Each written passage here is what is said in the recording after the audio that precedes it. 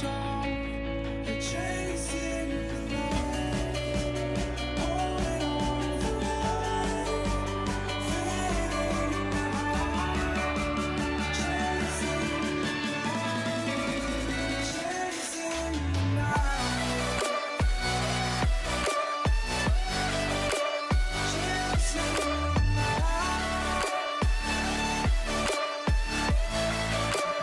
chasing the night, holding on for life,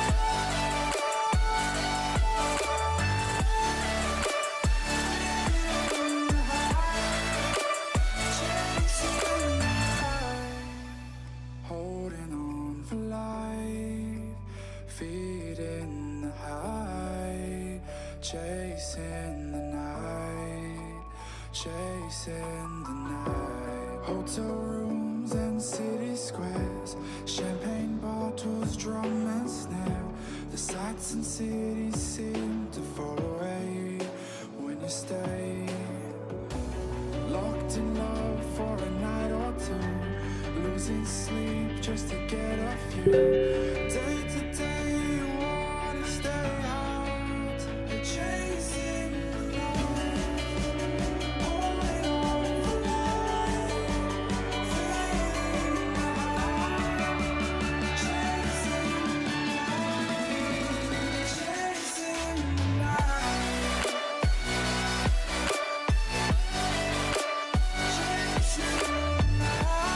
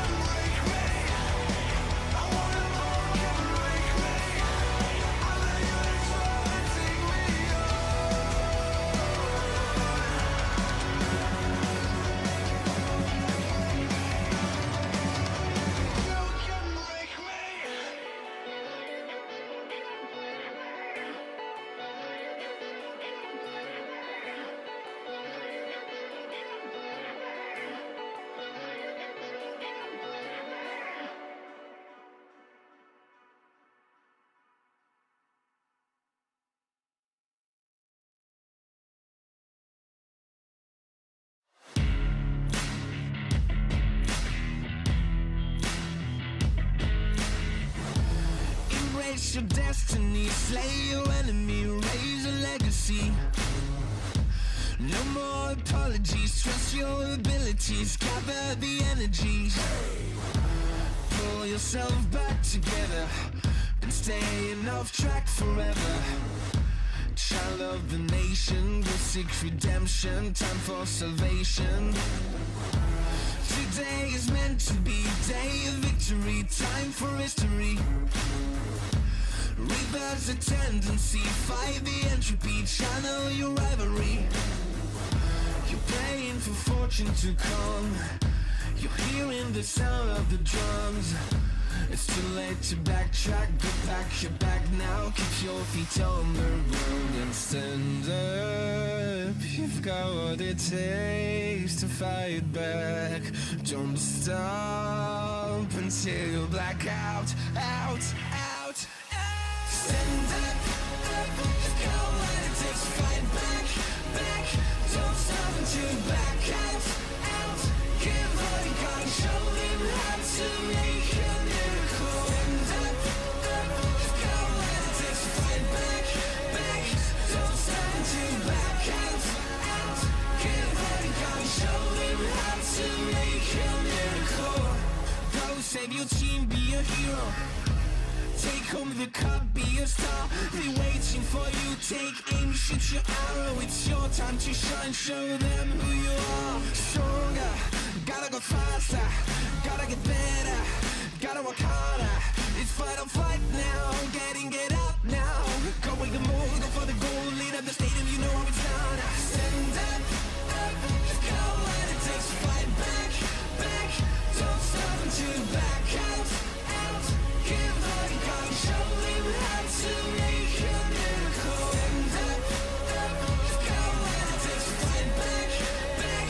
Don't stop until you back out, out. Give all you got and show them how to make a miracle.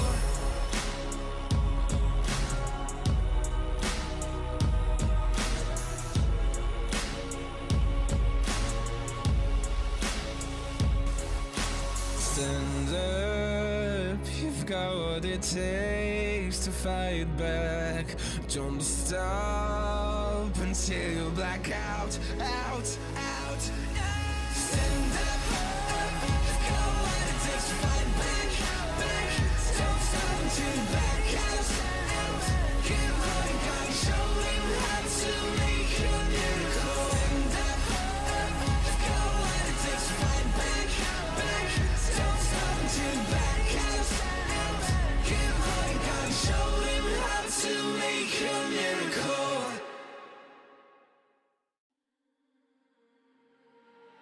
We're stuck in your car on a Friday night, and we laugh over stuff we try not to talk about. Still your smile keep on heating up the climate, and all the blood to my cheeks are rushing out, yeah, yeah. And by accident, you're getting closer. Well, can you tell me something, tell me something? Is it a wild shot of letting you know that you're the topic of all of my thoughts, yeah? 'Cause I'm so sick of this friend zone.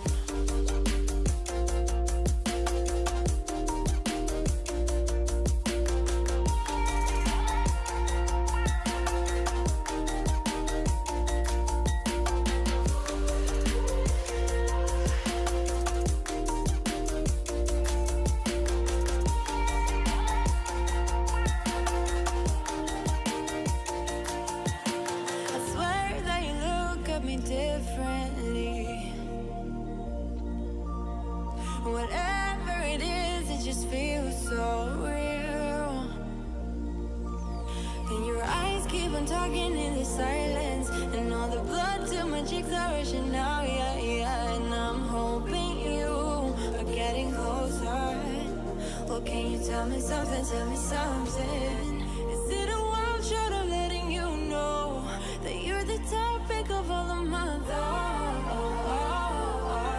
yeah? And that I'm sick of this friend zone. Well, can you tell me something, tell me something? Well, can you tell me something, tell me something? Well, can you tell me something, tell me something? 'Cause I'm so sick of this friend zone.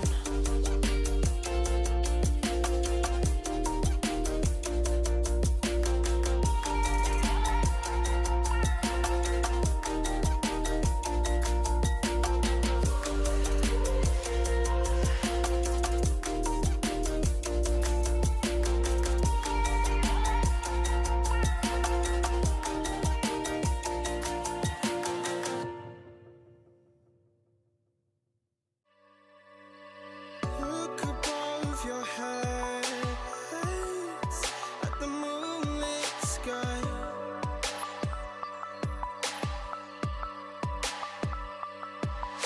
The stardust drifts and shines brightly in your eye.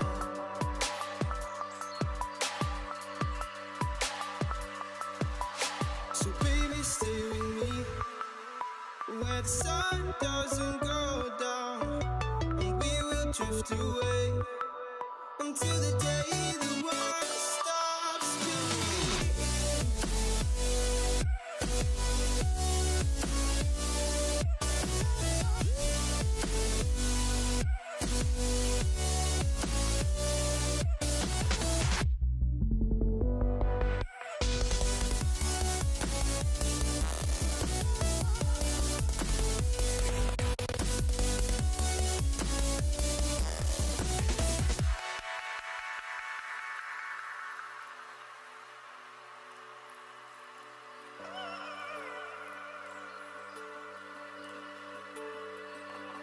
Oh, baby. Oh, oh, oh, oh.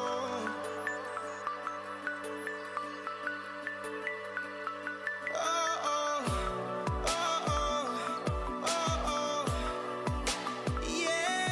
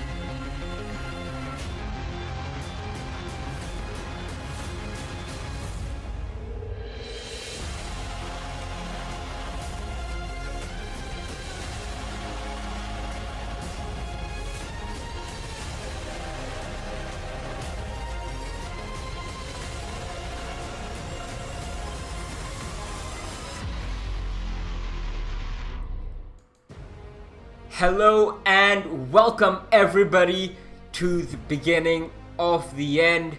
Tonight is not only the final night of Season 11 for us here in Southeast Asia, it is also the final night of the Pro League of competitive Rainbow Six as we know it here in APAC, here in Southeast Asia.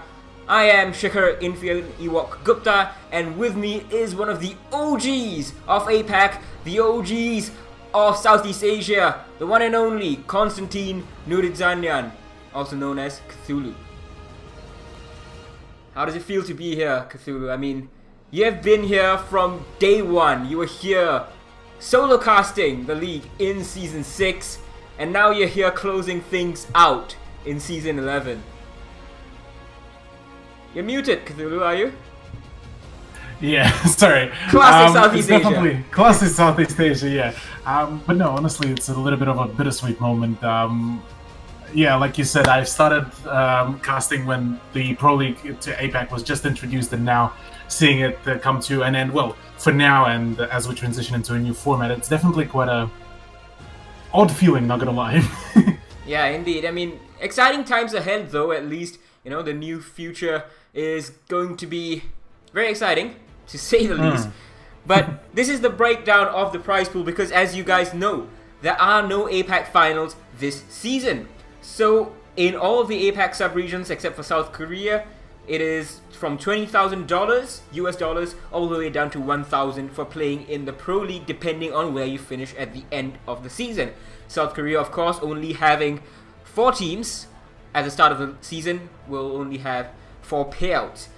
And looking at the league standings, which we will have a better look at later, it seems that Q Confirm are pretty much confirmed for that top spot. I was thinking about whether to make the pun, and eventually I was like, you know what, let's go for it. Yeah, they're confirmed almost in the first spot. They have a 5-point cushion over Giants Gaming, and Giants Gaming, conversely, are pretty much locked in for that second place spot at the minimum. They can go to first if Q Confirm loses both of its maps to Polar Ace, and Giants off stream wins their matches against 200 Degrees, who are at the bottom of the table. But yeah, this is the table as it stands. So this is the end. Cthulhu, from the start, what do you think of this table so far? I mean, honestly, I'm quite amazed to say at the very least that Q Confirm ended up pushing themselves up on the first place and then overtaking Giants in such a fashion. And then I'm somewhat surprised that Giants ended up actually not getting to that first place, considering that they were the ones that were riding on that whole hype wave through and through the whole season. But hey, I mean, at the very least, it was a very close contention up until recent few weeks. Yeah, I mean, it was only really in this week that a gap was created. First, Giants Gaming took the early lead when Xavier Esports took a map off Q Confirm, and Giants, obviously, they drew with Lasay. And then, of course, Q Confirm turned around and beat Giants 2-0. But here are the matches for tonight. We have 4 series going on, so it'll be 2 sets of 2 simultaneous games, but only 1 set can be streamed, of course.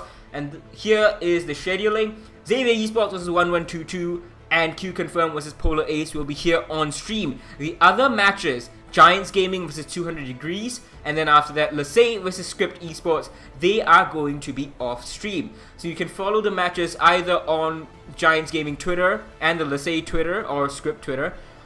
But we also try and update the scores for you as they come in. Just keep you guys appraised of everything that's going on, because given some amazing stuff happening, Q Confirm could lose that number 1 spot. Yeah, there's quite a potential for it, albeit that statistically speaking, Polar Ace might be looking at getting just yet another 2 sets of L's on their stats. But I mean, there's still that storyline is very much on the table that Giants could overtake Q Confirm for the first place, and we did see that happen throughout APAC on the previous seasons as well. I mean, the brightest probably showcase was I believe 2 seasons ago or 1 season ago when Wildcard, because one of their opponents ended up losing the map, ended up actually qualifying for the APAC LAN.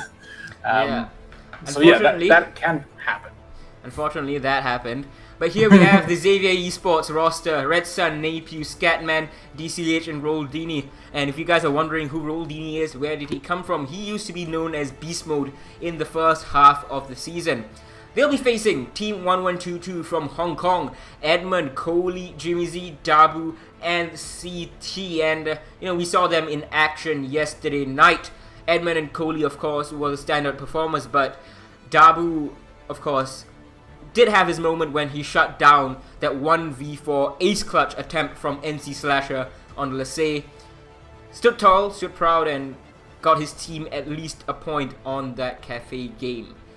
Tonight, though, Xavier Esports is going to be a bit more of a challenge given the experience that is present on that team, particularly with Red Sun and Scatman, who used to be on the current Q Confirm roster. Back then, it was still Xavier Esports, and they've been to a couple of APAC LANs. Yeah, and I mean, third place for Xavier is nothing to shy away from, all things considered. And like you said, 1122 are definitely looking at some real great challenge today within their matchup. And I mean, honestly, looking so far, they have seen some good performance at the very beginning of the season. But unfortunately, as the season went further on for the team, things weren't looking as well. They did manage to run away with a win against 200 Degrees on both maps, one win against Polarace and Script, but apart from that, any other contests were pretty much either draws or full-on just losses. Yeah, unfortunately that happened, but still a good team, I would say, Oh, yeah. Xavier Esports. And given what we saw from 1122 yesterday, they were certainly not shying away from a fight, and they didn't shy away from a fight in the opening game of the season against Giants Gaming. But tonight, the fight will once again be on Cafe. 1122 obviously allowing this map to go through the ban phase, and eventually it was a pick between Clubhouse and Cafe for Xavier Esports. But I think both teams are going to be very, very comfortable on this map, Xavier Esports, because they got to see 1122 yesterday, and 1122, of course, just preferring Cafe outright and wanting to improve on their performance yesterday. I mean, for Xavier as well, Cafe, like you mentioned, it is going to be quite a comfort map as well, considering that, well, they've 7-1 Script. They even managed to take the Cafe off Q Confirm, which was a 7-4 nonetheless. And then, well, obviously they're against 200 Degrees up. I mean, I would have been surprised if there was a loss there, but 7-0 against 200 Degrees, so full shutdowns. So, oh, and oh wait, no, that's Bank. Sorry, I'm looking at slightly different stats. But yeah, honestly, no. For Xavier, this would be a really nice map to play off. Whereas for 1122, statistically, it was far from their best performing map. But like you said, their latest game against Lissay did end up resulting in a 6-6. So plentiful amount of VOD material to go over for Xavier prior to this match. Yeah, indeed. And Xavier themselves, as you said, liking this map a lot. Remember when they went to the 6th Invitational Qualifier LAN, they gave quite a hard time here to all the teams that they have played against. So it's been a good map for the Thai teams in general. And Xavier Esports always likes to put a new spin on things with a bit of like a Finca Rush, bringing the Lion. And one thing I really wanted to talk about before we started the games is the change in the meta with so much utility being brought on the defense that needs to be cleared out. So, players like Merc were discussing this on Twitter earlier in the day regarding the North American games, and they were talking about how it's become kind of a utility removal simulator. Now, we don't really see that in Southeast Asia quite yet, because Southeast Asia isn't that developed overall as a region, but we still do see flashes of it. And I'm very curious to see if either of these two teams tonight are going to try and bring that style. What do you think, Cthulhu? I mean, everything could really happen here. Xavier is, like you mentioned, is a pretty well-developed roster, whereas for 1122, they occasionally have some really good pop-out rounds, so we might just see some good utility usage from both of the teams. But overall, what I for sure can predict is there's going to be a whole lot of fragging on both of the sides. Indeed. If 1122 starting on defense, if they decide to bring that kind of utility with all those information like Maestro cams, black eyes, bulletproof cameras, deployable shields and Goyo shields, if all that starts coming to light, I want to see how Xavier Esports are going to address it, because if there's one team that can give us a very entertaining way to do it, it is Xavier. But the first two bans on attack, Capital from 1122 followed by a Nomad from Xavier Esports. Yeah, Nomad is one of those occasionally reoccurring bans for Cafe, considering that she can pretty much cut off any of the rotations for the defenders on, say, any late run. So banning her out pretty much means that the only kind of way for you to have essentially the flank watch is either gridlock, track stingers, or to have somebody on an active flank watch, which isn't exactly what you want, especially amidst all the chaos of pushing the site. Echo and Mira being the final two bans, nothing too surprising here. Echo, of course, being one of those examples of utility that I was talking about. He has an ACOG, he can bring a deployable shield, and he has two somewhat invisible drones that can not only spot you out, they can also deny the plant if the Echo is available. They can maneuver around, and they can't really be stopped unless you bring a Thatcher EMP in just the correct direction, or you bring the IQ, find the drone, and shoot it out. Which is easier said than done. Yeah, it's usually 90% of the time it's easier said than done, but nonetheless, I'm definitely quite excited to see how things are going to get handled from here on, considering that, well, we do already see a pick of Kaid for 1122 for their bar, Attackers need to locate bar and cocktail defense, which, I mean, it's probably a good idea considering that you can hide it away way easier. But on the side of the offense, we have so much ways to deal with those kind of charges that I reckon they might get removed pretty quickly out here. Yeah, and interestingly enough, in the past 2 days of play, yesterday and day before, we have seen on Cafe the Thatcher being banned. Here, for the first time on Cafe this week, we are seeing Thatcher left unbanned, and you can see that Xavier Esports is going to take full advantage of that, bringing Thatcher on DCH. They're going to pair that up with a Thermite, while Napier is going to go on the Tomb Raider Ash. Interesting decision from Napier. Is not an operator that you would really expect to see, but with the amount of utility that needs to be cleared, the explosive that you need, Ash could turn out to be a very, very useful pick indeed. Yeah, considering as well the fact that you can go for a plentiful amount of vertical play as well, and, well, albeit that Ash only has 2 of her bleaching charges, they can still pack a punch in there, so I won't be outing her whatsoever. I am though curious though for their approach. Are they planning to maybe try to take even the second floor? Because I would be surprised if we won't be seeing any kind of vertical plays to come out. Oh, that is a filthy angle. Yeah, and on top of all the utility that we're talking about, we have stuff like this: the peek holes, the bullet holes, punch holes, and what have you not. Redson on the gridlock, he is going to be pivotal in forcing these defenders out of position, or at least finding out where they are and preventing them from flanking over on places like Red Stairs, as well as through Pixel Spot. The Kaid is ready to trick this, but I'm not too sure if he's going to be successful. There are no frag grenades on the side of Xavier Esports, so that is going to allow the Kaid to linger, but there might be an engagement right away. Napier going to fight with Dabex. He was having lots of opening deaths last night, Dabex. And Napier doesn't know he has him down, but now he's going to finish him off. Coley trades back onto Red Sun. So that's a gridlock off with only one of those Trax Stingers deployed. Another kill almost coming out, and Coley then confirming it. That's DCH to Thatcher off the board. So now the Kai can actually just fall back and play very safe. Interestingly enough as well, there was a full-on 3-man hold in the piano until all the push did happen. But like you said, with all the trades coming out, Xavier losing quite a fair bit of utility, but Roldini just decides to just yeet the impact grenade in there to get rid of this mutant. Works pretty well. So now in a 3v3, things might be looking a little bit dicey here for 1122, considering now it's all up to Kaid to hold the piano, and well, he can get swung pretty quickly.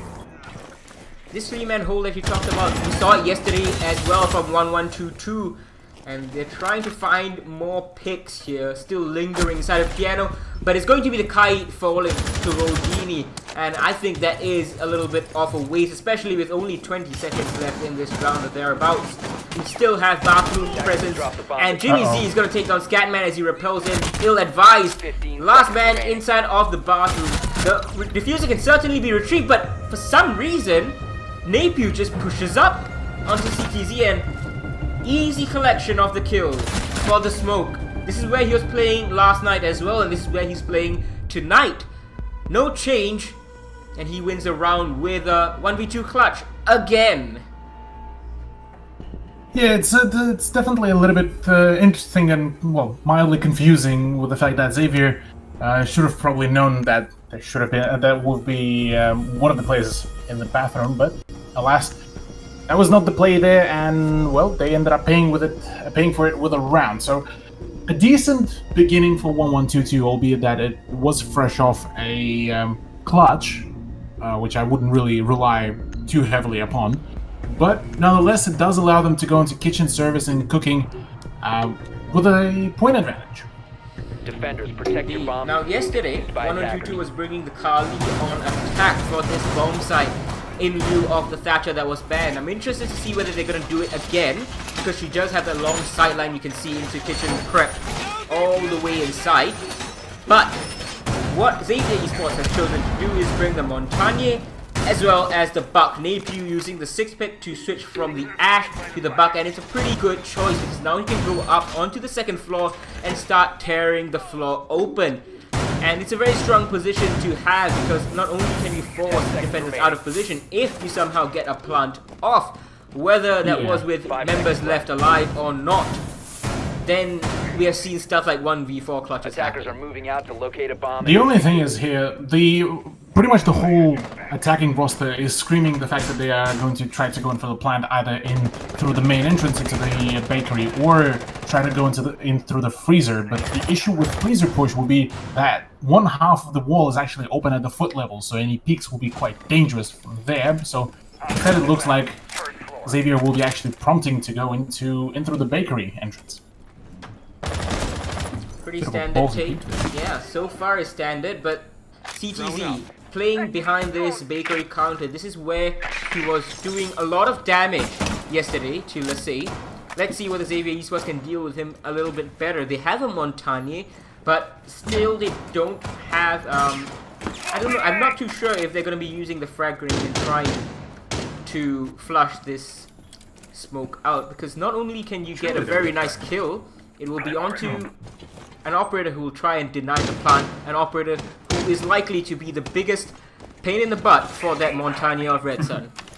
Well, now that they know about the position of the smoke, and Dab once again goes down first within the firefight, so no more of the roam play, now that they know that the ADSs have been burned as well. So at this point, the frag grenades are pretty much at this point a given that they need to come out, but the Buck is really very much away from that position of the smoke, so right now it's just the bullying of Red Sun at the moment. Yeah, he's gonna get rid of the barbed wire anyway. Smoke takes a bit of damage, but so has Roldini. Now Red Sun's gonna try and push this aggressively. He needs to make sure though there's no one inside of prep. Following up right behind him is the Thermite. Scatman trying to assist. Needs to make sure he doesn't shoot his teammate in the head. But Coley takes down DCH off screen. And there we go, Napier from above, big kill onto CTZ, and that has opened Bomb this located round by right up. attackers. 1 minute still left to go for these attackers, and they're gonna start going to town on these reinforcements. I mean, only a single man disadvantage here could be quite huge and still clutchable, but Roldini just ups the man count even further here in favor of his team. So with only Coley and Edmund remaining, Coley, that was actually landed a really nice shot, and there's the C4 from Edmund off screen as well as a double kill actually with the SMG, and just like that, the tides have turned all up to Scatman to actually clutch this up with one person still above and one person on site, so could be quite a challenge to pull off. So the anti-info game quite a bit weak right now for Xavier Esports. You can see that wherever the Thermite goes, he's getting spotted, but from above, it's going to be Coley really winning this round pretty much. Obviously there was a very nice C4 coming out from Edmund, sorry, but Coley's flank upstairs taking down the Zofia, and then of course Scatman at the end meant that the round went in favor of 1122. But as I was saying, the anti-information game for Xavier Esports pretty weak. They had perfect info, they had perfect knowledge 1122 on where these Xavier players were, and there was nothing that Scatman could really do about it. He did get one kill, but it's a bit too much of an ask for the 1v2 clutch. I mean, yeah, if he was knowledgeable about the fact that where would Legion would be peeking and say first like a pre-fire would have been whiffed by the Legion, then it would have been a slightly different round and slightly different outcome. But yeah, like you said, info gathering was not the brightest perk so far for Xavier's endgame of the round. So Last, we are going into the reading room and dining, and I'm going to be absolutely honest, this is probably by far my more favorite site to actually play whenever I play Siege, compared to, say, bar, cocktail, or the kitchen and freezer. Now we are getting a rehost call from Red Sun, but I agree with you, Cthulhu Reading and Fireplace is a far superior site in my opinion as 10 well seconds remaining. compared to Fireplace and Mining. 5 seconds left before This insertion. is a new site that was added very recently, and it's nice to Attackers see how the must meta locate has and defuse developed the bomb. in recent times. So still asking Yeah. for the rehost. We'll just wait for the confirmation from the admins, but until then the round will play out as per normal. Yeah, so we will be having a confirmed Attackers leave, drop the bomb. a confirmed rehost as well. So we'll just quickly get back to us in a second. But yeah, I mean, reading and dining has seen so much development, and honestly, it's I really like how much of a verticality can be enforced there on the site as well. And you can play it pretty much in a great variety of ways. I kind of stumbled there over the words, but you can play it fairly anchor heavy. You can play some heavy roam and have some heavy presence upstairs in the cocktail, and either way really works in my opinion. Yeah, I like to see the roaming setup or the retake setup, as you said. Both of them work, and they're very flashy plays, especially for the retake setup, because it's a very quick default after holding third floor, and then you have like the buck or the sledge opening up the floor, and then you come back up from a couple of different angles to try to make it as undetected as possible, and then the attackers have already made those holes for you to enjoy, and then the tides have been turned, just like you saw the Legion get that kill from the second floor inside of Train onto Scatman just now, the Thermite. Same thing can work out from the third floor onto Reading and Fireplace. So it's a bit of a tit for tat. You open the holes and we're just gonna steal the third floor control away from you and use those holes for ourselves. Yeah, so there's definitely plentiful amount of ways to really defend that side, and even on site you can have a few cheeky spots. Like for example, you can climb onto one of those shelves and overlook into the entrance from the pillars hallway, or for that matter, you can have some really tight angles from the laundry as well. So yeah, there's a great variety of ways to actually hold the sites. But on the topic of Xavier versus 1122, so far we've seen some really good openings from Xavier, but then do you reckon it is their kind of overconfidence of saying, hey, we got the man advantage now, let's go just for a push, just push, or whether do you reckon it's just the sheer fact that 1122 has got that kind of mental fortitude to kind of reconcentrate and kind of get back into the game and kind of just frag out? I think it's a bit of both. 1122 certainly have been developing that fortitude over recent times. Yesterday they came back from a 6-3 deficit against Lasay, where NC Slasher was ready to make that 1v4 and get that win, but they held on, and after that you could see that their level of attack just suddenly stepped up. And if they can do that on attack, that means their defense, they're going to be even more confident about it. But also the first part, Xavier Esports not quite bringing the anti-info game as required. Now, there's many ways to deny information. You have IQ, who can spot all the electronic utilities such as yokai drones.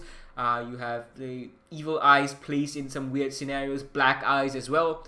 But you also need someone to destroy all that utility. So you have the Ash, you have frag grenades, you can either bring the Maverick up or melee the bulletproof camera, etc, etc.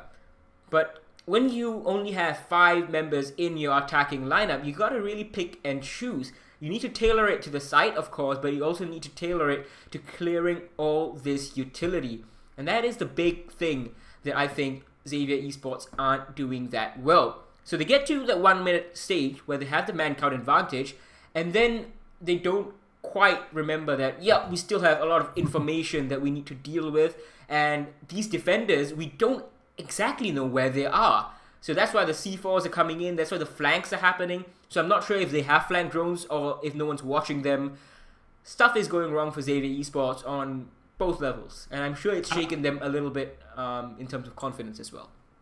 Yeah, I think it's also the fact that they've been going for a whole lot of just face checking around the corners rather than having some drones, and bringing in a Monty for that thing is definitely a step in the right direction. As to if you don't really want to go in for a whole lot of droning, or if you don't want to wait, or you think you're wasting time really on droning, then having Monty as your kind of live drone is not a bad idea. But I'll definitely agree with you on both of the points on dealing with some of the utility, some of the info gathering utility, and as well as just finding the general position and droning them out. And even operators like Twitch will be probably perfect for that very thing, because she combines that very thing of dealing with electronic utility, and she has a fantastic loadout as well to frag out if you need some. Yeah, we have not really been seeing too much of Twitch because mainly she was brought to take out those mirror windows pretty sneakily, but ever since the changes to her, she's fallen out of favor as a fragger, as a utility operator, and it's very rare to see her brought. We did see Script try to bring the Twitch, and it was decently successful in terms of the fragging part, but we didn't really see any utility usage from the Twitch. But there's many ways to do it, and Xavier Esports needs to figure out which one fits them the best. What is your guess? Do you think Xavier Esports are better off going with the Twitch, trying to meet fire with fire? Because Edmund and Coley, and really everyone on 1-1-2-2 can frag out very well as well. So perhaps it's better to switch tactics, or just head on. I mean, the way how so far Xavier been addressing it, meeting fire with fire wouldn't be a bad idea per se, but bringing something like a Twitch or just an IQ even, just to get a general gist of where's the info game happening from the defense will be a good start. But to maybe change things around and have maybe a two-man presence above, say, if you're going for some vertical play, because from the previous round, what we did see was that Napier was pretty much up until the end of the round was going solo, and I believe he ended up being traded out by Legion, who ended up going for the late flank. So having that kind of dividing your squad into, say, two or three groups, of having, say, two groups of two and one person just on that either just wildcard play or something would be a decent idea. If not, then one group of three, one group of two, and the group of two would be going for those vertical / flank plays would be a good idea. Just to have that potential for a refrag if things go the worst way possible. Yeah, that's a very, very good point. Xavier Esports on the refragability has not really been to where we expect them to be. Yeah. And considering that their general play before was that, yes, they were overly aggressive. We would see them, and even they're now known with their finger plays here and there. I'm surprised that compared to what we saw so far against 1-1-2-2, this seems really mild as well. If they want to go full aggression, go full aggression. Bring Finka, bring even Twitch, because her gun is still absolutely amazing, even after all the nerfs. And just go hard at it. But, oh well. Yeah, we'll see whether they can go hard at it in this round.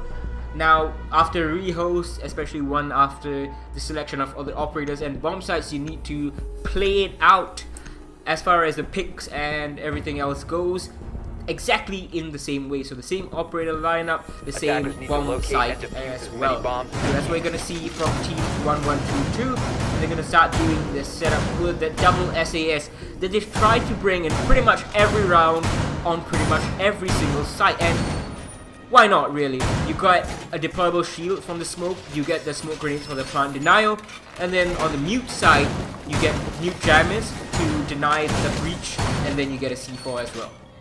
Yeah, and plus as well, there's also Edmund with the C4, so they'll have plentiful amount of that remote denial on the side of 1-1-2-2, but on the side of Xavier, well, I mean, they have a whole lot of soft breach. You got Ash, you got Buck, you got Sophia.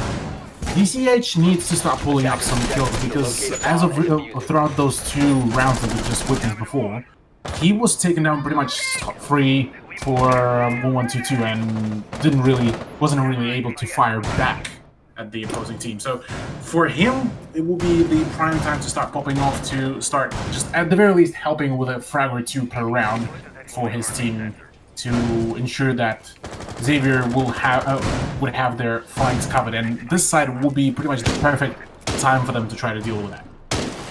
Now, Scatman on Ash is a new one. We haven't really seen him play Ash that much in this season, if at all, even when he was on the old Xavier Esports roster. But just as I say that, he just sneaks up white stairs, gets one kill. Can he get a second? No, he's gonna pop in some shots and run back down.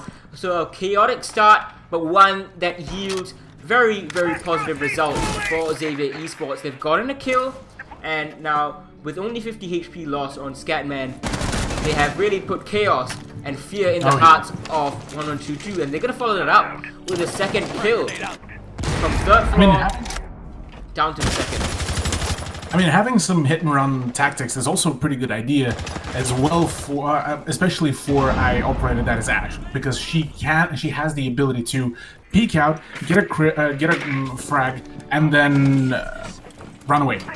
She is a 3-speed. Her hitbox is incredibly small. That's pretty much the whole community of Siege agrees on. And, well, exactly that. Scatman just managed to pull off, although got a little bit greedy halfway through there, but hey, don't we all? Indeed. Now, the rest of this defense can do something, but there's a flank coming in, just as we talked about earlier on. Coley is going to down and finish off Roldini, but instantly gets traded back. So a bit slow on the trade from Xavier Esports, poor on the fact that they don't have flank coverage, and even more poor from Red Sun to try and go for the plant in a situation where they don't have full control. Scatman though, he's gonna help out. Second kill of the round, Edmund goes down, and now with 45 seconds left to go, they only have to deal with Jimmy Z. Question is, do they know where he is? Surely now they do, as he's revealed his position by pre-firing the angles. Plant goes down for the first time in this series after 3 attempts from Xavier Esports.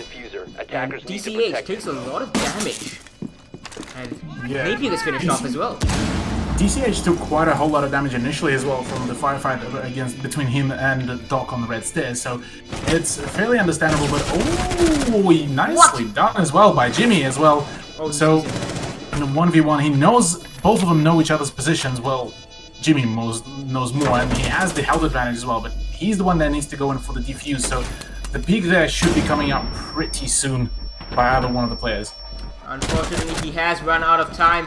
He was going for the kill, but he was too hesitant about it, and even though he gets everyone, he just has no time to stop that diffuser, and that's going to allow Xavier Esports to hold on and get one round on the board. But let's be honest, it wasn't very convincing. I mean, it started off pretty well, all things considered. The early pick by Scatman definitely set the initial tone for the round, and then having the rest of the team kind of start piling onto the side definitely worked out pretty well, especially with the fact that I don't think 1122 really expected to have some early vertical presence there as well by Napier, who early on into the round actually managed to open up the hatch and get a frag onto Dab, who in the previous games, to my memory, he was one of the players that would be popping off quite frequently on those roam plays. So I'm certainly curious if the fact that Xavier will be able to shut off Dab and say maybe one of the other few players like Edmund or Coley will be pretty much the key for their success here. Now, we saw a 6 pick come out from Red Sun, from the Montagne to the Gridlock. He played the Gridlock the first time he attacked on this third floor, and now 1122 has pretty much run the gamut of every other bomb site and returned with his top floor defense. Last time, they dedicated 3 members over here inside of Piano. It worked out decently for them, although in my opinion Xavier Esports really should have won that round, save for a mistake from Napier and Scatman. Otherwise, 1122's defense was not really super convincing, but it did the job. Yeah, I mean that's all that matters really at the end of the round, as long as you manage to make things work at the end of the round. Albeit, yeah, it was shaky, but hey, if it works, it works at the end of the round. But props to DCH for actually finally stepping in and managing to find the refrag and this was definitely a way better coordinated round. So maybe for Xavier, this is just they needed those 2 rounds initially to kind of get a bit of a wake-up call, like you mentioned before. Yeah, some teams, they just need some time to understand their opponents, understand what kind of game they're playing. But Red Sun, he starts off well. That is the Kaid off the board, and he's placed his electric That is claws the down. pixel. Yeah, that was amazing. And the frag rate is going to sail on as well, trying to deny this aggressive play from Kohli. And he's going to get punished for it. Roldini on the piano window. This is what we expect from Xavier Esports, and they're showing us exactly why they are such a good team and why they are in 3rd place right now in Southeast Asia. 2 picks for them, but as we saw in the previous round, oh, Napiu almost gets destroyed by his own teammates. Thermite charge, but gets away in time. But yeah, they had control of piano, which Team 1122 was fighting so hard to maintain earlier on. Flashbang's gonna go out trying to clear out any magnets or ADSs, and now Napiu, perhaps with some assistance, is going to go and push this player. Shotgun versus Skeleton Key, and a shotgun is going to be the winner. The refract can't come in time, and CTZ gets away without any damage.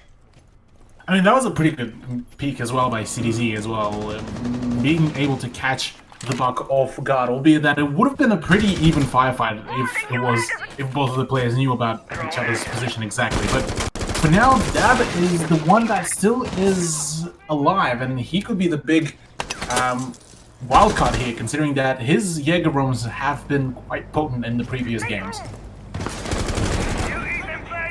Uh-oh.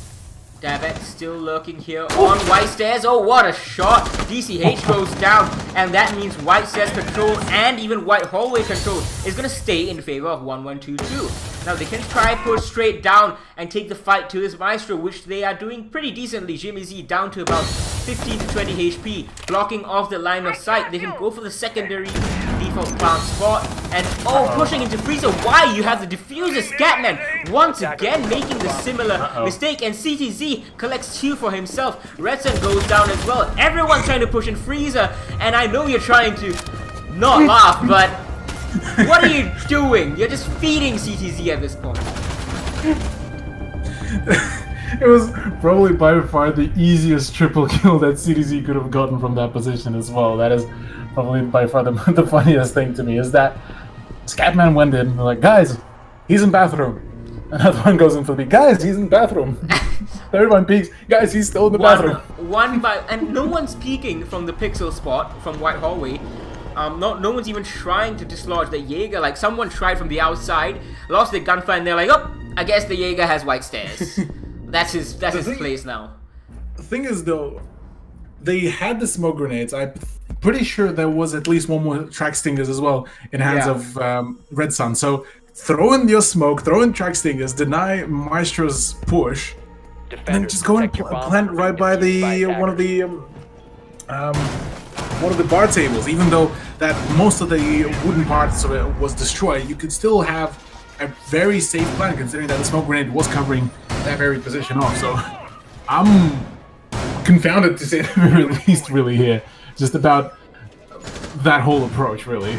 Second time on the same bomb site, no less, that they're pushed in with the diffuser onto CTZ in the bathroom. Dude, the man is just sitting in the bathroom taking a very long poop, and he has all the toilet paper in the world, it seems, right now, 5 seconds remaining. and no one's even trying to take that TP away from him. Infant, the only dump Attackers are moving out to locate a bomb and that smoke took was on those 3 players. Oh yeah. Let's let's just call it that, because actually no, not even 3 players. That was a quad kill there for CDZ, because he ended up going for that peak on the buck as well with a shotgun. So I mean, I'm genuinely I'm amused. disappointed. I'm very disappointed with Xavier Esports. One thing is 1-2 won that round based off superior strategy and just superior gunfights, but that was just Xavier Esports being very foolish, very amateurish. And they had a really good opening as well. They had again. Their openings have been pitch perfect there. Once again, but alas, that was not the case. Once again, I'm curious how are they going to deal with CDZ, because last time they had a pretty intricate angle held from above with a 45-degree angle right onto the breach into the wall. So are they going to be doing the same? Because I'm already seeing some improvements in a 3-man positioning up above. Or, okay, make it 2. Sophia is about to drop down, but still. That is too easy for him. The Legion taking down all those pellets for the Hibana. And once again, the Montagne is going to be forced out. He loses 50 HP this time around. Frag grenades are going to sail out. Try to dislodge someone playing behind the reinforcement. Not going to do anything just yet. And we have upstairs the Zofia. She's trying to dislodge his co-check position. It's a strong one as well. And a frag grenade is going to sail in. It's going to do a lick of damage to DabX, but I don't think he was there, in fact. Coley was the one there and he ran away just in time. But CTZ finally finished off from the strong position. He can't get a 4K this round at least.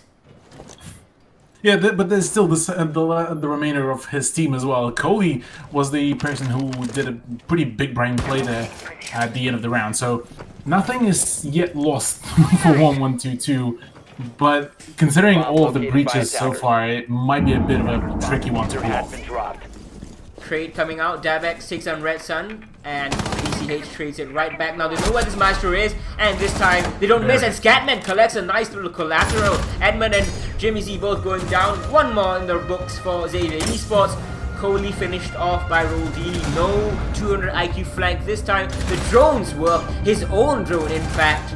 Looking at the Legion trying to come up for the flank, and it's quickly denied. Xavier Esports slowly, shakily but slowly, clawing their way back into this match. I mean, if they will be able to close out the first half in a 3-3 scoreline, this is definitely going to be still very much workable for them, considering that it is on their offense, let's not forget. And Cafe, if well organized on defense, is going to be quite a challenge to really take. So, yes, while the losses that Xavier did take were off some really... I'm trying to find like a more mild expression about that, but they were very odd and kind of almost newbie-like mistakes. Yeah, they were amateur, definitely. Hunting for frags at the end of the round, whilst they had the positional advantage. But yeah, now it does look like they've managed to organize themselves and finally figure out how to go for the pushes. But here's the question now is, can they do it the same time again, considering the fact that 1-1-2-2 picked Kitchen once again for their final defense? 10 seconds remaining. Now, if you guys are wanting to know the results of the other games, well, Giants vs 200 Degrees is going on right now, and about 10 minutes ago, the score was 4-1 in favor of Giants. Of course, it is 200 Degrees. It's the second place team versus the 8th place team. So not too much of a surprise, and who knows, the game might be over by now or close to being over.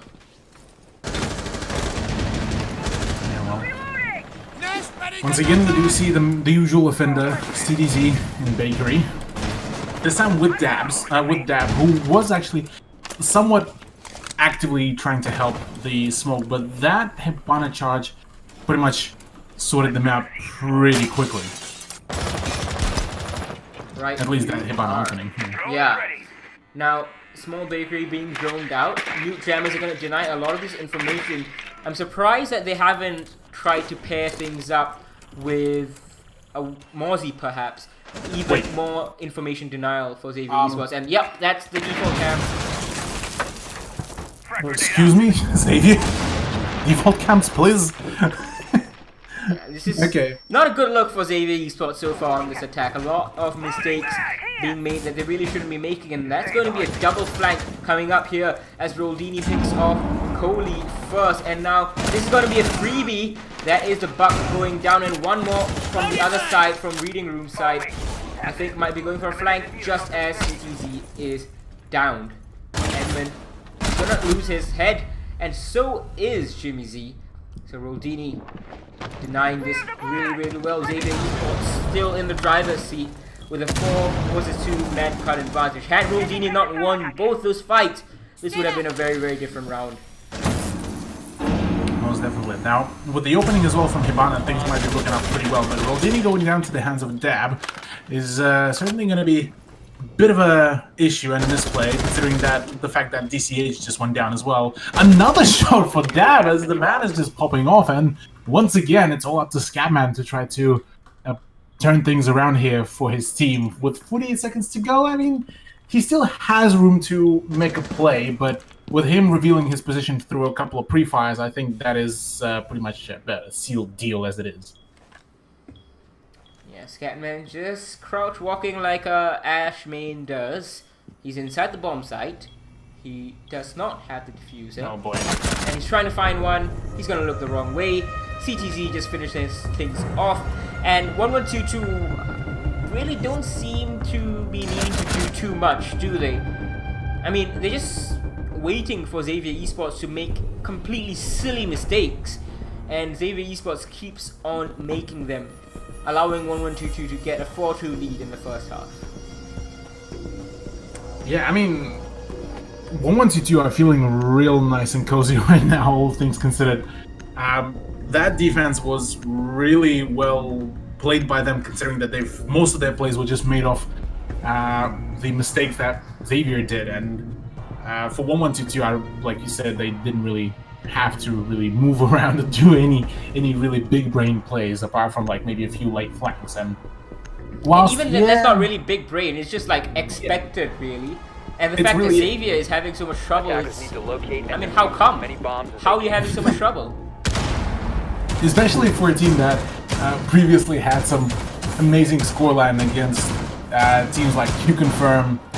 Yeah, they didn't really have a fantastic scoreline against Giants, but anything else, they were able to pretty much have a really nice season. So seeing them lose out on Cafe against 1122, it's definitely puzzling me, and just considering the fact that, well, yeah, they just literally 1122 played it yesterday, and 10 seconds to half of the strats, if not more, are being just about the same. 5 seconds remaining. Yeah, exactly. That's the part that annoys me the most. It shows that Xavier Esports hasn't done any homework. Because nothing that 1122 has been doing is any different from what we saw yesterday. CTZ in the bathroom, 3 members inside of piano, etc, etc, etc, using those double flanks when defending first floor, so on and so forth. And Polar Ace, in fact, they dealt with this really well, in my opinion. Sorry, not Polar Ace. The Save dealt with this really well, in my opinion. But somehow, Xavier Esports doesn't seem to know what to do. Yeah, well, let's take a look at how are they planning to defend this time. Maybe they will be finding their mojo here in the second half, but yeah, all things are pointing at the fact that, yeah, Xavier didn't really do a whole lot of their homework, coming a little bit unprepared and maybe looking at it more like in fashion of the older Xavier rosters, just prefer to just play ranked game, ball. You remember that, right? Yeah, I mean that was the old Xavier Esports, but you know that Xavier Esports had 2 members from this current Xavier Esports, and yeah, I know it's pretty confusing when I'm talking about old and new and members swapping left and right. So let's just focus on this game, don't we? Edmund opening kill on the gridlock, Scatman going down. That's the mute. Not too bad for Xavier Esports because half the round has elapsed, and we are having Mayhew get into a fight and win it against CTZ. Rodini was right behind him, ready to try and attempt a refrag. Did anything go wrong?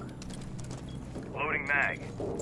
I mean, here, this is the prime position right now for 1122. If they manage to close out this map, they will be able to actually overtake Lasay here with the points advantage. And if they take the 2 maps, well, they just going to be close. But Coley, good response, good opening once again onto Napier, and well, things are not looking all swell for Xavier, even on defense.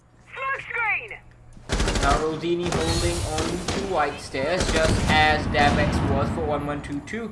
He's going to move up into a bit more defensible position. Red Sun, though, he's going to take down Edmund before being traded out by Coley. But the plant has gone down, all while these holds were trying to come out, and somehow he misses Rodini. How does that happen?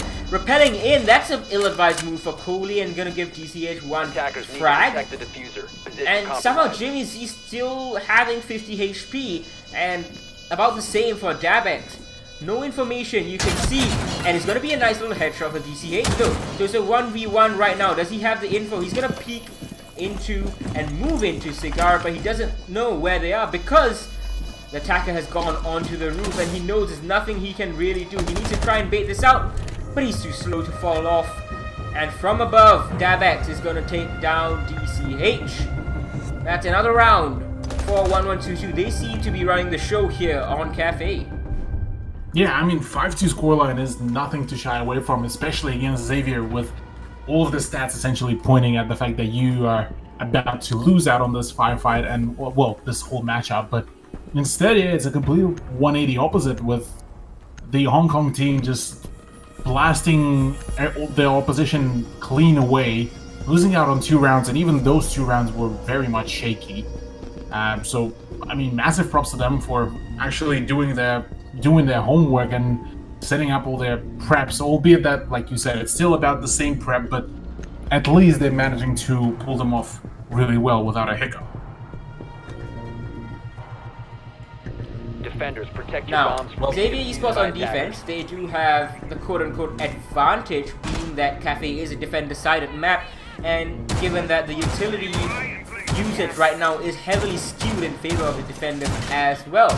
But we're not really seeing that used to its full potential as we have seen other teams in other regions use it, most notably in North America, where a term has been coined called the 20-second round, where the true round, or quote-unquote true round, only plays out in the final 20 seconds because the 2 minutes and 40 seconds prior to that are just clearance of utility. Yeah, seconds left. and for teams like Xavier, this concept needs to start coming in pretty soon, considering that, yeah, they have been doing the fragging, yeah, they have been doing some droning, and I heavily emphasize on the fact that it was some droning. And, yeah, I mean, honestly, the attack on the rounds where they managed to get them wasn't particularly convincing, at least for me. Whereas for 1122, yeah, they've been utilizing the same strat, but they have been doing it really consistently. Their whole defense was extremely well coordinated, and their recovery from some of the opening frags that Xavier managed to pull off were just absolutely phenomenal. Activating drone.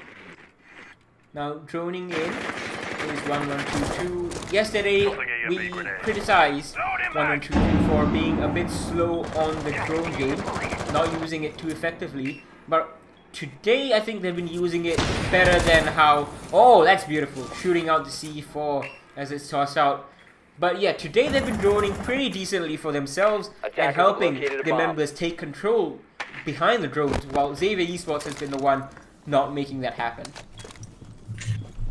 It almost feels like Xavier maybe nearly even swapped places around, really, because this is definitely not the aggressive Xavier that I remember. This is so much more mild coming out from the whole execution, as it almost feels that it's just maybe not their day, really, today on the play day, because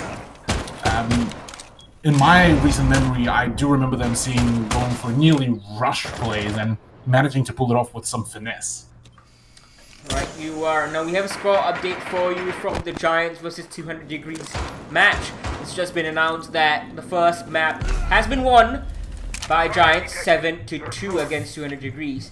And while saying that, Red Sun, beautiful shot onto Coley as he tries to peek from the skylight.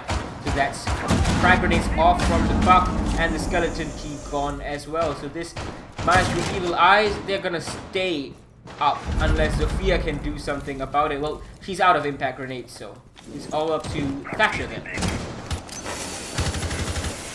And with Thatcher just unable to really find any kind of denial of the breach denial, sorry. Oh no, that's... Thermite charge did get eaten up, but Edmund opening up on Roldini could be quite huge, considering that Roldini was the big fragger here of Xavier. Yeah, that was poor putting on the soft wall. The thermite charge, but the flank from White Stairs is going to be very successful. CTZ moving up onto the bomb site, but there are pings constantly on him, and DCH is going to take down CTZ, and Red Sun is supporting, but DCH is like, you know what, I'll just take the kill here. Easy peasy for the Kite with that DMR shotgun. And he's gonna win this round. Xavier Esports back in this game at least. Still a 2-round deficit for them. While only 2 rounds needed for 1122 to win things out. Now, one more thing I wanted to say was Red Sun on that Valkyrie, he was an absolute menace when he played Cafe recently. But some reason today we're not seeing the same kind of confidence come out for him, because he went, I think, 14-0-1 on Valkyrie. 14-0-1. That's incredible. That's quite a scoreline that people shouldn't be shying away from. Instead, we do see DCH actually pick up the Valkyrie. So,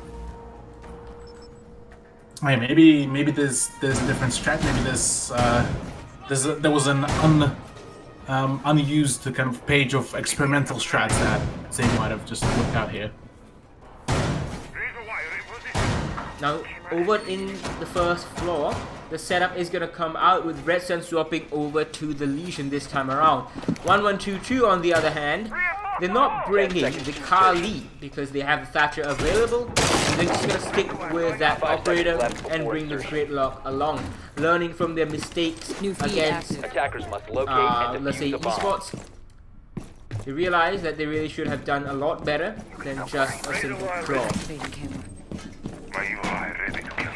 Let's see if that will be the case here, considering that, well, 1122 are pretty eager to get a repel on and get maybe a top-down clear, which is not a bad idea considering that they themselves, they have been trying to get some late rounds, so getting early upstairs dominance would be pretty decent idea.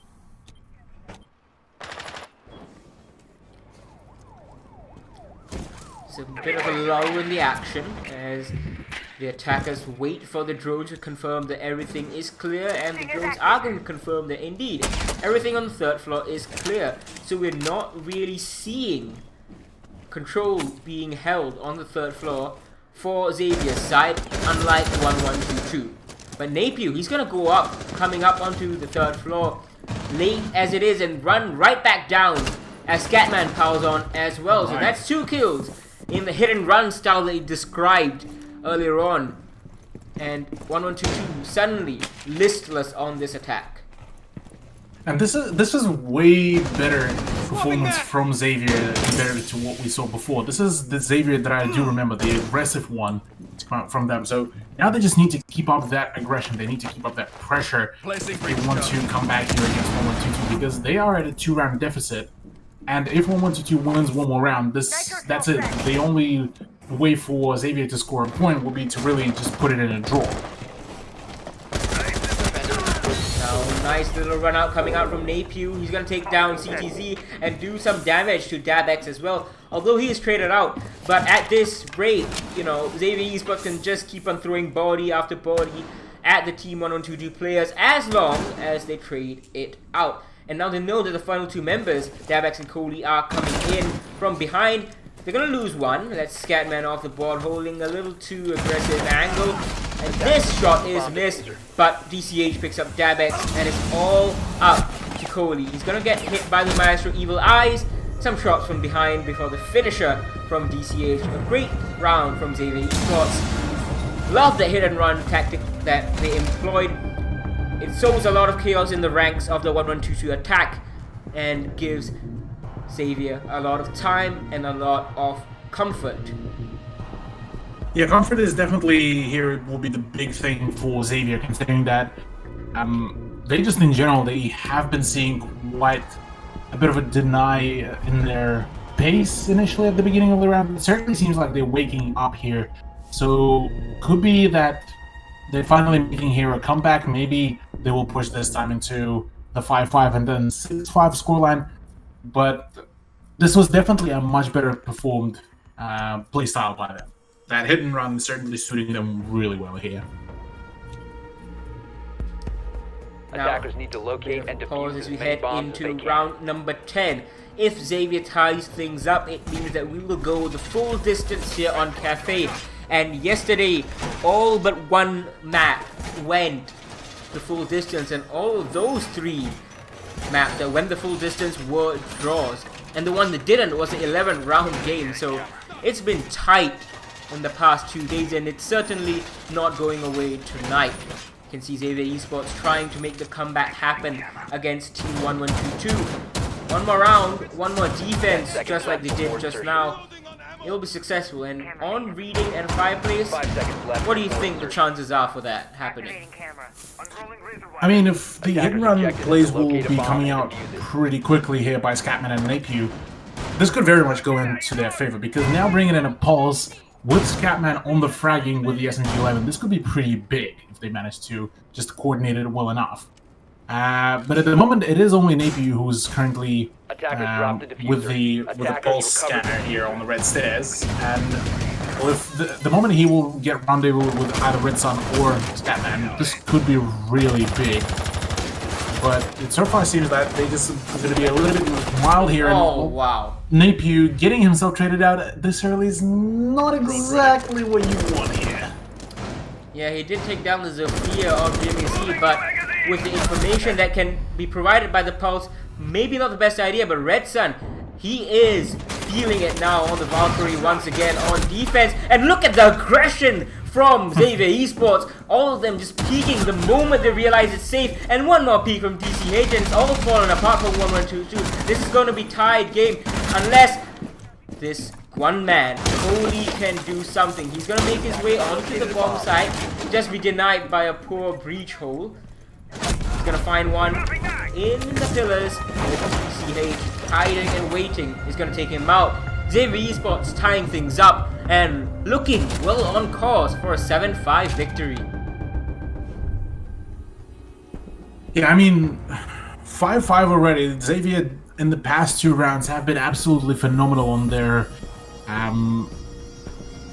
aggression. Roldini doing some real good work.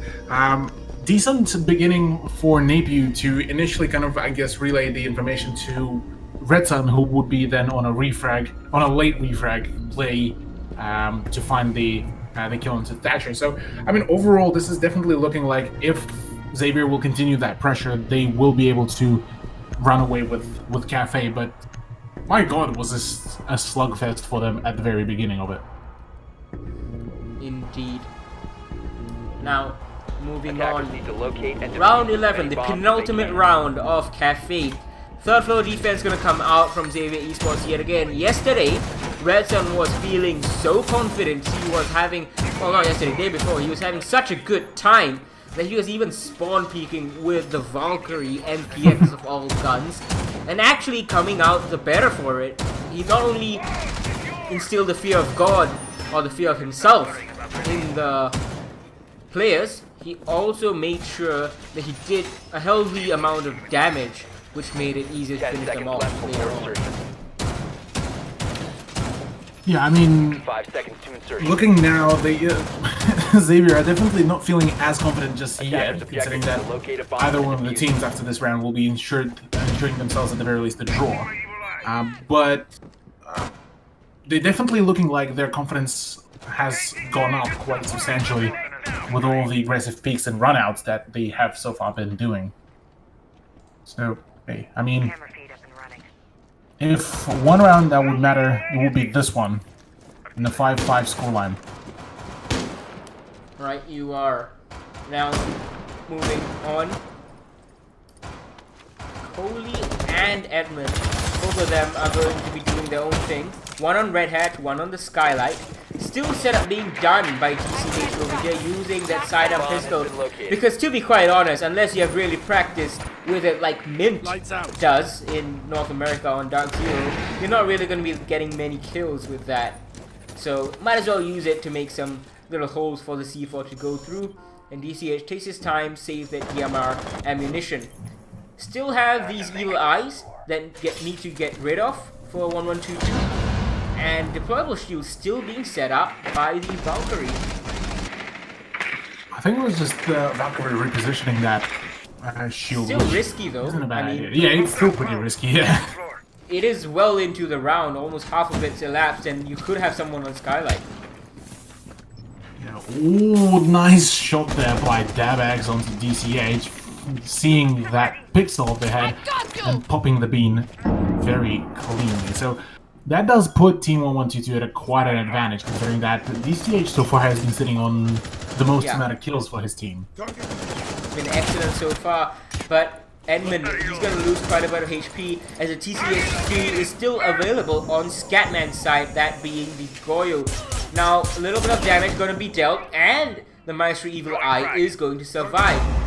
Gonna look at it angrily is the Thermite. Nothing he can really do about it unless CTZ helps out. He's waiting, he hears the repel, he's looking to go for the run out, but he's too afraid, and why not? But it's too late. He goes out just as Edmund gets downed. Don't move. Another repel is gonna come out, but Edmund gets revived right away. User has been dropped. Just as that, say that, Red Sun's gonna take him out, Roldini's traded up, and Davex is now down. So now it's a very potent position here to play off. Scatman still is well alive and well, still has 16 rounds to go with, but a bit of a misplay by Napier will be costing him the life. Coley also finds a really nice shot, and it is all up to Red Sun to clutch this out, really. 1v2, make it, well, now it's a 1v2, but all of the shots are being just whiffed here initially by Thermite, and 1122 will be ensuring themselves a 6th point, aka the draw point. Where did it all go wrong for Xavier Esports in that round? Well, a lot of it was the extra unneeded aggression that kept on coming out from their team. Not too sure what they were thinking about that, but you know, they lost Napier for no good reason. This is a site that actually just promotes sitting back with the ACOGs and just waiting things out, especially when you have two TCSGs on your defense. You can really just hold the angles and wait and wait and wait. Not to mention you have Black Eyes and Evil Eyes feeding you information about where the push is coming from. So the fact that they got too aggressive, I don't understand, you know. Yeah, I'm definitely quite confused about that as well, but oh well.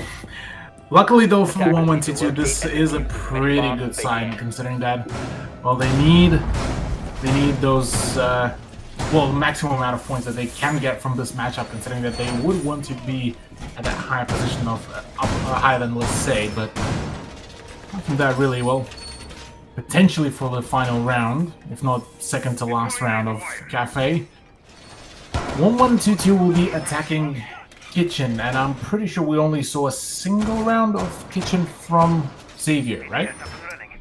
Sorry. Oh, that came out of nowhere. 10 seconds remaining. Yeah, there's only been one Kitchen defense here from Xavier 5 Esports. seconds It was really well played. Perfect amount of aggression. Attacker's Roldini objective was is to locate playing a bomb Jaeger in and that defuse it. round, actually, if I remember correctly. And Napier was the one who was helping out with a castle. Yeah. Lots of Okay, changes so- in terms of the operator lineup. Yeah, so like you say, yeah, plenty full amount of changes.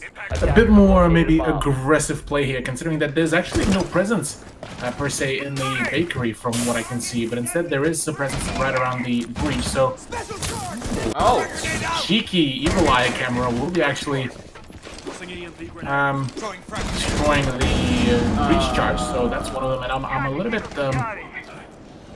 confused here. yeah, I mean, okay, number one, 1122 made a bad mistake of not checking where the Evil Eyes were, and they lost the exothermic charge because of that. After that, they threw an EMP, and yet a frag grenade sailed out from Coley just to, I don't know, make it extra clear that you're gonna take down the Evil Eye. One of those two shouldn't have been flying out, and I would say it's probably the EMP that shouldn't have gone out, because they would have guaranteed the Evil Eye goes down with the frag grenade at least. The utility usage not too good from 1122 so far in this round, but they're good at fragging, and if it comes to it, that's what they're gonna rely on. Hello, that is Edmund popping off onto Roldini's head as well.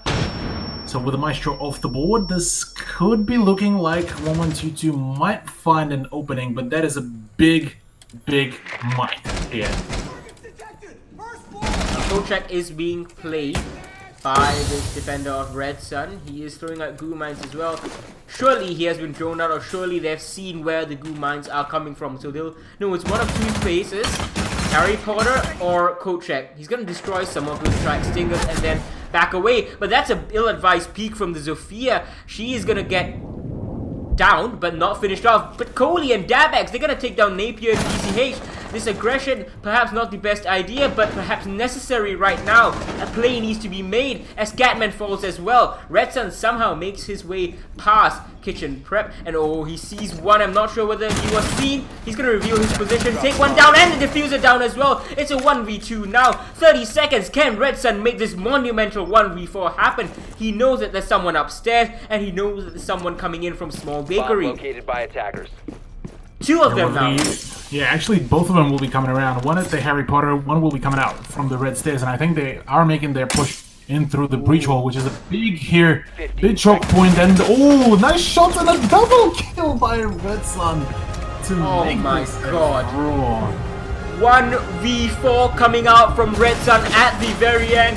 That was phenomenally played, and 1-1-2-2. They started this round off so beautifully, but they simply couldn't hang on. Red Sun on Cafe just seems to be another beast, and seems like you need Kryptonite to take him down here. Look at that, 11 kills, leading the fragging charts here after their rehost, of course. Very well played, and 1-1-2-2 just not setting up the flank drones well, not using their man count advantage well, not trading out, and just conceding a draw. I mean, so far this is actually the third draw in a row as well, Oh yeah. considering the the two draws that were busted out against Lasay. So, I mean, for 1-1-2-2, this is still a pretty good showcase, really. They do end up drawing out with Lasay, but I do believe that the round difference will be still in favor of Lasay. But, I mean, gotta give it to 1-1-2-2. They managed to bring this all the way to the match point, and the first half was thoroughly in their favor. They were the ones who were dictating the pace, the frags, and the way how the rounds went, really. Yeah, it was a tale of two halves, really. But we're going to take a break in this tale of two halves. This was the first map in this series. It went the full distance, and we're going to bring you the second map very, very soon. And it's looking really like it's going to go the full distance as well. Don't go anywhere. Pull yourself back together and staying off track forever. Child of the nation, go seek redemption, time for salvation. Today is meant to be day of victory, time for history. Reverse the tendency, fight the entropy, channel your rivalry. You're praying for fortune to come, you're hearing the sound of the drums. It's too late to backtrack, get back your back now. Keep your feet on the ground and stand up. You've got what it takes to fight back.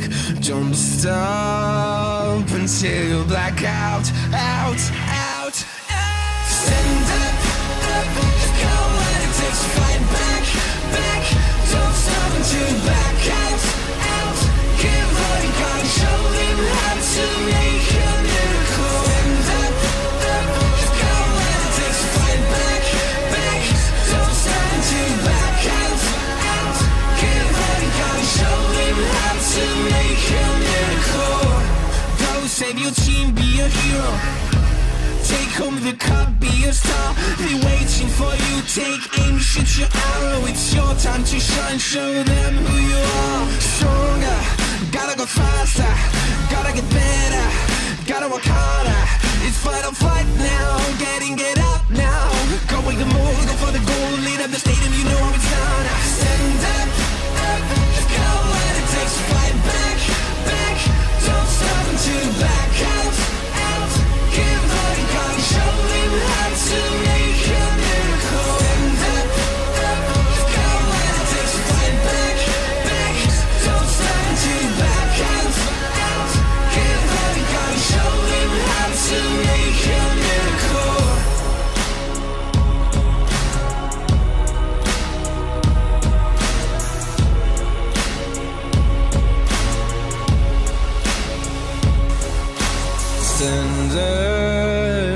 got what it takes to fight back.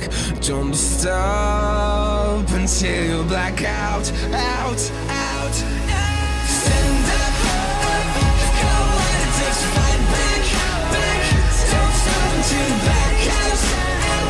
Keep holding on, show him how to make a miracle. Stand up, got what it takes to fight back. Don't stop until you black out. Keep holding on, show him how to make a miracle.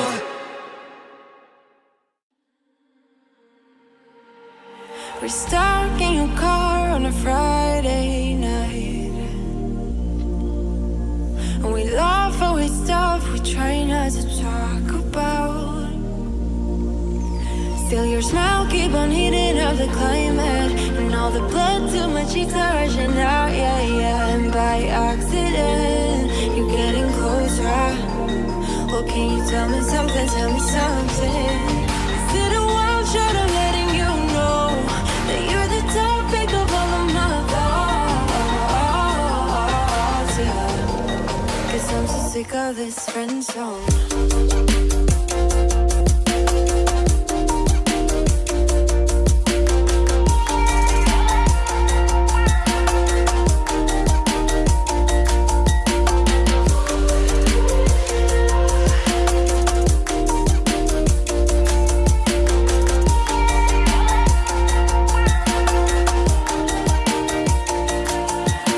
I swear that you look at me differently. Whatever it is, it just feels so real. And your eyes keep on talking in the silence, and all the blood to my cheeks are rushing out, yeah. And I'm hoping you are getting closer. Well, can you tell me something, Is it a wild shot of letting you know that you're the topic of all of my thoughts, yeah. And that I'm sick of it.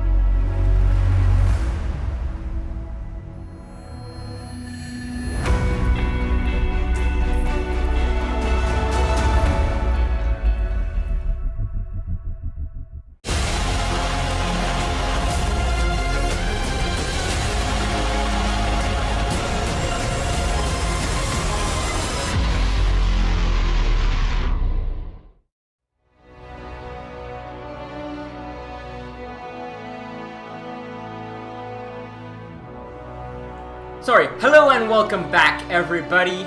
I'm Infinity Ewok once again with the one and only Russian Cthulhu, and we are here to bring you the continuation of this fantastic series between Xavier Esports and Team 1122. We saw the tightest battle possible on the first map, Cthulhu. Want to give us a rundown on how it went? I mean, so far it was an extremely close game. It initially went in favor of 1122 in the first half. It was a 4-2 scoreline at the end of the first one, and then the second half, Xavier kind of started waking up there, but couldn't really find the win. Instead, it was a draw between the two teams, and well, with a draw, we will be going into the map number 2, which will be Clubhouse. And after doing some quick peeks at the stats as well today, Clubhouse is much better for actually 1122 on stats. Yeah. Because previously it was definitely a much better perform. They managed to take a win off Script, and they managed to take a win off 200 Degrees. And well, against Giants, this was probably this was their prime map where they even though they lost, it was still a 7-5, 7-3. So they have plentiful amount of experience on it. Yeah, indeed. Now, one thing I want to note, of course, is the screen shows that this is a pick of Xavier Esports, but then it showed the same for the first map as well. So I'm just gonna try and clarify which one was picked by Xavier Esports. Just checking. Xavier's pick Yeah. was Cafe. So yeah, this is one the 112's pick. Yeah, correct. Because the graphic was implying that this was 112 Xavier's pick as well. No, this one is through and through Yeah. 1122's comfort pick here, and well, if the way how they've played on Cafe is any indication, this could mean that we might just be seeing 1122 get a cheeky win even out of Xavier. Now, 1122, given that they pick the map, they don't pick the side, and Xavier Esports starting on defense, but the ban is going to be Thatcher. So, interestingly enough, Xavier Esports are allowing 1122 to play a game that they're kind of very familiar with. But this is more standard. So 1122, when they played Clubhouse day before yesterday, I think, or was it yesterday? Days are blurring together, but they were banning very meta. They were banning the Capitals, and they followed that up with the Mira ban. Once again, it's going to be the Mira ban, as you can see. So usually you would want to ban the Maverick and the Capital on attack because those two operators are so powerful. And with the introduction of Kali, an operator that 1122 seems to be quite comfortable playing, well, I don't know if the Thatcher ban is really going to do that much. I mean, yeah, I Or was just when you about have to... Maverick left up. Yeah, I was just about to make that point. Yeah, the fact that Maverick managed to slip through the ban phase is certainly what we not so used to really see. Maverick has huge potential with his utility to pretty much deny any attempts at bandit tricking or kite tricking or just any breach denial whatsoever. So having him staying within the unbanned lineup is certainly quite an interesting move, but it doesn't look like 1122 are really going to even plan to really bring it in. And like you mentioned before, Kali has been seeing more and more popularity, especially from that team. So I'm certainly quite curious to see whether that Thatcher ban is will really phase them.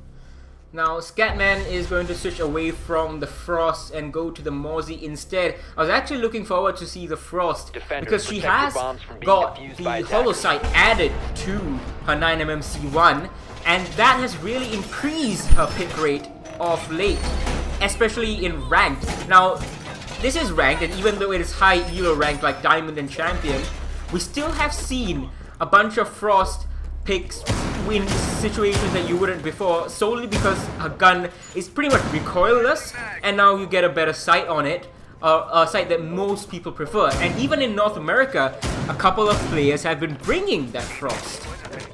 Yeah, I mean, that holo side I so much more prefer it to the usual holo. Just for the sheer fact that its sight picture so much clearer. Its borders around the side are so much thinner compared to the usual holo. So it certainly does give you quite a few peaking advantages, even when you compare it to Red Dot or Reflex. So it's funny how even just a single sight addition to a gun would up the pick rate of a certain operator, which is if you say that in pretty much any other game other than Siege, this would be considered absolutely absurd. Even in Siege, it's a bit of a surprise, to be quite honest, but True. It's because, you know, we all say that this is not a game where you really need to be the best FPS player per se, but you need a very good brain as well. Mine is up. But, you know, it's just one of those things. Her gun is already so good, and people are kind of realizing just how good it is with the Holosight. Now, P10 Roni is going to be brought by Scatman. We have seen a lot of players get punished by its tiny magazine. And to be quite honest, at the end of the day, yes, it's a matter of personal preference, but the Commando is pretty much an identical gun with a cooler reload animation and, more importantly, a bigger magazine size. Thing is, though, Commando kicks up way more if you compare it between itself and Roni. Plus the fact that Roni, I believe, has higher rate of fire, so And this holo general sight. damage, and has a holo sight, yeah, generally has a better damage output. But for longer firefights, you would probably want the Commando just because its general damage fall off is so much smaller. But hey, for now, Scatman unfortunately isn't able to find a frag and will be found by Jimmy. So a good beginning here for 1122, honestly. Now they're gonna see one player right above the breach hole, and wow, this is so aggressive from Napier. He's gonna take the fight, do damage to the Kali of CTZ, and she's just gonna think better of it. I don't think this is a fight she should be taking, especially not with a CSRX of all the guns. C4 is gonna get tossed up. Oh, this is so dangerous. The hatch is open. Someone is actually watching it. He needs to get back into the bomb site as soon as possible. But he's gonna pull out the pistol and take down Edmund. How does this happen? Edmund just unaware of this player's position.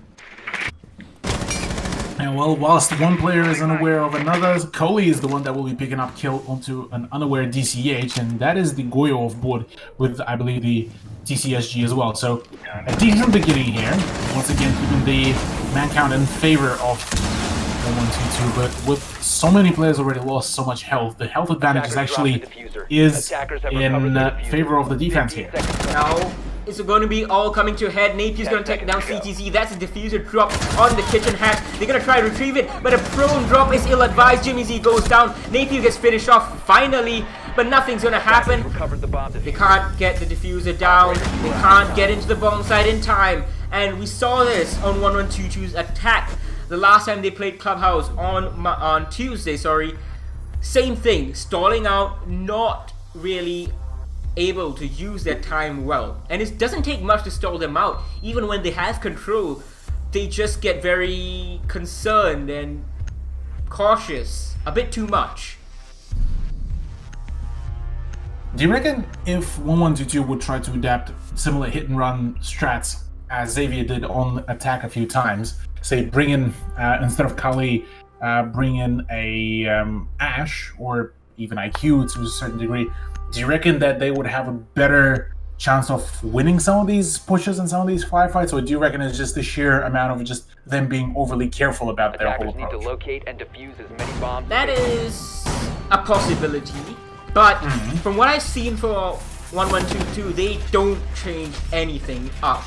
And this is a bit of like an Empire style. Not that I'm saying that 1122 is anywhere near as good as Empire, but you know, the whole reason the Empire has begun struggling in recent times is because they take a strategy and they perfect that one strategy, but they don't deviate too much from it.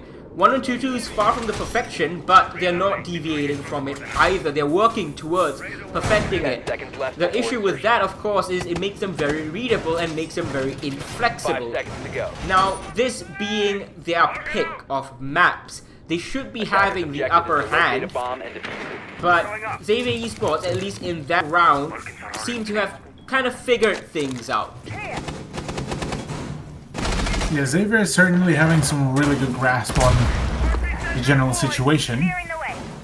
We'll be able to deny a fair few of the pushes, but we did see a few bit sloppy roams to come out from them as well, so curious how will 1122 firstly deal here with the presence in the garage, because it certainly looks like they're prompting to go for it, as Kali is actually cutting off any possible rotation through the ground floor. But apart from that, really, well, there's a plentiful amount of droning that is coming out, and so it's definitely going to be looking much better than Xavier's drone work, but Napier just shuts it down through and through. Excellent stuff from Napier. He's gonna rotate all the way in the basement. Red Sun's gonna pile on. Coley goes down. Flashbangs are gonna get eaten by the ADS. Now we have Magnets as well, as we saw being brought by a couple of teams. They could really stack up well. Davak gonna take down Roldini, but Red Sun, one more sitting here on Catwalk. Coming up. Oh, what a shot from Davax! He gets a triple with those two right away, and it's suddenly a 2v2 with still 1 minute and 45 seconds exactly left in this round. He's gonna try and make the peak happen with the CZ. It's got a terrible sight, so not really recommended. And coming back on the flank is Napier. Not sure if either of them know each other's position. I'm sure they suspect things, but as far as actual knowledge goes, I'm unsure. And I think Napier's just gonna play it safe and put a pre-placed C4 down. I'm not too sure that's the best idea. Well, he just might be able to find Kali. Nice! Oh, that's watermelon there. Beautifully done here by Napier. And now up to Dab, who's actually going to be missing out on that crossfire, really. He needs to open up maybe a wider, to go in for the push. But, the peak might be coming out. He's already spotted here by the defenders. And it's like even just the mistiming of the push will be pretty much resulting in his demise. So, nice hold there by Xavier at the end of the round. And just good timing there by the Goyo.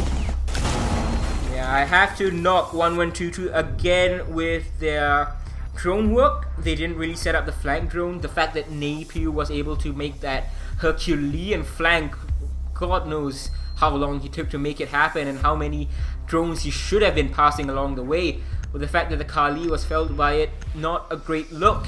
And then of course Red Sun being allowed to persist on that catwalk didn't bring the correct utility, did 1122 to clear things out. And I didn't really understand their persistence with the Kali. Finally, now they're going to bring that Maverick instead, and far better choice, I would say. Yeah, Maverick's addition here to the attacking roster is certainly going to make things a whole lot better.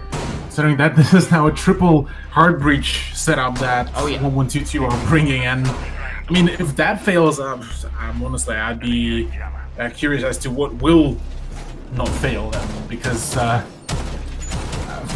this point, 1122 should have all the utility needed to really go for any breach that they want from any possible position. You want to open up a hatch, go for it. You want to open up a wall, go for it. You want to open up 2 walls, easy. Literally all they need to do is make sure that those Kayeds or new jammers, for that matter, will be pretty much denied, and after that it's free real estate. Yep, you can bring all the hard breaches, but as we saw from 200 degrees on Tuesdays, unless you're able to use it properly, that's not really going to help you that much. And 200 degrees took a while to realize it after losing their hard breaches and losing round after round against Xavier Esports. Moving on, in this game of Xavier Esports, that is a bit of a mistake from the Hibana of TTC. But as you said, they have all the hard breach in the world, so a bit of a mistake is allowed. And they're going to finally make that wall crouchable. You can make your way through it. I think so, if you maneuver your body a little bit just to the side. But with that shield in that position, it's ill-advised to crouch through, because that's going to slow you down, and almost certainly the player behind the shield is going to take your head off. Yeah, and even if the taking of the head won't be really concluding in it. Oh wow, that is a naughty angle there, Edmund. That is a good. I'm stealing that angle. That is filthy. I'm sorry, but yeah, I mean, first of all, actually no, Edmund did his job. Yeah, if Kohli just uses the skeleton key, that's the wall open. He was actually able to get his job done. So at the very least, there's that. So with the man disadvantage, they still would have yet another avenue to go in for the push. But right now, Xavier are sitting pretty here. It's a good decision from Red Sun to back away. Now he has a Goyo shield that he can detonate at any time. As time ticks away, it's going to become more and more of an issue for 1122. It's going to burn some time as the shield burns now. But Kohli has taken out Napier. The cash side is still being held.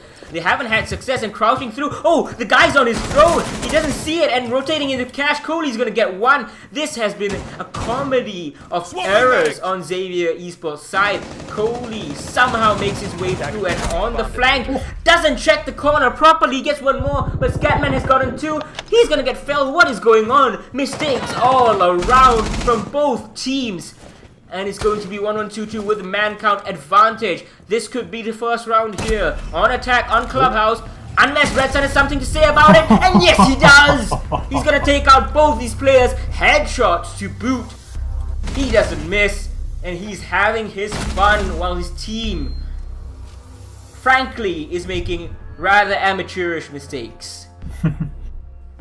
Oh yeah, it's certainly, once again, Red Sun does strike back. He was the person who clutched out and pushed his team into a draw on the first map and denied the win for 1-1-2-2. This time, he will be denying yet another attempt at getting the win. So 3 rounds in a row so far for Xavier, certainly looking much and much better so far comparative to what we saw in Cafe. But hey, like you said, some bit odd mistakes made there by his team, but nonetheless, some good hold as well. Now, going down into the basement is Xavier Esports yet again after completing a full Defenders, rotation protect your of the bombs bomb from site. So they started off in the attackers. basement, went to Cash, and then on to Gym and Bedroom. Now, Gym and Bedroom was the diciest defense from them, came down to the clutch as you just saw from Red Sun. But the basement and Cash defenses was certainly quite a bit better. Basement was by far and away the strongest, and I'm curious to see what adjustments 1122 have made, because as I said earlier on, 1122 is not a team that really likes to make adjustments on a micro level. Either they'll make a macro level remaining. change, which is basically just reworking an entire strategy, 5 seconds or to they go. will try the same thing over and over again and hope that it works. Red Sun is Attackers trying objective very is hard to locate a find bomb this and drone, defuse but it. he's not going to see it. And that means his evil eye, sorry, his black eye is going to be seen as it's placed. That's not exactly what you want here as a Valkyrie player as well, considering that, well, his position in Garage won't be as necessary to hold it as, say, if you are holding the CCTV and Cash, but hey, some info is still very much needed, especially for a team that is Xavier, and so far they have been relying on a fair few times on that information. But overall, I mean, so far it looks like a much more of a just anchor hold here by them with some kite tricking on the side. So Kai juggling going on, and oh, he fell off, so that's gonna take a bit of time away from him. He has a Mozzie drone that's gonna give him, oh, I think Napier just got one more. It's gonna give him a little bit of extra information to know when exactly to place that Electroclaw down, unless of course the Maverick decides to start opening up that hatch. If Maverick does manage to get a successful opening, this would be a pretty good beginning, considering that you don't really need to utilize any more of the hard breach on the hatches. Instead, you just use the Maverick to do it. You can go in dirt. Yeah. Well, Stay back! so far not a single frag already with half a round to be gone, and so far been Roldini who's been the main aggressor on the main stairs. Some before coming up though from TCH. Can he pull it off? Yeah, oh wait, nope. Quite unfortunate timing here for the player, but alas, Dabex is the one to open the scoreline up. Oh, that is an unfortunate miss onto that Maverick, and he's gonna The attacker's bomb get to diffuser work has on been that dropped. motor hatch. Attackers As I have said, recovered their diffuser. the bandit, sorry, the Kaid juggling is not going to work, but this drone could provide some very useful information, because we are ticking down to exactly 50 seconds right now. Trying to get the long angle into boxes, not really going to yield a kill, but DCH is definitely scared after taking some damage. Now the concussions are going to come in, as are the flashbangs, and unfortunately Red Sun is going to expose himself a bit too much. Napier is going to help out his team. Dabex goes down to C4, but Coley makes sure that the 2-man count advantage is held for his team as DCH goes down. Going up on the flank is going to be the Mozzie, just as Church is lost. Oh, Napier from above, he's going to get one more, but he Defenders can't have stop eyes the on plant. diffuser. Attackers need to proceed. Bit of an just unfortunate mistiming here by the Mozzie drone. Sorry, by the Mozzie player, as well, the drop down will be happening and 1122 will be finding finally for themselves the round. But if only Mozzie was a second earlier on that flank, it would have been a complete turnaround, because then he would have had the top control. That's one. Two, he would have denied the plant as well and would have been able to trade even more time. But that was not meant to happen, at least within this round. And well, CCTV and Cash will be the next choice for Xavier's defense, second to the last defense. And so, for that matter, actually, let me just quickly take a peep. Yeah, this will be the second to last defense in general within Pro League. Oh yeah. As far as the Pro League is still weirds concerned. me out. Yeah, as far as Pro League concerned. But yeah, it still weirds me out to say that as well, because oh my, just so many seasons, so many memories, just shared so far, just throughout Attackers the need to very locate beginning of and APAC defuse Pro bombs. League, and now, well, technically the end of the APAC Pro League as well tonight. Yeah, and we don't really know what the future holds for APAC, what the future holds for these two teams. Presumably there will be some sort of qualifier system to qualify to APAC North because there's still 5 unconfirmed spots left in that league. I think it's almost guaranteed that 2 confirmed and Giants will be going in, probably invited. But as far as the other teams go, like Xavier, let's say 1122, 10 seconds left before who insertion. knows? 5 Who seconds knows to insertion. indeed. But oh well, for now, Attackers must locate round and 5, defuse a so bomb. far Xavier leading with a 2-point advantage here against 1122 after what seemed to be initially a map to be taken by 1122, but the end result is a draw. So both teams do share a point between each other, and for now we do see some presence in Attackers the bomb diffuser has garage been by dropped. Red Sun, where the breach is just about to happen, and potentially a 2-man or even 3-man push intent to take will be happening. Now, this is a very aggressive position from the defender. He's just off to the corner, Roldini. He's not looking the same way. Oh, that's perfect! He sees the drone move, he hears it, and he takes down CTZ. Great stuff. This is what really pulled things back for them on Cafe. And one more for Scatman. He's been a menace so far this week on this CCTV wall, and he's going to try to go for another one. That is ill-advised, though. After he takes down 1, 2 is just a little bit too much for him. I mean, 2-for-1 trade is not a bad idea, nonetheless, considering that it is the Hibana and the Maverick off board, but Dabags has something to say about that. Minusing out the Jaeger on the roam is a good start here to even out the man count, but health-wise things are not looking all well. Fantastic, yet another shot onto Red Sun as well. That is the full control of the garage now in favor of 1122. So that aggression usually that you see from Scatman, like when he went for the second peak, it usually works out for Xavier Esports, but 1122 is a team that somehow keeps on finding picks elsewhere. So once you get a pick, it is very important to preserve the advantage and back away. That's something that Xavier Esports doesn't seem to have learned. Because right now, if Scatman was alive, this would have been a lot easier. Right now, 1122 has the man-count advantage, but they might not for much longer, unless, of course, Xavier Esports can't do anything about it. And there we go. A clean round towards the end after those initial picks from Roldini and Scatman. Both of them just pushing their luck a bit too much, losing their gunfights when peaking again. And as the site members fell, as the members reduced down 1 by 1, it meant that 1122 got another round on attack. So right now, the best case scenario here will be for Xavier to have a 4-2 scoreline, whereas 1122 will be looking at evening out the count. And well, so far, I mean, within the past few rounds, this was definitely a much better showcase from them comparative to the first quarter of this map. And well, main props here is to Dab, really, to opening up a few of these kills, getting rid of the presence in the garage, and then, well, allowing his team to have yet another avenue to have a crossfire through. Once again, Xavier Esports is going to try and defend here on Cash. Now, this happened yesterday on Cafe as well, against Lasay. 1122, the first time around, when they attacked, looking completely lost, making mistakes that seemed like the communication was really, really badly off. And then when they went the second time around, so it was 3-3 the first half, and then they lost 3 rounds on attack, meaning 6-3 for Lasay.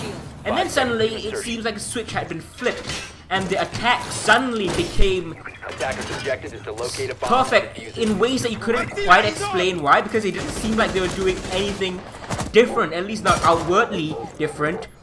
And they pulled round after round after round back and eventually tied things up. Now, they were 3-0 down here on attack, and they've already gotten 2 out of those rounds pulled back. This could be a third for them to tie things up. Yeah, this could be huge if 1122 manages to pull off a comeback. Napier, though, on the really long angle peek out, will be actually able Attackers to have claim located a bomb. life of Dabak. So that's one of the two hard breaches off the board. And meanwhile, Edmund is on a case to try to get rid of the reinforced walls, which, if that is going to be the case, and if he will be allowed to do that very thing and go for a wide swing, sorry, for a wide opening on the whole wall, well, boy oh boy, this is going to be quite an issue for Xavier to deal with, considering that, well, they were able before to shut things down pretty well, but Attackers recovered the bomb not diffuser. at the moment, as I think he's still missing that small bit on the left side of the wall, yeah. Oh, that's... Well, Yeah, that's a good shootout. that's a good shootout, but, you know, at least it wasn't C4 like it was the previous time, and he's being very careful about that. You know, he had his gun out, with his teammate helping him as well. Now, Redson sitting here on Catwalk, the first time around they defended Cash, this is where he got 2 kills from, and pretty much shut out the push, stalled it out, and 1122 basically had no answer for it.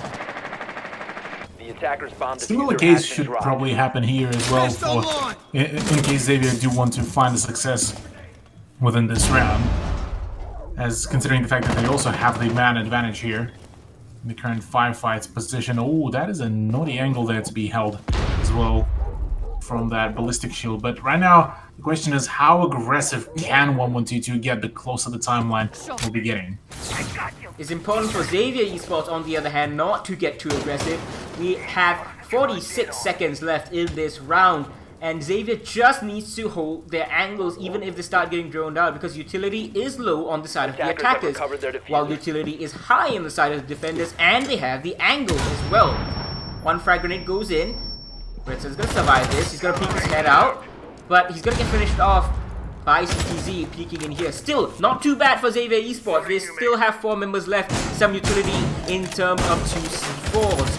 And, of course, they have smoke babes, 2 of them left. 15 seconds, this push needs to come now from 1122, and as they go in, they're not gonna check the corners properly. Rodini, Napier gonna pile on, diffuser drop, DCH picks up one more, and Rodini is gonna go for the east stairs as well. Not gonna land the shots, but his teammate will. DCH, excellent round from Xavier Esports. This is exactly what was needed for them. Holding firm, not giving picks away to 1122, which had been the problem every round that they lost prior to this one. Just constantly straying into the crosshairs of 1122 for no good reason aside from the fact that, well, they wanted more kills. I mean, that's still a valid point. Wanting more kills is definitely, well, for some of the teams is a good idea. But here, yeah, Xavier were getting maybe a little bit too thirsty on some of the frag hunts. But hey, alas, first half does result in their favor, being 4-2. But now they are going to be the ones to be going on attack. And, well, last time we saw them on attack, they were a little bit too hasty on some of the decisions, let's just say that. Defenders, Now, protect your bombs from being Switching used over by to the attackers. attack. 1122 isn't too shabby on their defenses as well, but this time they have to fight back from a 2-round disadvantage. Previously, when they played Clubhouse, it was a 3-3 attacking half for them. This time they couldn't make it 3-3, but still, 4-2 is not an impossible task. Had it been 5-1, that would have been a lot harder, but it's still winnable for them. It definitely does put a little bit of a strain on the whole mental 10 seconds remaining. game of 1122, but yeah, it's definitely going to be a much better side for them, as we saw on Cafe, albeit that it was off the fact that Xavier made plentiful amount of mistakes. But hey, here so far, Xavier were definitely much more clinical on their execution with the defense, so maybe we'll be seeing a bit cleaner execution of the offense as well, considering that Napier is already in the garage. Actually made a really sneaky entrance into the building, but oh, Scatman being a little bit too careless about some of the peaks, and well, Napier finds a really nice initial frag. Maybe trying to hide in the body of the Jaeger. It could well work out. This is a strategy that's a bit of a cheese strat, but look, if it works, it works, and if 1122 gets too punchy. Like you can see this guy getting. It might work out. Oh, he doesn't see the feet. He has dismissed his as a body. But he's going to miss the shots initially. Takes out the shotgun and finally going to win it out. But off screen, we have more kills going in the way of Xavier and 1122. So it's a trade coming out from there. And it's still 3v3. Redstone on the Montagna though. He's going to be pivotal with 2 minutes or thereabouts still left in this round. Dirt tunnel is going to get opened up and likely this is where the Montagna is going to go. And right now, with the 3 players alive, right now having that 2-man push in the dirt tunnel, it needs to be successful. They need to push through and take away all the attention for the third player, who I'm assuming Roldini is going to be, to make that big play. Because right now, Xavier needs to start piling up more and more rounds for themselves. Now, utility still needs to be burned in terms of ADSs, but it seems like there's none left on this door from Motor into Church. Smoke grenades are going to go out to fight that Montagna off, but with 1 minute left, they can just bait things out while this Scatman, I think, or is it Roldini, goes in for the flank through Dirt Tunnel. It is Roldini. So this could be really pivotal, but I think they know. You can see how the gun immediately turned towards that doorway as smokes are going to go in. Coley's going to take down Scatman, and Red Sun, he's going to get finished off. And I was right, Coley was ready for the Roldini push in from Dirt Tunnel. He's going to deal with it superbly. And Montagna doesn't allow this attack victory to fight off this defender-sided aura of Clubhouse. I mean, nicely done by 1122, reading into that double push the moment they realized that it's only 2 players that were, including Monty pushing the memorial room. Straight away switch around. I wouldn't be surprised if there was also the black eye camera in the dirt tunnel as well for coverage purposes, but nonetheless, it's still a very well recollection from the initial frags that Napier did execute, but once again, 1122 are very much close to drawing things out this time, with Xavier in advantage, points-wise, and let's see how the rest of the rounds will go, as so far it certainly does look like 1122 might also be trying to contest out for yet another, maybe even draw, if not a full-on map take. Well, now 1122 1 round away from tying things up, and given how momentum-based a lot of Siege games go, yesterday certainly was very momentum-based when it came to Polar Ace and their opponents. It could be the same thing happening this time around. 1122 looking on the ascendancy right now. 10 seconds The to go. gym and bedroom is a site where many teams falter. We saw 5 Xavier seconds Esports remaining. requiring a 1v2 clutch from Red Sun just now to survive on this Attackers' site. objective is to locate a bomb And now 1122 is going to try and make something of it. Montagna being brought again by Red Sun. What do you think? On this site, how much of an effect is it going to have? I mean, if they manage to execute a really nice push into CCTV and Cash and take control of the construction site, I reckon Monty would be a pretty good idea to have as just as a distraction, whilst maybe, say, the push through the breach into the west wall is coming out. But apart from that, I don't think the way how Red Sun played it, I don't think he will be as much of a useful operator within this push, I gotta say. Here we go. Now we've been talking about this on the first map of Cafe, and we've seen it so far in this map as well. Xavier Esports good at getting the early pick, but not really good at maintaining that man count advantage. For various reasons, getting too aggressive, not really droning things out, running out of time, or just not using their positional and man count advantage to full effect, not playing for the trades.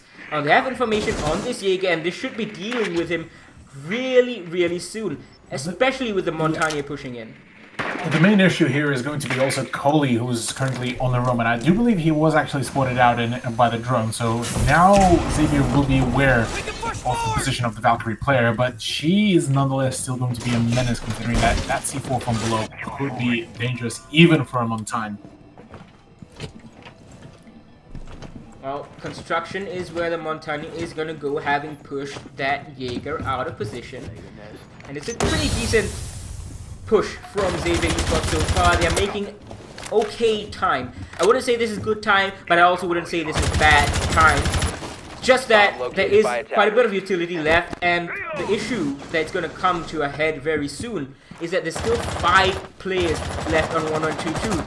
And it seems that 1-1-2-2, despite man count disadvantages, are not really too fussed about it. They easily pull back 3v5 scenarios, 2v5 scenarios, and oh, that's perfectly read from the Maverick, but DCH, he can't land the shots as he falls through the hatch. Dabex is going to take him out. He was not really having a good game previously in this week, but tonight he is tearing Xavier Esports a new one. And this is all that really is needed here for 1-1-2-2 is just keep denying some of these big plays. DCH through and through been shut down both on Cafe and so far on Clubhouse, so certainly good beginning here. CT finds yet another shot onto the Red Sun. Scatman and Roldini fall apart as well, and now it's all up to Nebu, but oh my goodness, fantastic peek there by CDZ. And it's a flawless round to draw things out. Excellent stuff from 1-1-2-2. As I said, these guys just holding on so firmly to their bomb site, not giving Xavier Esports the picks that really could come out through the mistakes similar to how Xavier were making on their defenses. 1-1-2-2 are reading into the Xavier playstyle pretty much perfectly, and now they've drawn level with them. If they continue this pattern, going on to CCTV and Cash as a tertiary bomb site now, I don't really see Xavier Esports having a great time.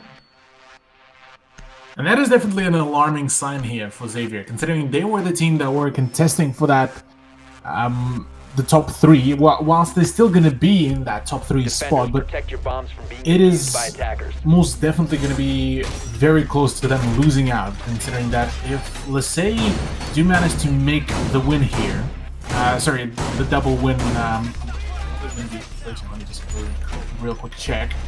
So they are versing against Script, so they have the chance here to actually make the big jump with 6 points total. They could actually get up to Xavier's position, and if the round count difference will be quite severe, well, 10 seconds to could come out here very favorable. Doesn't matter though. Round 9, here we go into the action phase. Roldini and DCH spawning together on the warehouse spawn, while Napew, Red Sun, and Scatman coming in from the main entrance side. 1-1-2-2, committing only Jimmy Z and one ADS here on Catwalk. It's a pretty decent position, but I'm very interested to know why Xavier Esports isn't using the garage angle. Dabex is sitting inside of garage. He's gonna get thrown out by Napew right away. Napew's gonna try and take the fight, but he's pretty much alone, and will be a bad idea for him to try and make anything happen. Even though he might be successful, it's a very, very risky move. I am confused as to where is Red Sun, really, and why is he not assisting with the push into the garage, but whilst we are talking about that, Napew does manage to find a kill onto Dab off screen, which is a decent beginning, but like we mentioned before, Xavier are good at making openings, but can't seem to stick through with them. So right now, their next point of contact needs to be the garage. Otherwise, if that's gonna end up being in a single-sided push, this could be quite huge there. Oh, that is great from Napew. He's gotten 2 on the entry right now.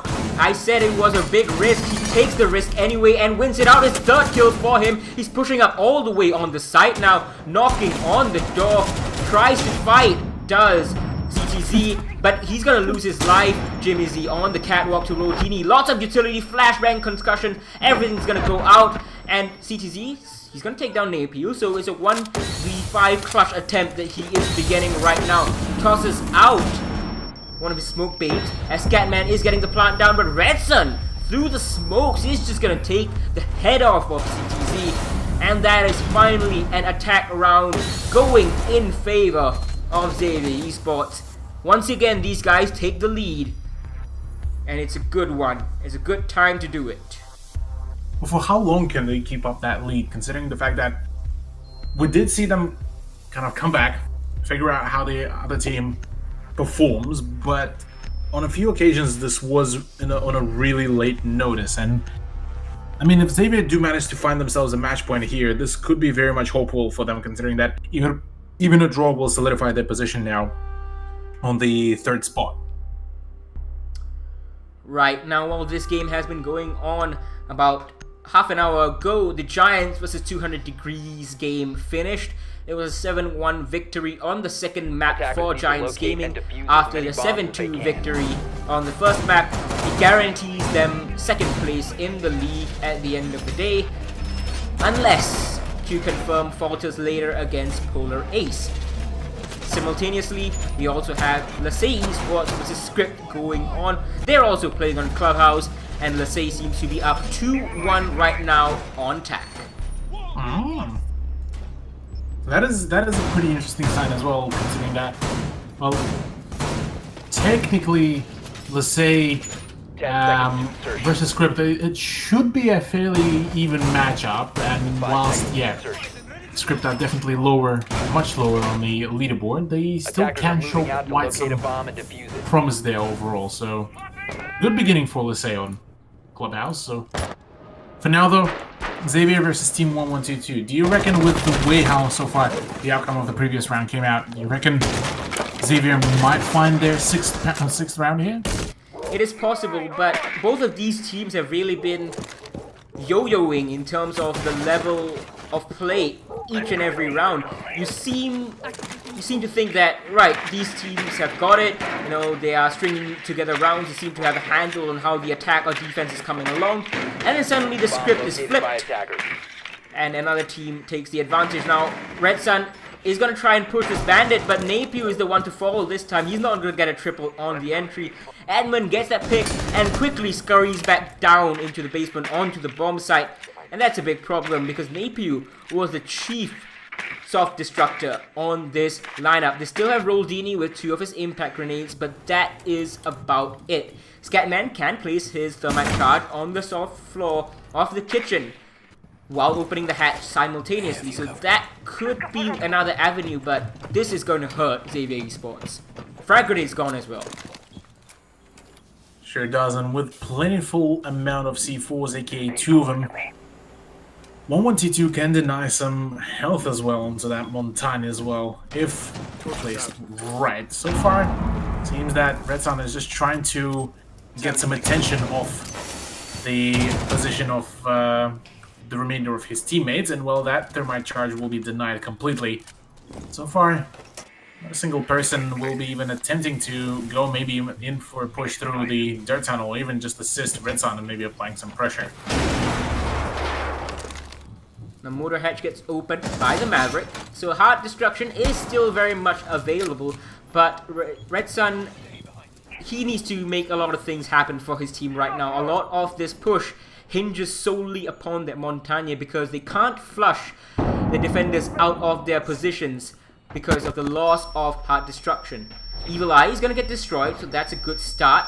And now Red Sun has to be careful he doesn't get caught in this 3-way crossfire that the defenders are setting up for him. But the good news is that they're all focused upon him. 3 out of 5 of these defenders are focused entirely on him, but the C4 is going to catch DCH behind. And Edmund's going to pick up Scatman. This is all gone pear-shaped really, really quickly. The Montagne doesn't seem to phase Team 1122 at all. It's all up to Red Sun. He's going to ADS and lose his life. 1122 gonna tie things up. We are going the full distance on map 2 as well. My, oh my. 5 points in each team's pockets right now. And 2 rounds will pretty much decide what will be the final outcome.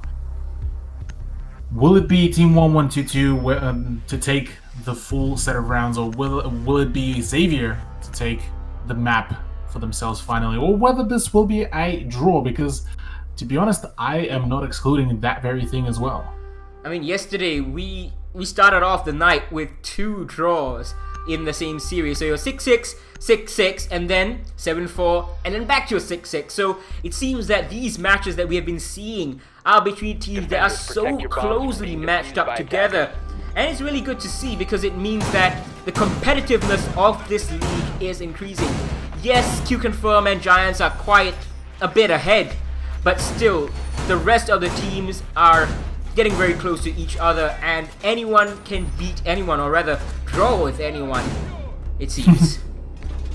Yeah, with the lack of overtime, having a draw is one of those, I guess, beautiful things for each one of the teams, as it's one of those called like a consolation 10 prize. seconds to go. Yes, you weren't able to close this out, and well, while you won't have to sweat it on 5 overtime, seconds left before insertion. it's a bit of a bittersweet kind of ending going to be for each one of them, considering that, well, Objective is to both of those locate a teams bomb would and really defuse want it. to have that win behind their belt. It's kind of, you know how you whenever you say go for a late night game session, you just want to go to sleep right on with a win at the Yeah. end. And this is their kind of way of like This is putting the pro league to sleep. Yeah. Not This is putting the pro they are league not to just sleep going to as well, yeah, sleep. that is- The pro league's going to sleep. Oh man. I'm definitely going to be shedding quite a few tears at the end of this broadcast as well, not gonna lie. Some damage being dealt to the sledge, but he's gonna get away with it largely unscathed, only about 20 HP lost thanks to that Jaeger. This is an interesting strategy that, Xavier seems to really like. They open a hole with the Maverick, throw in a frag grenade from that Maverick, and then open the rest of it up with the Thermite charge, and that's a bad position actually from Roldini and the Thermite as well of Scatman. C4 could have ended things very quickly in this round for Xavier Esports, but luckily 1122 not that quick on the draw. And the opening did happen, and there's now some really good droning as well coming out from Xavier to find the position of Edmund, who's currently playing on the castle. Will be finally Cover me. flushing him out. Napier, fantastic shot from the well, and taking control of the logistics of it. So now this is yet another round for Xavier Esports to emphasize off their play. But right now there is a menace, a creeping menace in the construction, aka Dava X on the Jaeger, who so far has seen quite a fair bit of action for himself. Right you are. Now Edmund off the board, not too big of an issue for 1122. He hasn't quite exactly been liking up the scoring so far, but Coley's gonna trade back on PCH. He's doing really well. Lots of damage being dealt to CTZ. He's on low HP, and he's gonna try and make something happen. But so is Xavier Esports. They're trying their darndest to make headway into the bomb site. Frag grenades are going to get prepped, but it's ill-advised from the sledge as Davex has his gun out and he's ready and waiting. Redsun's going to slap someone in the face. Jimmy Z trades back onto Roldini, so it's still a 3v2. Redsun on 1 HP and a dream. There is a hipfire headshot, not a headshot, but just a kill coming out onto Dabek, and CTZ on 1 HP as well. So this could turn out really poorly, and CTZ's off the board. Oh, a lot of perfect C4 to make it 1v1. Jimmy Z versus Scatman. The position is perfectly known. The pre-fire needs to come in. Where are you going? Scatman, just go for the kill, man. Going for the plant at this stage. Is it the best idea? He's gonna go for the pre-fire, and he's gonna fail somehow. This doesn't work out for Xavier Esports, for Scatman, despite having the information. That is a huge misplay there to come out from Xavier Esports, but massive clutch there for 1122 as they are now sitting on match point, guaranteeing themselves potentially a fourth draw if worst comes to worst now. So they've pretty much covered their worst case scenario quite easily, and well, if they do manage to net themselves 2 points, actually that won't really change a whole lot for their standings here, as so far they're sitting pretty firmly overall on 5th place. Now match point 1122 once again in the lead at this juncture. We are going the distance already, but can 1122 come out with 3 points on Clubhouse, or will they be Defenders, resigned protect to your bombs taking from being only one defused by home? attackers. in what could possibly be the final game for them at this top level. Look at that! Coley with 15 kills and Napier with 13. Absolutely incredible display of fragging coming out from both these players. And the rest of their teammates are not doing too shabbily, but really you can't compare their teammates with these individual standout performers right now. Napier has been an absolute menace. He's taking so many risks, and of course you can see that he has died 9 times and so he's been punished for 10 it. seconds left. But all in all, he's been doing so much of the work, and you can 5 seconds tell left before insertion. Xavier Esports on 5 round wins, while Attackers are 1-1-2-2 moving out looking to to locate a make this bomb and 7. defuse it. I mean, yeah, this has been, for Napier, this has been a pretty decent run, but gotta give it to Coley. 15-7, that is quite a scoreline that he worked out for himself, and I mean, overall for 1-1-2-2, this has been a fantastic and a phenomenal turnout no matter what, considering that they were able to contest with what was considered one of the more scariest teams in Southeast Asia, and Xavier coming into this match seemed to be a little bit toothless on a fair few fights, and bringing in some of the more wilder decisions, say like Montagne, as still leaves me at a bit of a question mark there.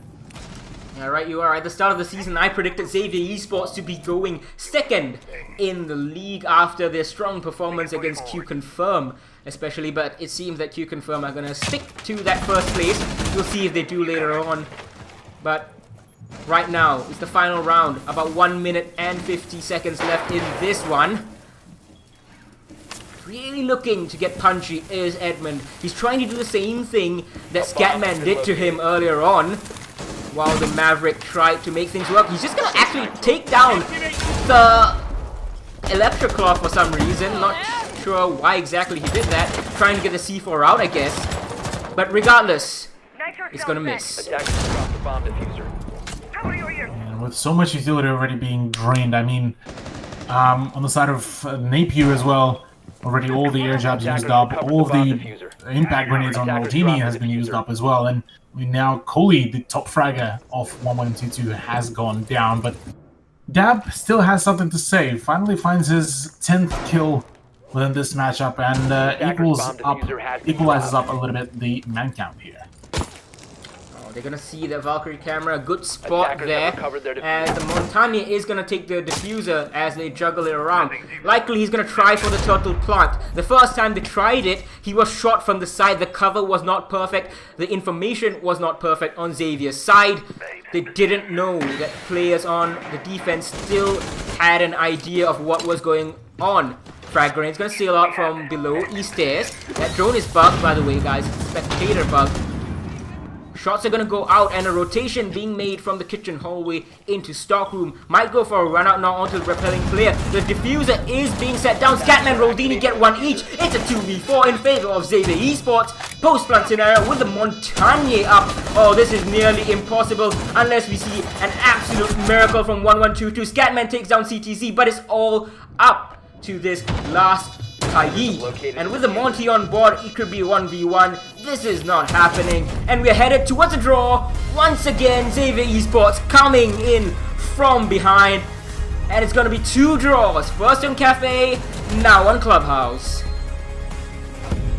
Probably not the scoreline that probably both of us really expected coming into this matchup, but fantastic showcase here by 1-1-2-2, honestly. They were able to push their way further and further into this matchup, and 15 and 10 kills for 2 1-1-2-2 players. Just, I mean, massive congrats to them. Draw is still a really decent performance considering that they were versing against Xavier.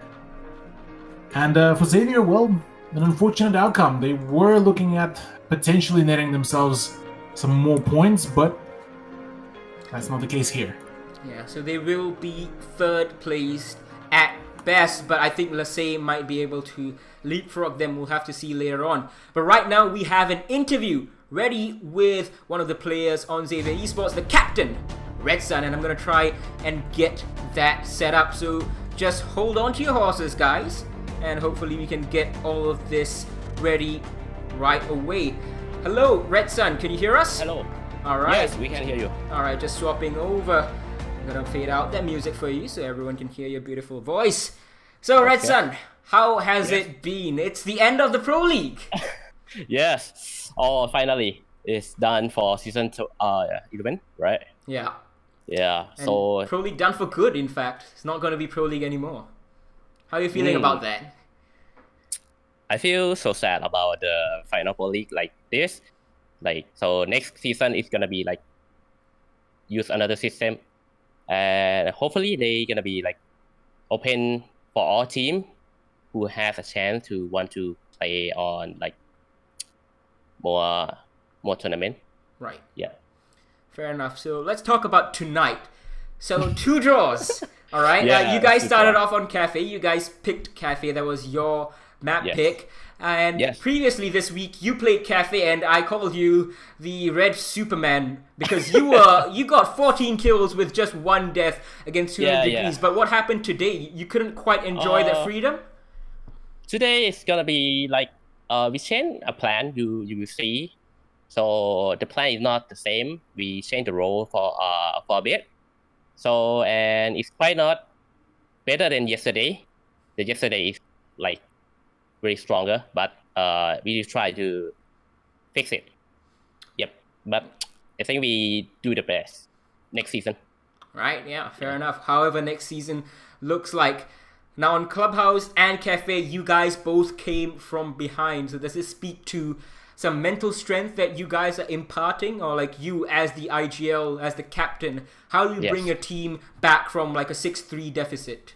I said to team like we need to focus and do one thing by one thing and try to push them. Like we on attack side, so we need to make them have no rotation and have no room left. But they still have a leaking like their server. Yeah. So we try to fix after that, but we fell to last Kaid. Also really crazy. They play really good and they are strong and really Fair strong. enough. Yeah, that is true. So as the season is ended, just a final question for you. Are you happy Yes. with how it turned out for your team? I'm happy, but quite I need more. So next season is gonna be like better. All I'm right. really sure. I wish you guys the best of luck. Hopefully we can see each other at an offline event soon. Obviously with the hopefully. COVID crisis, you don't know when that Yes. will be, but thank you very much for the interview, Red Sun, and I'll Thank you, catch you Infant. in just a bit. Bye bye. See ya. Now, of course, we are going to be headed to a little bit of a break, and we'll be right back after a little bit over 2 minutes. So don't go anywhere. We'll be bringing you the next matchup of Q Confirm versus Polar Ace.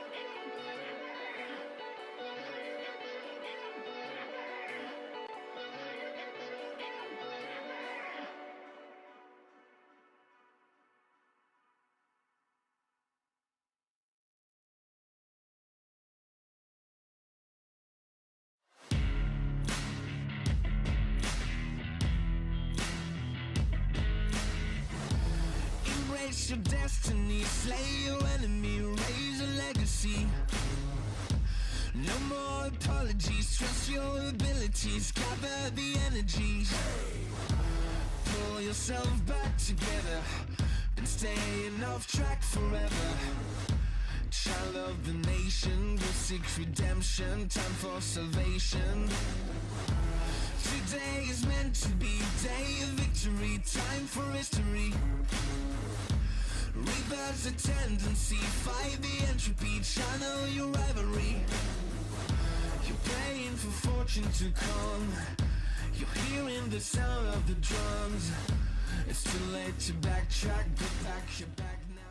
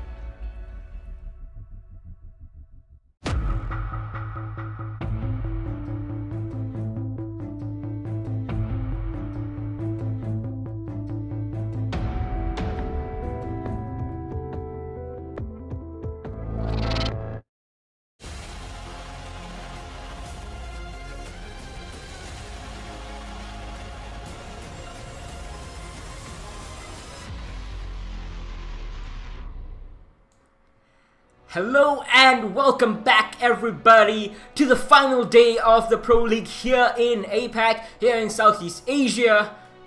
The Pro League for good is going to go away after this series, but let me reintroduce myself and my partner today. I'm Infant Ewok and with me is the one and only OG of Southeast Asia, Cthulhu, and we have seen an incredibly close series just now, 6-6 and 6-6.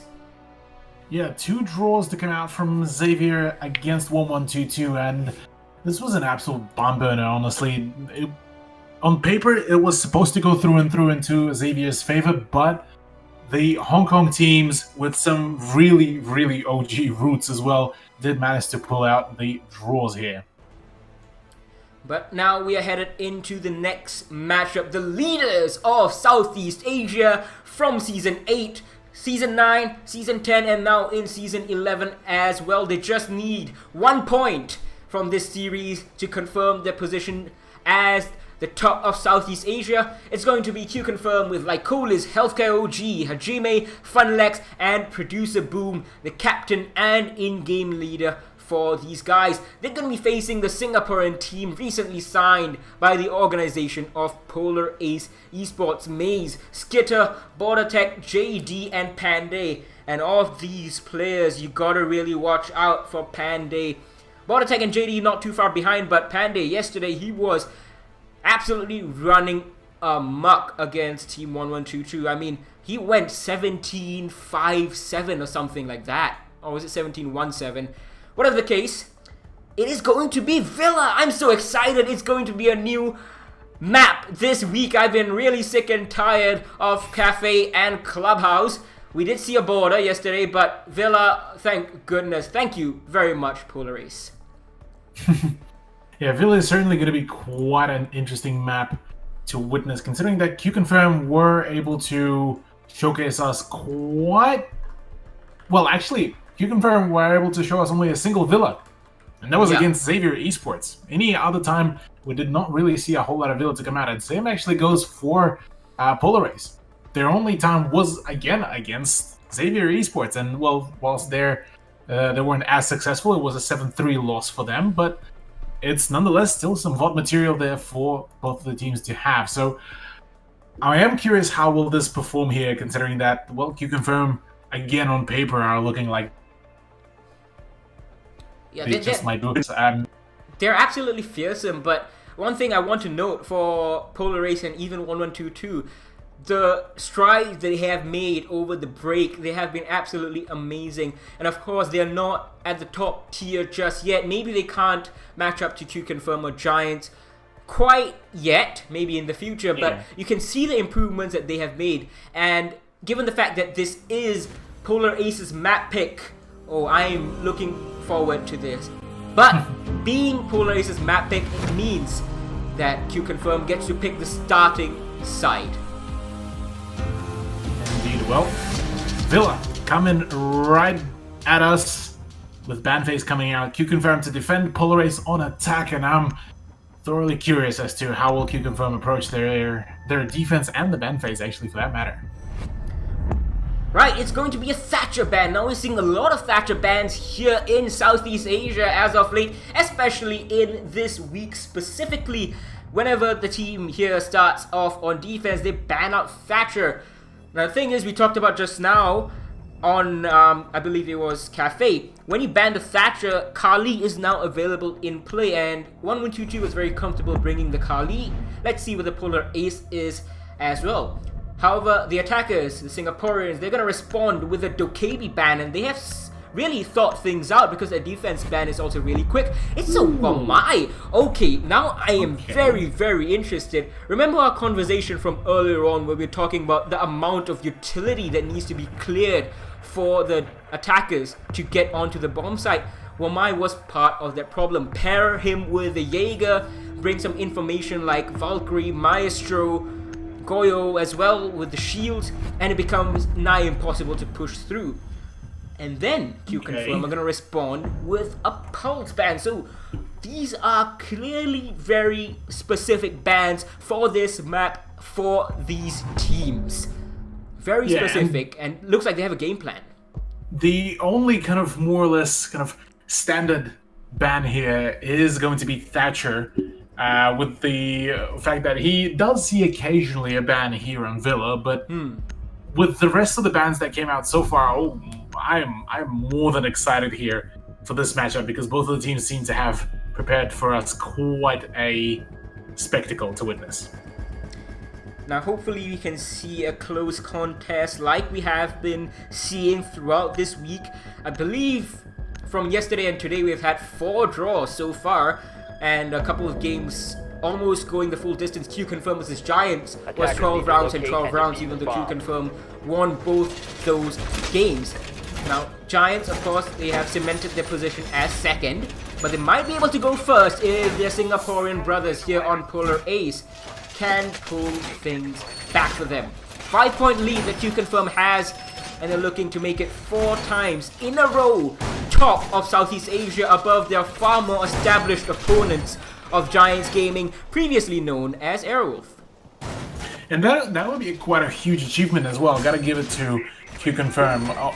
Through all of the hardships, through all of the challenges, they were able to keep their first place going. And yeah, well, after all of the updated standings up until this very matchup, Giants actually did manage to run away with the first place so far, as they're only 1 point ahead of QConfirm. But looking at this matchup, if QConfirm have came in prepared and they've done their VODs, they've done all their prep, which so far, according to Banface, does indicate some prep at least, this could be where they would just solidify their position on the first place.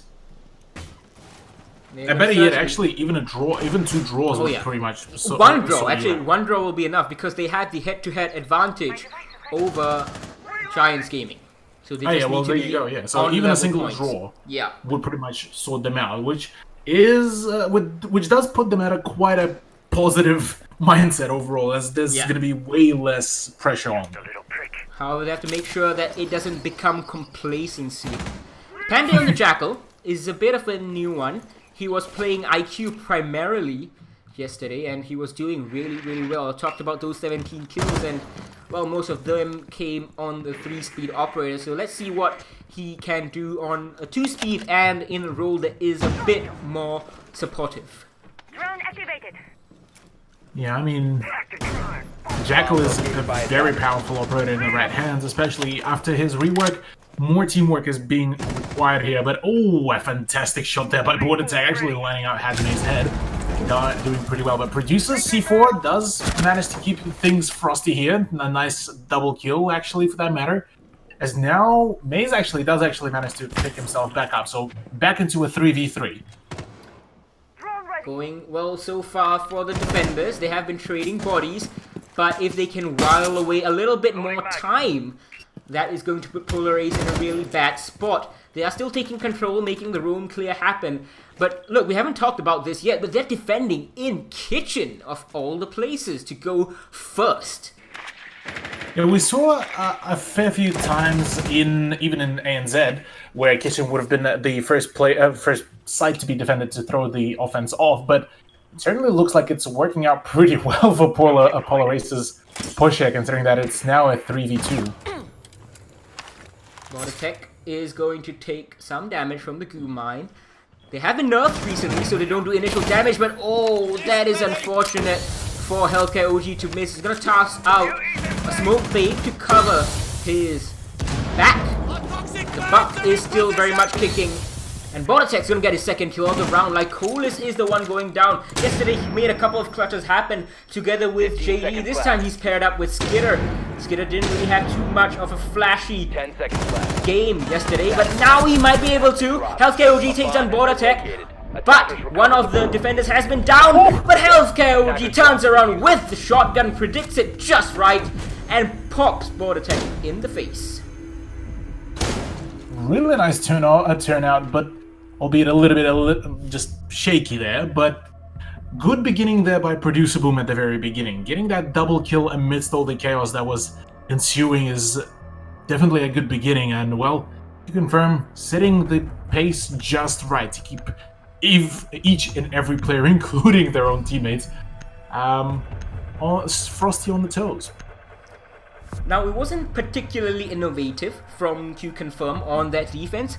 They just played it on the basis of the surprise factor, and I have to say it worked pretty well, because Polar Ace, it seems, were not ready for that Kitchen defense. They were prepping for either an Aviator or a Trophy Statuary defense, and that's usually the primary bomb site, and that's where we're going right now. But that Kitchen caused a bit of time to be wasted away for Polar Ace. Didn't really have a plan. All the preset strategies were kind of thrown into flux, and took a while for them to start pushing onto site, even though it was 2v2 and they were getting the picks in that scenario, especially when you're facing a shotgun in close quarters. You're not really going to have a great time. Yeah, trying to take a AR into a close quarters fight against a shotgun is definitely 10 seconds quite left a before tough challenge there overall, but well, didn't really work out there for Polar Ace Esports, pardon, for their push, but maybe here on the AVG side, maybe they will have something else to respond here, considering that they did get pretty close, all things considered, on that first round. Wow, all of Polar Ace spawning together at the ruins. Maze, Panday, and Skitter, they're gonna go off onto the side. This time it's Maze playing the Jackal, where Panday has been allowed to terrorize the defenders on the Ash. And yesterday when I interviewed JD, he said that, well, they don't exactly structure the team around Panday. They don't exactly give him particular callouts or force the defenders into his waiting arms. He just does his own thing and collects the kills. So the fact that he gets 17 kills like that is very impressive. This time, it's going to be Skitter getting the first kill of the round. Producer Boom goes down, and it's a big kill. Mozzie off the board, and a beautiful frag grenade. Healthcare, good night. No more health for you. Good beginning, extremely good beginning, matter of fact, for Polar Ace, considering that the two big players that popped off in the previous round are off the board now, and now it's 3v5 with so much time still left for the attack. Yet another one to go down to the hands of Panday now as well, as the Ash player is just going absolutely ham. Double kill there. Yet another peak will be coming out of 1v5. Things are not looking all well for Lycolis here. It's gonna be tough. He's gonna collect one kill. He's gonna miss. Actually, he doesn't collect the kill. He only downs Skitter. He's got the pistol out right now. He's gonna try and get into a fight with the Hibana of Vortec, but that pistol really doesn't do enough damage. Vortec with the Bearing 9 is gonna take down Lycolis, and a flawless round to respond to that Kitchen defense. If Polar Ace can keep this up, Q-Confirm are gonna be in quite a bit of a pickle.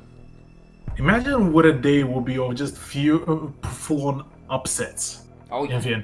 We so far seen Xavier not really perform up to the standard that they so far have been setting for themselves, and now having Q Confirm lose out to Polarace potentially. Ooh, this could be huge.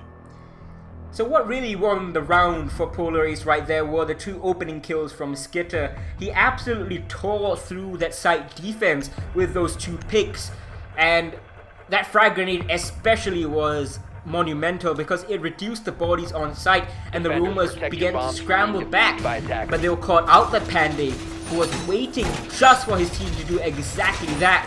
And after that, in that scenario, you have so many members on the attack, you can be a little bit brazen, you can afford to be a little bit, cocky, and Polarace still came away with a flawless round despite Skitter being downed. Yeah. Oh, a retry of AVG will be coming out this time for Q Confirm, as it was a pretty quick shutout by Polarace, so maybe something just in general didn't go too well for Q Confirm. So same ops, same positioning, same Attackers utility. must locate and defuse a bomb. Let's just see whether they will be able just to respond a little bit better onto that offense.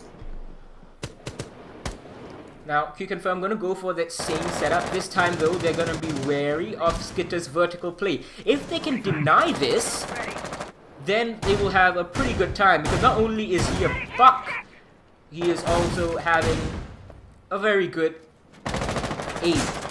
Not a very good aim, he's just having very good aim. I messed up my grammar there. But yeah, he yesterday couldn't quite turn on, but in previous matches he has been tearing through opponents. And the M249 being brought by JD of all the guns. We saw a bit of a indecision earlier on when Red Sun was playing the Gridlock. He tried to bring the M249, then he went for the AUG. Once again, right below the site, Skitter is just waiting. He's gonna prep his frag grenades. Not sure if he has drone info this time around, but he's gonna try and help out Panday, who's in with a fight and flashing himself. With so much damage being exchanged between the 2 players, Healthcare already just remaining just above the quarter of his HP. Things are starting to heat up for the mute player. Push might be coming out onto the main stairs. Is the Ash player aware of the position and the wall? There's the pre-fire Panday to go down to. A nice shot by Funlex. It's a lovely position to be in, especially on Villa. Lying prone, that it means you will see the head of the attacker first. And say what you will about Ash's hitbox being smaller or what have you not. If you peek it that way, you are going to lose that fight. And Panday clearly did not have enough information. Track Stingers deployed are going to start getting destroyed by Hajime. And Q Confirm have really turtled up this time around without those early picks. Polar Ace seem to be stalling out, and Funlex is getting very punchy. He's gonna do a lot of damage. Actually, Maze is still gonna run away with his life, and Vortech once again helping out. Hajime being the one to go down. Valkyrie camera gonna get taken off the border. Risky peek as JD is down. Risky peek indeed, as this round is looking much better for Q Confirm, as that is a double kill here for Funlex as well. All up to, well, nobody really on the side of Polar Aces. They're just gonna get wiped out here by Healthcare at the end of the round, and well, this is a much better performance than a really nice clapback that Polar Ace initially did at round number 2. So Q Confirm, if you leave enough of their members roaming, if you leave enough of their members on site, they will punish you for it. Their gun skill gives even Giants Gaming a lot of trouble, and Polar Ace just don't have the experience to try and brute force their way through a site defense, especially on a map such as Villa. They're gonna try and make things a little easier with the Capital being brought, but they don't have an IQ, and they have 2 operators that they're gonna, or rather 3 operators that they're gonna have to fight: the Legion, Valkyrie, and Vigil. And perhaps even the Mute if you are so inclined to use the IQ gadget for that. So, not too sure if the choice of, I guess, the Jackal is the best idea. I mean, Jackal is, it can be a pretty decent choice just to ensure that you would have some extra knowledge on potential flank watch maybe, or just general roam hunt, because we did see, albeit that fairly close to the site, there were a few players of Q-Confirm offside and roaming or roam anchoring, so 5 seconds it left. could be a decent idea, but yeah, I'm definitely leaning more into your opinion here, and IQ choice would definitely be a better idea. Yeah, not to mention that Panday was absolutely tearing through teams on the IQ, so put him on the IQ, maybe Maze can go on the Zofia. That may have been better. Not saying that Jackal is a bad operator, of course, but given this specific lineup that QC likes to bring, and the fact that their roam isn't really being curtailed by this Jackal, all that really remains useful in terms of Jackal's utility are the smokes. And they're good, but you need to get close to a plant, need to get close to an execute to be able to deploy those smokes in the first place. And this Valkyrie camera, for example, giving so much information. Nevertheless, Funlex, the visual, found out and finished off. That is a good beginning, considering that Funlex was the one that was opening up a nice scoreline there for the previous round for Q-Confirm. So getting him off the board is a solid beginning, albeit that's only the vigil, so that's only the roam off board. Meanwhile, it is Hajime that will be taking out Maze, that very Jackal that we were talking about, who, unfortunately for him, wasn't able to find much action. Now, if you look at statistics, it has been said that an untraded opening kill makes the attackers win about 60% of the time. This is obviously a global statistic, so it could be very well different here in Southeast Asia. But Polar Ace got that opening kill, didn't get it traded until at least a while later. So even though they have lost Mace, they could still be in with a very good shout of taking this round. Problem for them is QC aren't really giving up too many bodies, and they're trying their best with the firebolts, with the vertical play, but it's not yielding Attackers any have dropped the bomb. results. Attackers recovered the bomb. Oh, that's a result. Okay, yeah, that's a pretty decent result, considering, albeit that Budotek is nearly traded, but Panday is just tearing through the opposition, like always to go down, and it is all up to Producer Boom and Healthcare. Two pretty healthy defenders, but with the fact that Attack just swarmed onto the site, things are looking a little bit dicey here. So Borotech was down, and he got picked up right away. So 4v2, there is no C4 on the board of the defenders, but there are still guns. And Healthcare OG is going to take down Borotech. This kitchen defense threw off Polar Ace the first time around. This time, they are a little better in control. The frag grenade is going to sail in. Healthcare OG finished off by JD after the frag pushes him out of position. So it's all up to Producer Boom. Gonna try to get the plant off. It's right next to him. He doesn't know which way to look. What are you doing? Polar Ace, how has this all gone away from you? And it's a 1v3 clutch for Producer Boom. Absolute shambles from Polar Ace right here. And Q-Confirm winning a round that they had no right to be winning. What? Come on. My god. Just Q-Confirm. Big brain clutches out here coming out for themselves. Just okay, wait, you say big brain, right? This was no brain from Polar Ace. That's what it was. yeah. Producer Boom just stood up and like, alright, I guess I'll kill you guys. If you're so graciously offering yourself. The thing is, though, yeah, it doesn't take a whole lot to really throw that round, but it also takes a little bit of, at the very least, of brain power to know when to emphasize off that mistake. And Producer Boom did that pretty well with some really nice shots overall, but it's all on Polar Ace for forfeiting that round to Q-Confirm, which does put them at a 2-round disadvantage against the #1 team right now. I mean, that was a prime opportunity to take a second round on the attack of Villa. Such a defender-sided map, and even if they lost the next 2 rounds that would have followed, they would have only been 2-4 down, and that's a pretty decent position to be in, even if you're playing against Q-Confirm. And Polar Ace actually have been looking fairly good, and I wouldn't have put it past them to make it 3, but now it's a bit more of an uphill battle. 5 seconds remaining. Yeah, uphill battle is certainly going to be putting quite a strain Attackers are moving out to locate a Polar bomb. Ace, but hey, they've had a fairly decent run on a fair few maps. Villa, yeah, well, not as bright for them, but as of recently, they have been seeing quite an increase in their points. Matter of fact, their last few matchups against Team Script and 200 Degrees were the ones that net them the most amount of points. And with that as well said, the matchup in the first half of the season against Xavier was the one that gave them the initial boost in 3 points. So, hey, maybe we could see some upset on the second map whenever it comes through. Now, while we have a lull in this round, let me just update you on... Oh, I say a lull, but Producer Boom is going to take down Panday. That's the opening death, and it's going to go untraded. And defenders, I think, win 76% of the time if they get the opening kill. So, QC looking very good on this trophy and statutory defense. But yes, the update for the concurrent match that is being played off stream, let's say Esports drew 6-6 on Clubhouse, and we'll be playing Cafe against Script Esports next. Okay. Let's quickly take a peep at that, at the standings then.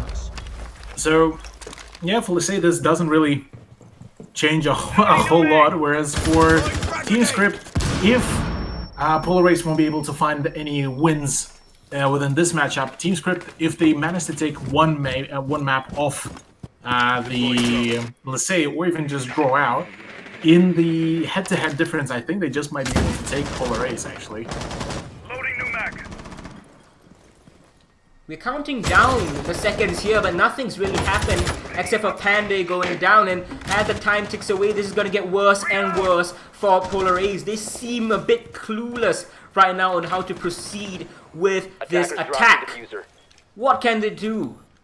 They don't really have a plan, and they still have an Aviator hold they need to dislodge from Q Confirm. Yeah, well, with all the firefights coming out, a little bit of a misplay there from Skitter, who was the bot player. Oh, just the full demolition here by Q Confirm. Just no chances are being given. Finally, Healthcare will be going down, but with all the trades as well, Hajime to fall, Bordertech to be injured now, and all up to JD, the Capital player of Polar Ace team, trying to clutch this out. Let's go. Protect down with 20 seconds left to go. There's nothing really much that can be done in this round for Polar Ace, it seems. Health is not on their side. Man count is not on their side. C4 is getting prepped and tossed out. Diffusers. Oh my god, it's not even close. They have to go for frags right now, and there's barricades in the way. This is not happening. No way. They're gonna get one more QC, but the Capital can't do anything else. Q Confirm go up 4-1. 5th round for them.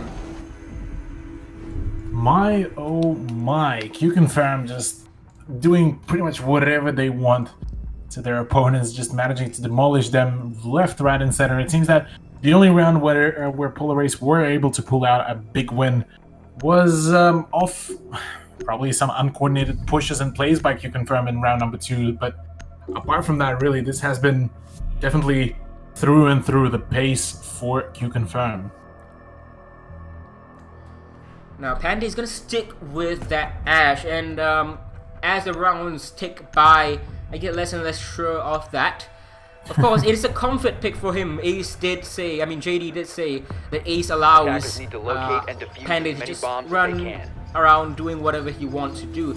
And it worked out well for them yesterday. They got 4 points against Script. But, you know, Script right now, not exactly number 1 in Southeast Asia, are they? Yeah, Script is, has been seeing a bit of a drop from their top shape, unfortunately, as they are now currently on the 7th place out of 8. But looking back at the scoreline so far, pretty nice shape up happening here.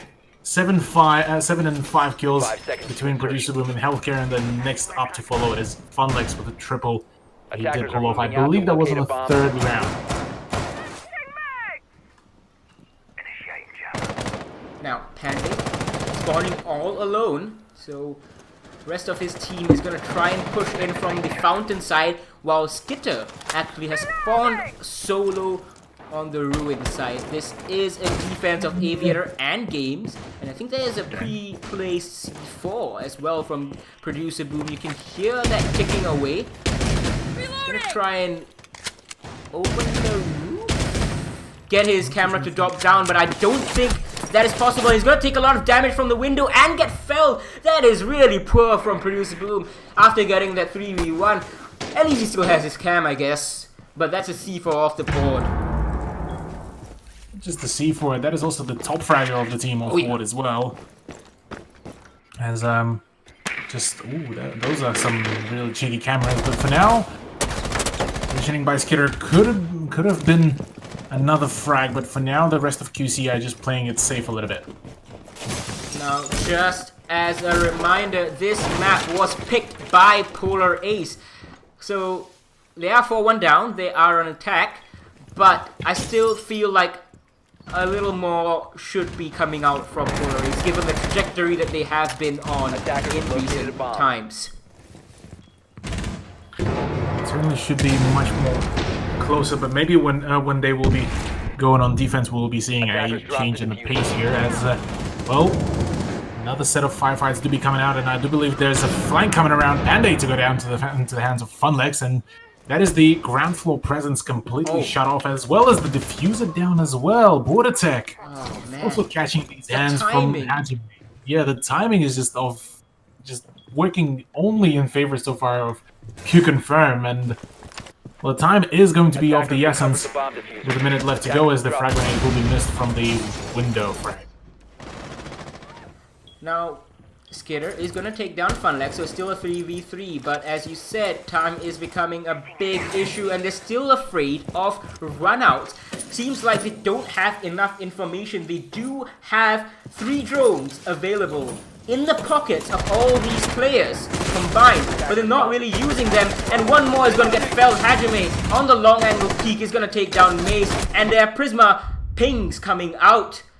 Like, this is gonna take down JD, so it's all up to Skitter on, what, 5 HP? 15 seconds left in this round. There's nothing really much he can do. 15 seconds remaining. He's just gonna hold the angle, hope to stat pad a little bit, but this is going to be 5-1 in the favor of Q Confirm. 5 seconds to go. That is quite a huge scoreline, I gotta say, as well, considering that, well, unfortunately for Polar Ace, things are not looking all well in the first half. 5-1 is one of those really straining scorelines that not a whole lot of teams are able to come back from, but maybe on the defense we'll be seeing something a little bit closer of a contention between these two teams. Otherwise, we will be seeing a pretty short map. Yeah, so far not looking that good for Q Confirm. For Polar Ace. Q Confirm, on the other hand, well in control. They only need 2 rounds now to make this win happen. And given the strength, giving the overall pace, even just yeah, Polar Ace just can't seem to find any contention point against Q Confirm, and it's just half the time it was even just due to just bad timing. Now, an Amaru pick being teased out by Producer Boom, as our feed is experiencing some issues, and we're gonna try and fix that ASAP for you. Just give us a bit of time. Hopefully you aren't missing too much, and we're gonna try and make sure everything goes smoothly. This is a home broadcast after all, thanks to a variety of reasons. So we're gonna try and make this as smooth of an experience as it is for you. I understand there were some desync issues with the audio and video, and that's what the refresh was for. 10 seconds to insertion. Well, and it keeps on freezing. It's not really going too well. 10 Internet seconds to insertion. always getting overloaded. Everyone at home in the quarantine, in the lockdown, 5 seconds using left the before internet for insertion. all it's worth. But we seem to be back as we start the action phase. Right now, 2 minutes and 55 seconds left in it. Polar Ace going to Trophy and Statuary as their primary bomb site. So it's in stark contrast with QC, who went to Kitchen as their first bomb site and actually did not even touch Trophy and Statuary. yeah, for Polar Ace, they do seem to be just trying to take as much of a comfort picks with the sites as much as possible. Statuary and Trophy and Statuary is one of the sites to be much more preferred by a great variety of teams, so Not Bomb too located by- surprised here. A PA decided to located go by for it, attackers. but for now they do need as much of the advantages as they need if they do want to stay in this matchup for any time longer, because 1-5 scoreline certainly going to be on each and everyone's mind. Now the mute jammers are going to be a little bit of a problem, but the IQ is trying to get rid of that Echo drone. Not quite able to do it from this A bomb has angle. been located. Not sure how well it has been hidden in general. It's been spotted out, but might not be able to get taken down unless you push yourself right into that master bedroom. However, Q-Confirm are pretty much knocking on the door of this bomb site right now. Loading new mag. Yeah, right now, for Q-Confirm, they need to take the quick and swift control of the bedroom, considering that there is quite some presence in the walk-in closet, and that is going to be the big challenge here right now for Producer Boom. He needs to be extra cautious about those peaks, considering that Reloading! there is, I believe, the player that just transitioned over back into the bathroom with that ballistic shield as well. Does find a couple shots onto Maze to take him down the health a little bit, but still in full congestion. Already 2 minutes been drained, and Panda is the one to open things up. Funlex finds a trade, but all the flurry of kills coming around, and so far it is Q-Confirm once again in the lead. Producer Boom collecting Maze over from the window, but remember, this is still two defenders with utility in the form of the Yokai drone and information. As we take down to 40 seconds, what can these two do? They're gonna take down the drones that are being thrown in by Q-Confirm, but oh no! The Jaeger can't land the shots behind the deer, and Healthcare OG is gonna take him out, and the second one as well. Border Tech, goodbye and good night. Q-Confirm move on to match point, and whatever was looking decent for Polar Ace in the early rounds, it has all fallen away. They are looking all too good right now. Q-Confirm. Whatever strategies Polar Ace might have had while picking this map, this is Polar Ace's map pick, might I remind you, it's all fallen away. Fallen away indeed, as Q-Confirm just showcasing us that they're just on a whole new level, albeit that some of those pushes are looking pretty as stock standard as they can. It's just the sheer amount of that momentum aggression that is being applied at just the right time by Q-Confirm, and the offense seem to be just completely untouchable and unstoppable here. But on the side of Polar Ace, just some of the miscalculated fights, or just unable to land some of the shots in Attackers need to locate and defuse as many bombs as in they can. the example of Panday as well in previous rounds, just seem to be plaguing the team right now, and well, not delivering the best kind of results here. Now going over to Aviator and Games Room. This is the primary bomb site or the secondary bomb site for pretty much any team, including Q-Confirm. It's their secondary bomb site, as we saw just now. Polar Ace don't have any room to make any more mistakes. They need to be on point and need to collect themselves. Perhaps a wide roam 5 seconds might remaining. be a better play, because Q-Confirm, they got a lot of the map control Attackers' just now on that objective is to attack locate a bomb very and defuse easily it. and very quickly, which meant that they had a lot of time to play with. And when the retakes tried to come in from Polar Ace, all the positions, all the angles were being occupied by Q-Confirm, and it didn't really go well. Yeah, well, so far it seems like a pretty well coordinated drone game here for Q-Confirm, as Funlex is just waiting for the right call of the drones to finalize the checkup of the Astro, as even the Zofia is coming around just to ensure that, hey, everything is clear, we're good, just get inside. And so taking that early control of some of the ground on the top floor is definitely going to be giving quite a good advantage here. But right now, I believe there is a menace of one of the Polar Ace players at the bottom floor, and there it is. There's the drone by Panday, will be ensuring that Funlex is not going to have a fun time. That's a good idea, bringing the line to try and freeze this possible roam that I anticipated, and clearly Q-Confirm anticipated as well. Panday got that kill, scurries away, unable to be traded back. It's put his team in a very, very good position, and he can cause a lot of damage, a lot of hurt for Q-Confirm when he finally resurfaces from the basement of this map. He needs to time it right though. He needs to wait for the calls from his team to know when the push is coming in. Oh no, that's a miss. Bomb located I think he by hit the attackers. flower pot, that impact grenade. So both concussions, both impact grenades used to take down one Evil Eye. That's correct. Well, Bomb spotted. Hajime will be trying to make some plays here with the IQ scanner. Doesn't spot anything and instead will be attempting to drone. So many drones are still yet to be released here by Q-Confirm, and well, with the time starting to drain a little bit low, this might just be the round where Polar Ace might find themselves some more points. But it's definitely creeping closer and closer. The frags should be coming out. Yet another E1D charge comes out. Hajime finds the kill onto Skitter.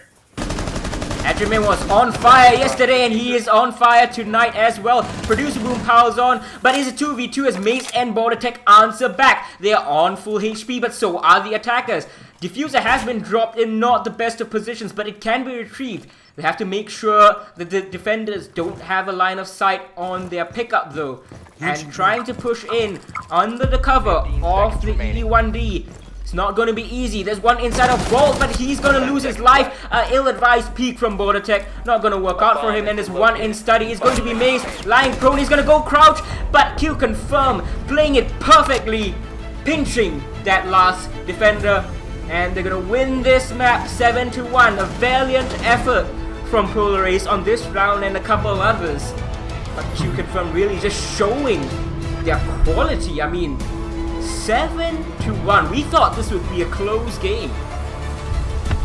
Yeah, it's definitely showing us why Q-Confirm are on the top of the standings right now, and this will be propelling them even further right now, reclaiming their first spot after Giants just managed to finalize their games against 200 Degrees 7-2, 7-1 as well. And well, congratulations to QC, but they're not out of this yet. They still need to play one more map against Polar Ace, and this is going to be the final map.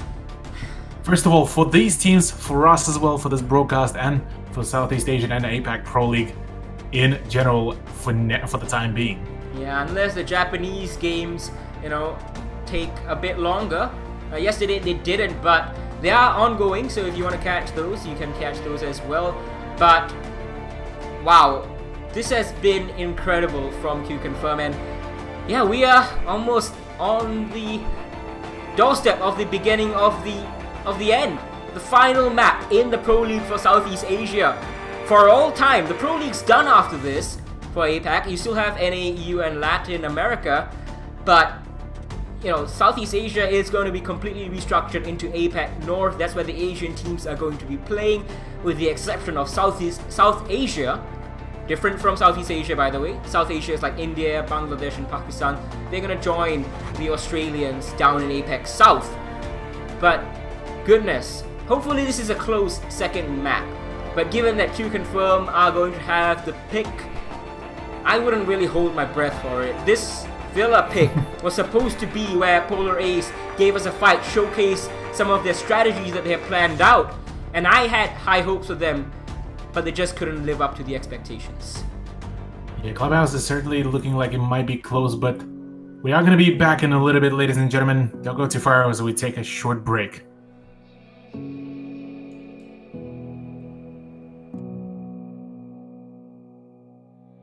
Sitting on a bench, waiting for the time to pass, dreaming of what happens next. I do what I wanna be, questioning my destiny, only knowing what I see. I don't even realize I've already made a path, and I can change it anytime. I can't take it back. I know what I want, but it seems so damn far away. I know I sound crazy to the ones who said oh. I know I empower those who dream like me. I know I sound crazy to the ones who said oh. I know I empower those who dream like me. And you say you wanna be somebody.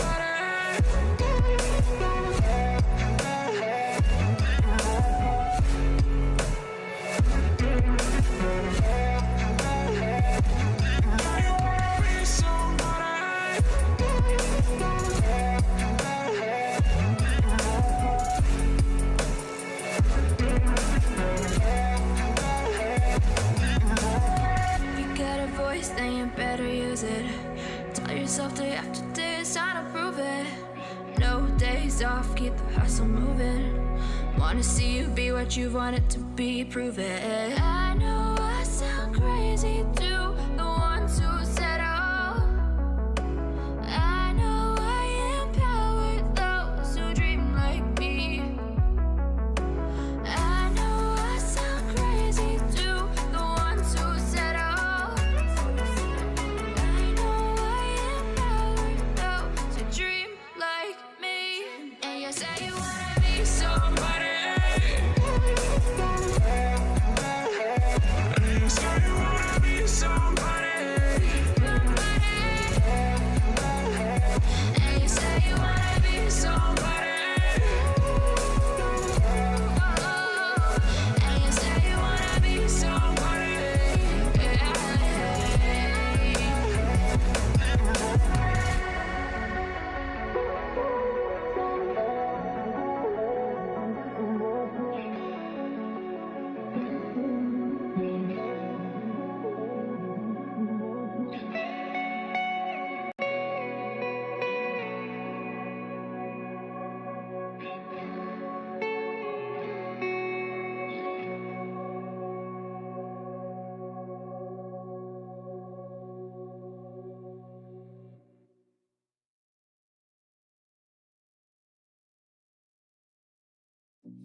I've been working part-time jobs, chasing all my dreams now lately. No matter if I try too hard, nothing's ever enough, baby. No, I don't care too much. I don't care too much. As long as I can keep you by my side, I don't care too much. We got time, no rush. In your eyes, I always see there is something meant for me. In your eyes, I always feel different.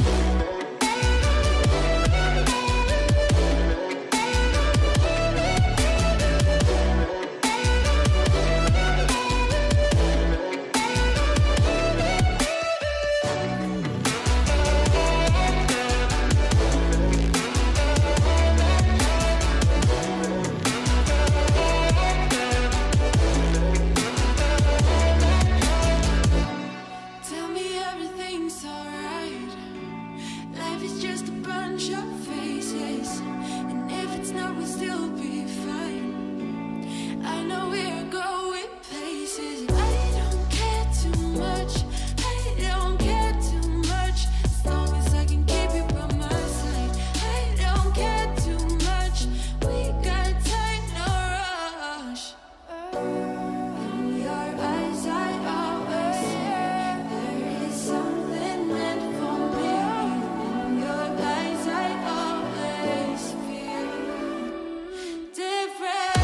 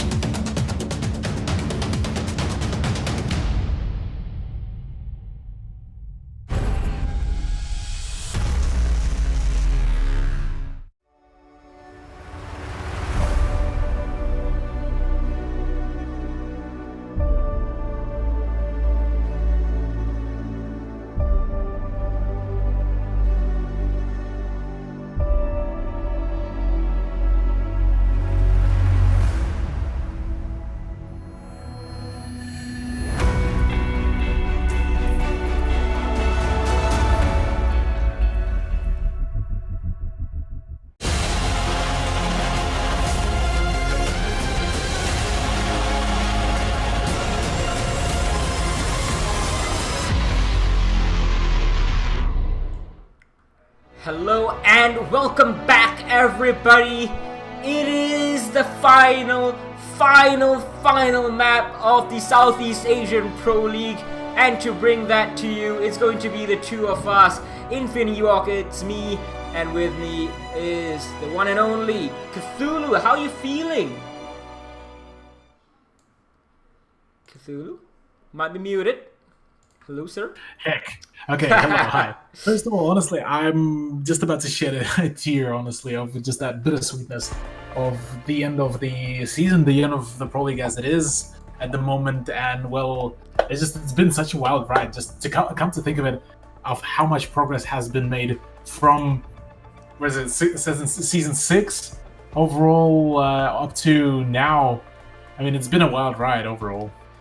Indeed. Now it's gonna be a tough ride for Polaris now that they're going on Clubhouse. A pick from Q Confirm, and oh, we could have seen a theme park. Come on, Q Confirm, live a little. This match literally means nothing to you. It won't affect the standings, it won't affect your prize money. But yeah, I guess we're gonna have to subsist on Japanese theme park, North American theme park, and a little bit of European theme park as well. I mean, theme park it may have been just one of those maps where some of the teams are not particularly excited to play yet on, and just, well, for Q Confirm, they just wanted to cover all of their tracks, really. Indeed, we're gonna see how Clubhouse plays out between these two teams, both of them having their strengths and weaknesses here. But Q Confirm very much in the driver's seat. I was talking to you about this match yesterday. Q Confirm doesn't really have an off switch. No matter what, even if it's an absolute dead rubber like this map is, they don't let up at all. They play to their 100% every single time. And why not? You know, that is the way you give as much respect as you can to your opponents. Respect their strength by playing all out. Now this is more standard bans on attack. Maverick and Capital. Just now we saw a Thatcher and Capital, which allowed the Maverick to be played, and it gave the defense a fair bit of problem. Yeah, having a Maverick full on rampant on the offensive side is certainly a big issue, especially in Clubhouse. We saw that very thing happen in our very first matchup, which was Xavier versus 1122, and boy oh boy, for both sides, it was quite a pain to deal with. Now Echo is going to be the next ban over here, and it's going to be Mira, of course. So this is exactly how, you know, Europe also plays their bans. And, you know, if you guys missed that matchup between our two favorite teams of G2 Esports and Empire, well, Cthulhu, you're not going to be very happy with how that... Well, you're gonna be torn, aren't you? Because we have Virtue on G2, yeah, but then Empire is Russian. Yeah, there's the new debate now for me, because before when I would be asked Empire or G2 as a fan and not as a caster, I would 100% go with Empire. But now when we have just that tiny bit of the Apex superpower that we had to lend to EU at this point, now I gotta go occasionally with G2 now. Indeed, although, you know, that 7-0 demolition was not on Clubhouse, it was in Coastline, but it's a map that is very familiar to both those teams, and this is where Empire actually won the Season 9 Pro League title. Now Buck being swapped to from Hajime. He was initially picking the Jackal, but he's gone over to the Buck, and I think it is a very good idea. Yes, Jackal has that sidearm shotgun that can help with opening the floor, but it's not as quick, and it's not as wide-ranging in terms of the holes it opens up. It's not very safe either. You got to be very close to the floor you're opening, and that makes you very susceptible to a C4 or even just a brazen peek from defenders. Yeah, but on the side of the defense, we actually see the operator that got banned out during the previous time we saw a Clubhouse be picked, and that is the Womai on Panday. And a Womai with the AUG, nonetheless, as well. The assault rifle that kind of being a little bit shamed by a few players through and through, but the damage model of that thing just makes it a monstrosity. So, taking over onto basement. 2 ADSs behind the blue generator. And quick clear coming out of cash room. Buck, you confirm.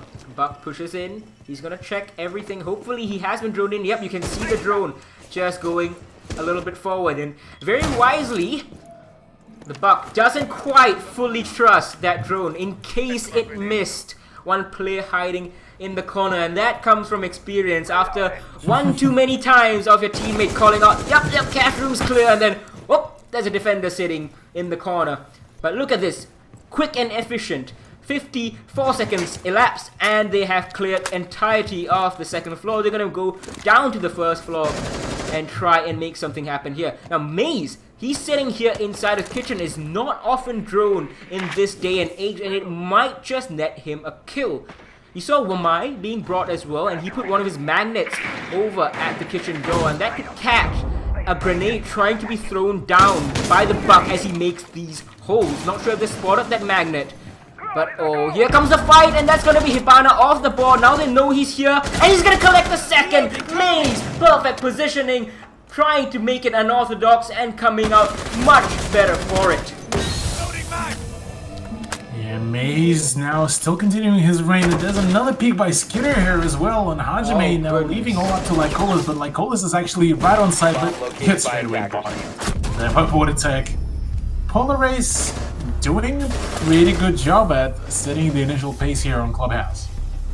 Now they did win the first round over on Villa as well, and then after that they won nothing else. So very early days. Q confirm, sometimes it seems like they just like to get a measure of their opponents early on and just try to play a bit fast and loose, see how far they can go, test the waters, see, alright, are these guys that bad that we can just play brain dead, run into side, just run into the rooms without droning properly. Alright, now they realize we can't do that. They're going to be playing this kind of a game, unorthodox positions, a lot of aggressive peaks coming out from the main stairs, stuff that you don't really want to do in a normal scenario. So what they're gonna do now, you can see Producer Boom has gone on to the Finca. They're like, alright, you're gonna try play the aggro game? We invented the aggro game here in Southeast Asia, my friends. That is actually a very good point, yeah, and it does actually form with the fact that the point that you made previously, that Q-Confirm has no off switch. They have no chill whatsoever, and bringing in the Finca for this one just gonna add more fuel to the fire here, I reckon. To the point I still yet to this day still remember how scared Mentalist was after already joining Fnatic and having to play against what now. That was Xavier Esports, but guess who they learned it from? Guess who they learned it from? The OG Xavier. Exactly. And yeah, that just proves in general that Attackers are moving out to in general Southeast Asian play, just when it's going full speed, full power, it's just no chill. Now, Q-Confirm likely to take the garage side, cache side, and then push into construction while simultaneously opening up the west wall that Border Tech is near. Now, I don't know if he wants to try and bandit trick that. There is no castle barricade on the wall, on the doorway from Jim, and if he tries to peek that, it's going to be a very bad idea. Yeah, unless something really silly will be done here by Q-Confirm, they won't be timing their peaks whilst planting the breaching charge. Only then I can see that bandit trick really work out, but for now it seems that there might be an attempt at breach actually into the logistics office, which does have a single person present and actually has his sights on that hatch as well. Now, this is a very aggressive position again from Border Tech. He thinks he hears someone, but there's actually no one there. Goes for the pre-fire, doesn't yield anything, but the more important part is that he's safe. He's not died yet. Attackers have located a bomb. And with all the peaks coming out right now, Hajime trying to find some really long angle to come out here. Ooh, another set of X-Kairos coming out, the last one for that matter. As there's still some presence in the cash room, and well, for Q-Confirm, they need to start going for that push, really, considering that right now, with the time being drained, only after half a round gone, Healthcare finds the first kill. Very helpful for his team. He is one of the best players in Southeast Asia, possibly in Asia Pacific as a whole, in terms of his fragging capabilities. So much so that, you know, I believe the teams will always be looking out whether they can sign him if he ever becomes available from Q Confirm. Now this is poor from Panday. He's gonna give a free kill away to produce a boom from the hack. And now the surge comes in, one more goes in, Ella dies, but Borotech is trying to pull things back, and JD alongside him. These two were the dynamic duo that pulled things back, and somehow that is a down onto Lycolis the Thermite, so it's a 1v1. JD picks up Lycolis, and you know that he's in gym. Some damage being dealt, and too much aggression from JD. Not at the opportune moment, and Funlex reacting just in time, keeping his gun up, holding down Mouse 1 with a 30 bullet magazine, and winning the round for Q Confirm. Close. Very, very close. This almost feels like the Polaris were prepared much more for Q Confirm's map pick rather than Village, actually, considering that so far, these 2 rounds were probably one of the closer ones compared to even some of the rounds that did happen more or less favorable into Polaris's advantage here. So, I mean, overall, good showcase, but now they need to keep up Polaris. They opened things up pretty well. Their first round defense was absolutely phenomenal here against Q Confirm. But the more mistakes they're going to make, the harder Q Confirm are going to be emphasizing on them. Q Confirm are a team that excel at turning the screws, adding insult to your injury. You'll be embarrassed to make a mistake, but oh my goodness, you'll have no time to feel that embarrassment because you will be just shot after Q Confirm punishes you for it. You can ask how Giants felt on Tuesday, losing 7-5 and 7-5. You know, it's just small mistakes that they were making, but that cost them. Cost them big. Yeah, the Ewell arrow throw was, unfortunately for Giants, back from the past. And for now, it is still Polaris and Q Confirm battling it out, and well, Q Confirm, just like you said, showcasing their prowess really, really well. It's a bit of a recent history for the teams on this map. Clubhouse was where Polar Ace gave 200 Degrees their first point all season. 200 Degrees is on 1 point, and that is thanks to Polar Ace, who drew this map against 200 Degrees on the 19th of March. That is the Thursday of last week. And Q Confirm, on the other hand, beat Giants Gaming 7-5 just on Tuesday. So looking at that, Polar Ace don't really stand a chance unless they really, really step up. I mean, there's actually an interesting point that the analyst of Polaris just made whilst we were casting, is that they realize that QC are just a great team, and of his words, quoting him, we didn't really expect much, but so we just want to gun them and ignore the strats. Well, maybe this could be the big brain. Yeah, that seems to be working out on this round at least. Healthcare, top fragger for QC usually. Off the board, Hajime also, he was having a whale of a time against Giants on Tuesday. He's gone as well. And a man count advantage for Polar Ace. There's still hard breach available. Borotech, by the way, just sorry to cut you off. Yeah. He's using the M870 here, by the way.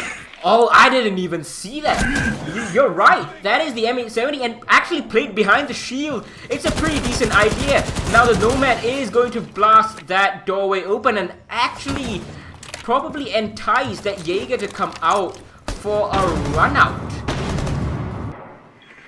That could have happened here. By all means, there's the Womai magnet charges as well coming out to blind delay just a little bit the opposing team, but so many firefights coming out. Borotech, Maze will actually be finally going down after such a prolonged firefight, and well, in a 3v3, yeah, things are looking pretty well still for Polar Ace, health pool wise at the very least, considering that. And it's still a utility. You know, they have a C4 and gas grenades. Yeah, they still have C4, whereas on the side of QC, you only have 2 flashbangs on Lycolis, and that's it. And there's probably magnets placed on site or ADSs. Well, actually that's not true. You can see the flashbang just sailing in. So both of them expended as Q Confirm pushes into the bomb site. Producer Boom takes down Skitter, so that's huge. Question is, where's the plant going to come in? It's actually going to be on the A side and trying to vault over the shield. It's ill-advised. Funlex just waiting for him. Plant is successful. Another vault coming in and another kill for Funlex. Kill confirmed. They may be down in terms of man count, they may be down in terms of utility, and they may be running short on time. But they analyze the situation perfectly. Make those rotations. Look at how quickly they realize that, alright, if we try and push B, it's not going to work out. They went into construction, pushed their way through, got the picks. They realized that, right, we don't want to deal with this shotgun. And, well, worked out perfectly for them. Nothing that Polar Ace could do. In fact, I think their rotation up from east stairs was imperfect as well.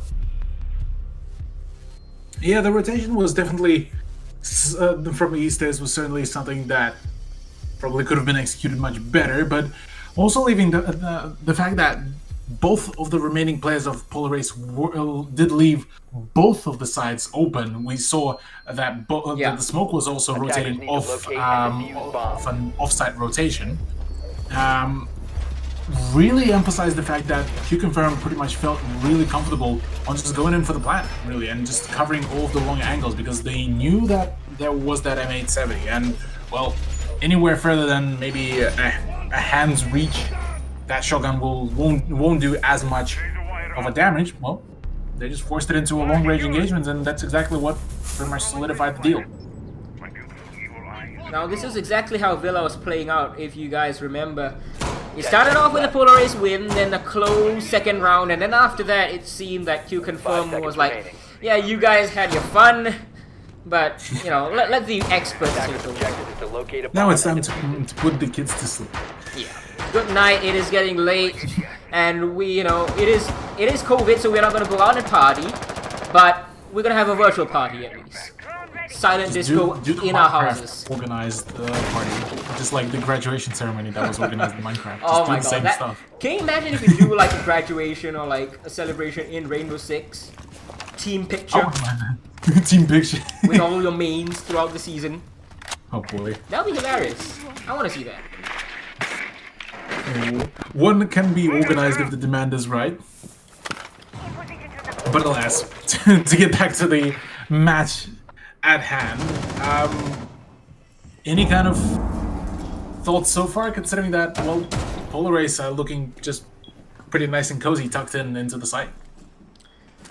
Yeah, Polar Ace may be nice and cozy, but as we saw in the previous round, you can be up everything, but it's not really going to be too much use if you are not actively trying to deny to confirm that ground that they are so easily gaining right now. Did the impact trick go through?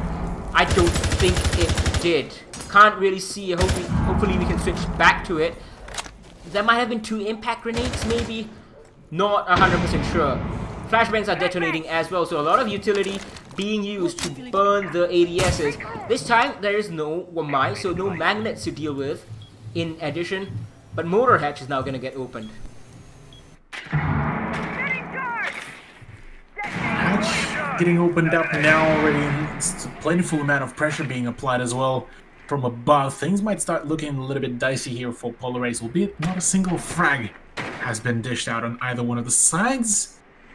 The more it makes a bloodbath bigger, the closer the time gets to the end of the round. So a drop down in the blue tunnel may be signaling a potential dual-sided push, but it would also be dependent quite heavily on the push from the memorial room, and that's where Hajime strikes straight onto Pandey.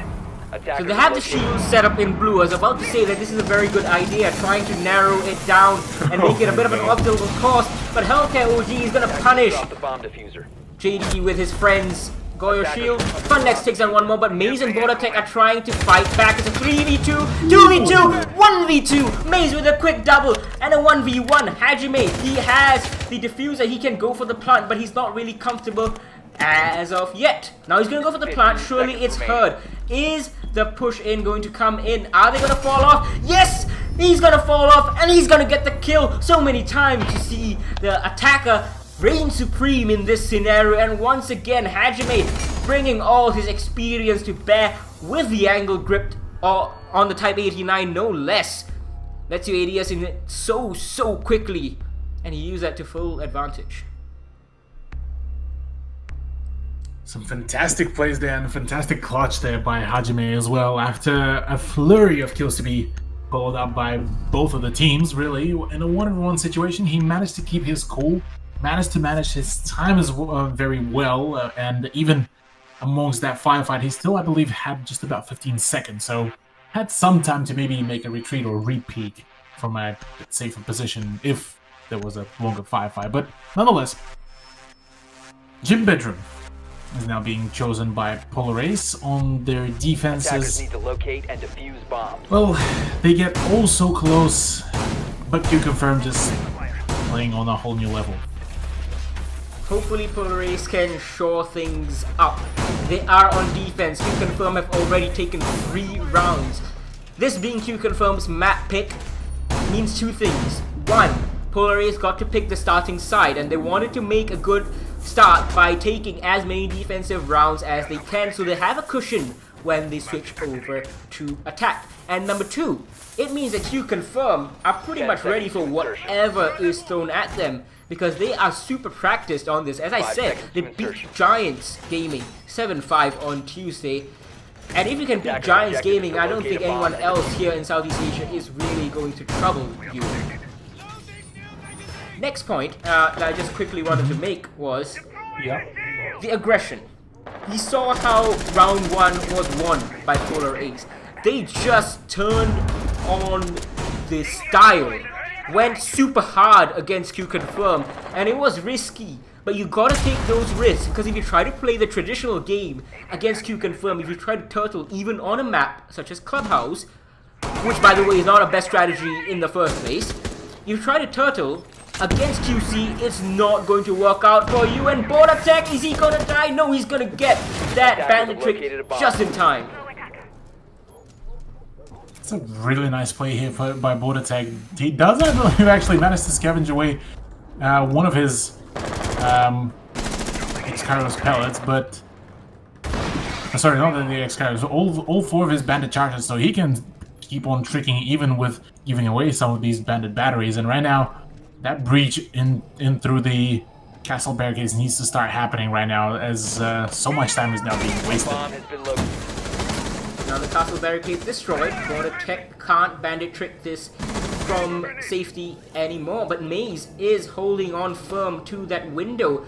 He might dare to go for it again, as long as Producer Boom is dealt with by Maze. The frag rate might be tossed in to deal with Maze first, but no, BoardAttack just backs off. Maze still goes for the kill onto Producer Boom, so that's a great start for Polar Ace.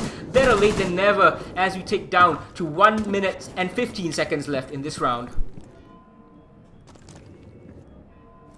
Yeah, frag on a Sledge who just was holding an angle into the gym or the bedroom from the windows definitely does put Q-Confirm at a bit of a strain, considering that now their push will be a little bit one-sided here. No pressure on the CCTV, no pressure on Cash. Instead, it's just a fully fledged push onto the gym from 2 sides. BoardAttack might be feeling a little bit comfortable for now here, but there is a roamer right on the main stairs, which could be a bit of a thorn in the play. Hajime already on the roam hunt, and that is the JD with UMB 45 will need to hit all of his shots if he wants to win that firefight. He might even pull out the super shorty if the Hibana gets way too close. But Lycolis in the meantime has picked up 1. Oh, that's a great push. Traded out. Healthcare. Hajime takes him down, but he's the only one left. And Polar Ace finally get another round. And that is doubling the tally from what they got on the first map. So, a good start. Can they make this 3-3? If they just play the game a bit more of their aggression, calculated aggression, mind you, and I think that they can tie it up. Now, if you're wondering, this is... Sorry? This is... Continue. Yeah, go ahead. No, Go you ahead. continue. So this is already a round higher than what Polar Ace managed to pull off on Villa, first of all, so congrats to them. Second of all, this was a pretty well executed defense, I have to say. The consistent denial of the breach by BoardAttack is one thing that gotta make note of, and 2 is the fact that even after being traded out, Attackers need to the locate and castle defuse as of many Polar Race, I bombs as they believe can. it was JD who was playing on him, did manage still to find Yeah. a frag, which did make the man count go even further in favor of Polar Race close to the end of the round. So massive props to them. They managed to make it work really, really well. So now on CCTV and Cash, they need to pull off a similar play. They need to drain as much time as possible, which will require, one, to have Border Tech nice and secure right on that wall.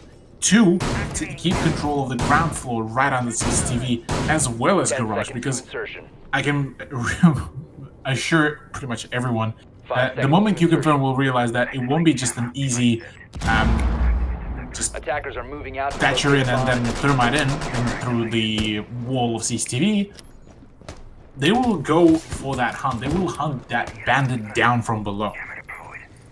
Now, one thing I wanted to note about Q-Confirm and actually Polar Ace is that Q-Confirm, their ease at which they are taking this Bomb has round been located. all over the map. Well, not that easy now. Panda has gone back to his Valkyrie. He's taken out Producer Boom. That's the thinker of the board. Frag grenades, an LMG, and that boost. All gone. And that's actually JD in the basement with the Vigil. So I like this idea coming out from Polar Ace, trying to extend their roam quite a bit, and it's been working well. Previous round as well, Maze getting aggressive on the window, and then JD on the stairs, and then the trades, of course, coming out for Polar Ace. You see, they want it, and it's working out for them. Mute Jammers gonna be huge in denying the information for Q-Confirm, and if Q-Confirm don't really have a contingency plan, Polar Ace can definitely tie things up. Now, here's an interesting thing. The one with the breach is being slowed down here.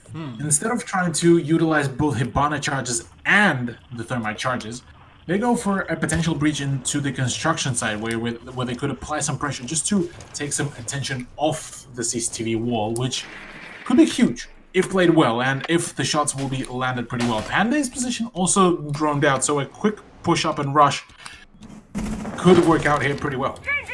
Oh, I like that idea from Maze just now. He's sitting right on top of the catwalk stairs with the cover of the Mute Jammer. Oh, that's unfortunate. They don't get the kill on him. He exposed his head for just a second, and now he's gonna get one kill. Traded out by Healthcare, but one more goes in favor of Polar Ace. Skitter takes down Hajime, and this is looking like it might be a 3-3. But there's still 50 seconds for the attackers to play with. And there's still one roamer of JD. He's sitting inside of this top of blue stairs. He might get this kill. Oh no, the pre-fire. It's perfect. Lyconis predicts it, and he gets a second. Skitter trying to trade things out. Not working out at all. And 30 seconds. Low on HP is Lyconis, but as we have seen, The QC attacker's just bomb diffuser don't has care been dropped. what you think about the Attackers recovered the HP. bomb diffuser. Here with Healthcare picking up the diffuser, located like by also will attacker. attempt to go in for the late moment breach. 18 seconds left to go. The breach needs to happen straight away. Healthcare does manage to deal some damage to Bordertech, but the breach coming out and the flashbang starting to fly. no. Like always, unfortunately for himself, blinds himself, and the push needs to happen. C4 does come out. 5 seconds left to go. As right now for like always, not a whole lot can be done. There's the trade, but alas, Polar Race will be finding yet another round to even the first half out. Excellently played from Polar Ace. So this is what I was talking about earlier on. This is what won them the first round and then the subsequent 2 rounds to tie things up right now. Super important to not allow Q-Confirm to get comfortable, to get set in. Because the moment you give them that comfort, the moment you give them that confidence, they will run you over like a freight train runs over roadkill, I guess. They're really, really strong if you give them the room to breathe. Very important that Panda got that opening pick, and then JD also with that deep roam. It didn't quite work out for him. He was spotted out, I think, just deactivating his ERC at the wrong moment. But all in all, Polar Ace had the perfect idea, and it netted them another round. Defenders, So protect 3 your bombs rounds from being this time defused by on the attackers. defense of Clubhouse. Certainly seem a little bit more practice on this than they were on Villa, but now they have to go on the attack. Yeah, so whilst Polar Ace's defense was pretty good comparative to what we saw maybe even on Villa, their attack can be quite different comparative now that QC will be in the potential control of the pace with the defense and with the way how they're planning to defend it out. But we gotta give it to Polar Ace. Yeah, they had some really good reads. They managed to execute them really well and emphasize off the fact that even with the man Attackers' objective is to locate advantage, a that bomb we've and defuse still it. approached it with much more caution than they usually would. Alright, so a quick update on the Lasey versus Script matchup. 5 minutes ago, Lasey was down 5-6 on Cafe. They are now on attack, and they were 4-2 up after their defensive half. So at most they can get 1 point from Cafe after they drew the first map of Clubhouse as well. Come on, active! Let him charge. Stay clear.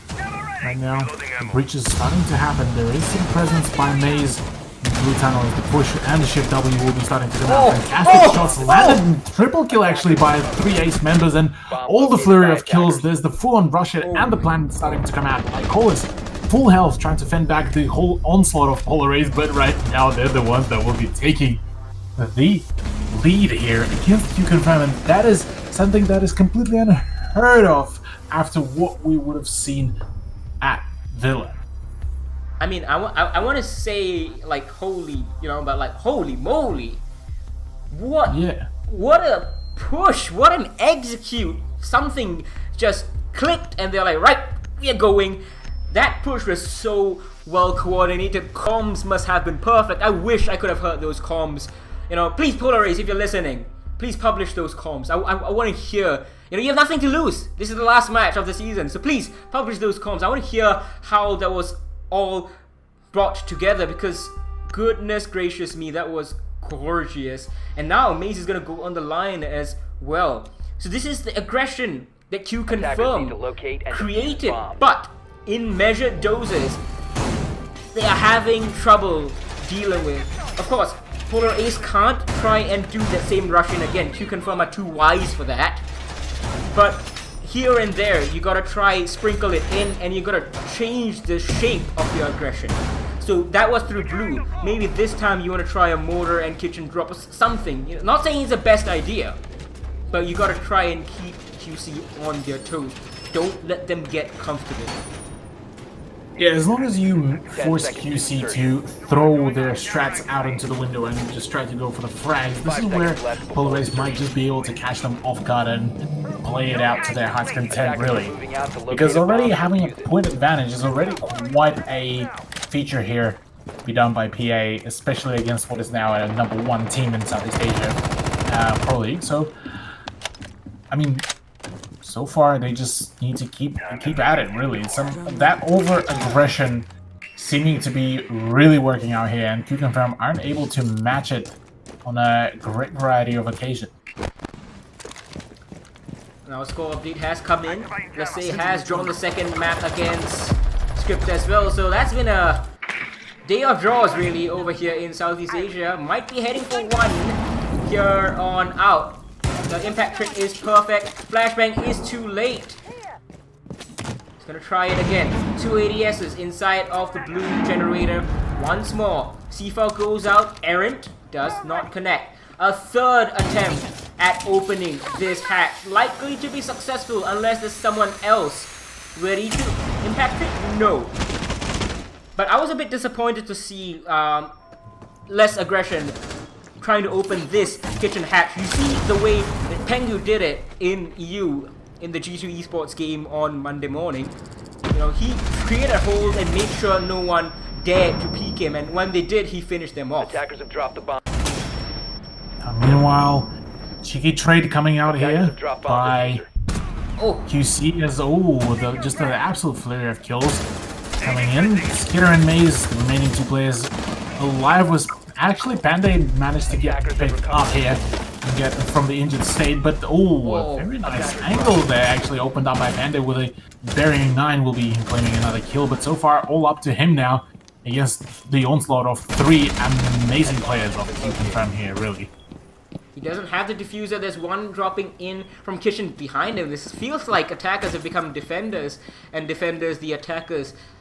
But it's still very much Panday's game to win and Q confirms to lose.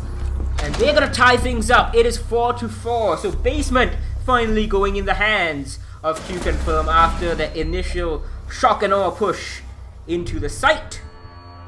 Q confirm tying things up, but nowhere near out of this yet. Shock and awe is definitely probably the best way to describe what the first round of PA's offense was.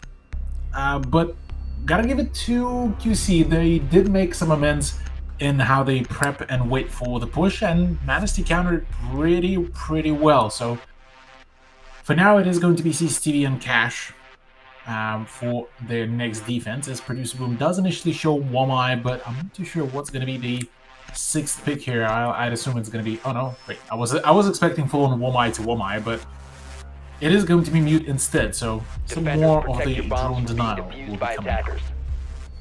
Yeah, as you said, Q confirm made the adjustments that were needed. And before anyone comes knocking Polar Ace for their decision to try and, you know, brute force their way very quickly, surprise them. Let's be honest, you can't do the traditional style against Q confirm. Giants found that out the hard way. They played a bit too passive and they paid the price for it, even though they got very close to drawing both maps or even getting away with the win. So Polar Ace has the right idea, and it's taken them a while to get it on this map, or really in this series. But they have got the idea now, and they seem to be on the right track. Attackers must locate and defuse a bomb. Yeah, well, right track is definitely the way to go, as well, for now, QC actually bringing a similar approach to what Polar Ace did for one of their last few rounds on defense, having that bottom floor roam as well and face off Hajime actually.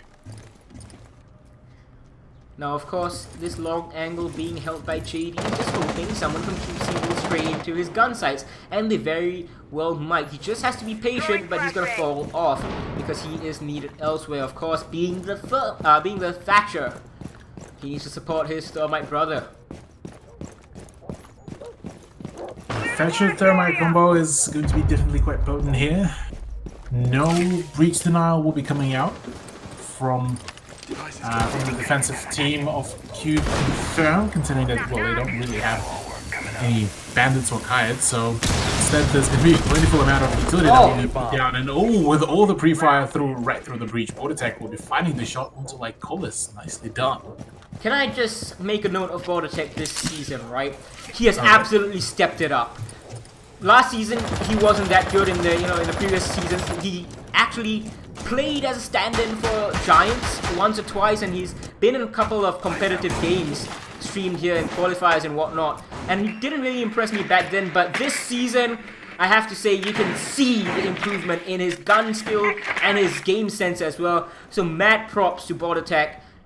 Polar Ace is giving them the support that they need, the players, to improve, and the results are showing. The fact that they are tied 4-4 with Q confirm of all teams, great achievement. Great achievement indeed. Yeah, BorderTech has been stepping up massively for his team on a fair few occasions, and it definitely shows that some of the even support from Polar Ace Esports management team as well is bringing the analysts on board is certainly helping quite well. Ooh, Hajime just being shaved off a few bits of his health for a little bit by Panday here with a quick pre-fire. Definitely will be able to return fire here, and this time it is Panday that will be paying for that haircut. Surprisingly, Panday not having the easiest of times against Q confirm, and no, that's unfortunate. Hajime gets a second. BorderTech trying his best to make sure this round does not slip away. There's one right next to him, not sure if he hears him, but it's a shotgun. Not a good idea to push it without perfect information. They need to time it just right as he backs away. Now the smoke is in prime position to win this out, and there's lots of angles. There he goes. This needs to be a trade, but it can't come out. The angles are being held by Q confirm, and they retake the lead in this series that really is a lot closer than I expected after that demolition on Villa. That push though, that's gonna hurt. Having that need to really scramble away at that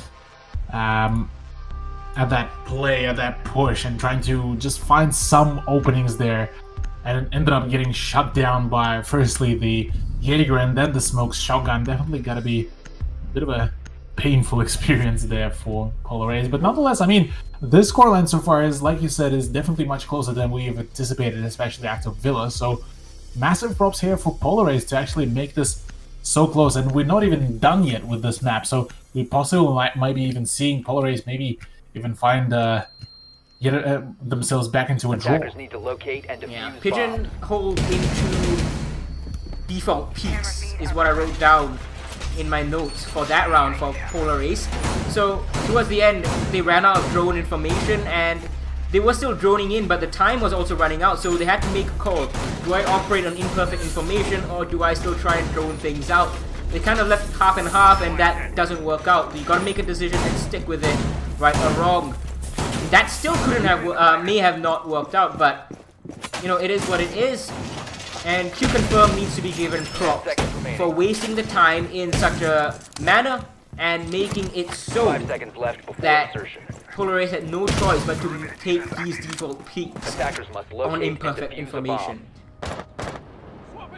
Let's have a look closely at how the drones run for Polar Ace in this round. You can see that 2 drones have already been lost, Maze and Skitters, but we have 1, 2, 3, and 4 deployed, while Skitter is still holding on to 1.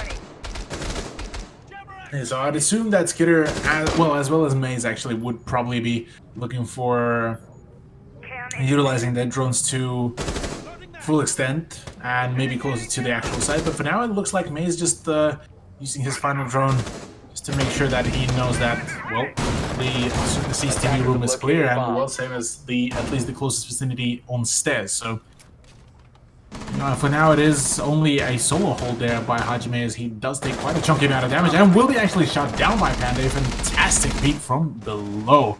Nicely done there by the Polar Ace player. Good time being made. They have taken control of CCTV, but not quite yet of cache and construction, and unfortunately we have the mute audio bug. Don't worry, doesn't affect the players, it only affects us, and it's a little bit annoying, but we'll live through it. Healthcare takes down Maze. Great peek using that prepped sightline, and there's one right next to the door here into cache room. I think it might be a shotgun as well. C4 being prepped, tossed out, won't yield any results. It's a very nice setup from QC right now, and they need to be pushed out using this construction window peek, and that's perfect. Like Coles though, he's gonna take down JD long angle. Oh, I'm not sure if he sees this. Yes, he does! Skitter's gonna trade this out, and this shotgun player right now, he's in a bad spot. He needs to get pushed simultaneously from both sides for Polar Ace to come out on top. Otherwise, Funlex is just gonna sit here, wait, and wait. But now, Producer Boom has joined in the fray. Yeah, Producer Boom, instead of utilizing the bigger holes that were opened up by the shotgun, will be utilizing the bullet holes that will be extremely hard to spot. Thankfully, he does fall back from that position, otherwise that pre-fire would have been pretty much the end of him. And well, with the breach fully successful in the cache room, the main assault is going to start happening into the construction site, considering that I hope at the very least Polar Ace are very much knowledgeable about the fact that there is a shotgun player there. Skitter does find the shot onto healthcare, so that is yet another Valkyrie. That is the Valkyrie off board, and with the peaks, Funlex actually does manage to find himself back onto the cache room, and the diffuser dropped as well. Indeed, Funlex finds yet another one onto Panda. Things are not looking all well, as now it is all in favor of Q-Confirm. Certainly match point, and there it is. Funlex with a 3-piece. He's gonna confirm it, and I think the mistake there was just Polar Aces from just sitting there waiting and waiting and waiting, not doing too much about that player in construction. But we're gonna go to a rehost, so you're gonna see our pretty or ugly faces depending on your inclination. So we're gonna say hello to you once again as we go for a rehost, thanks to that mute bug. So that round, Polar Ace, good idea, tried to make the execute happen, but the pinch was not coming out correctly for that Funlex mute. Problem with that specifically was they were too afraid of the peek in from the long angle, as well as the crossfire being held in from bedroom. Had they had perhaps more information or a little bit more of a push in from the west side, which I don't think the wall was opened up, by the way.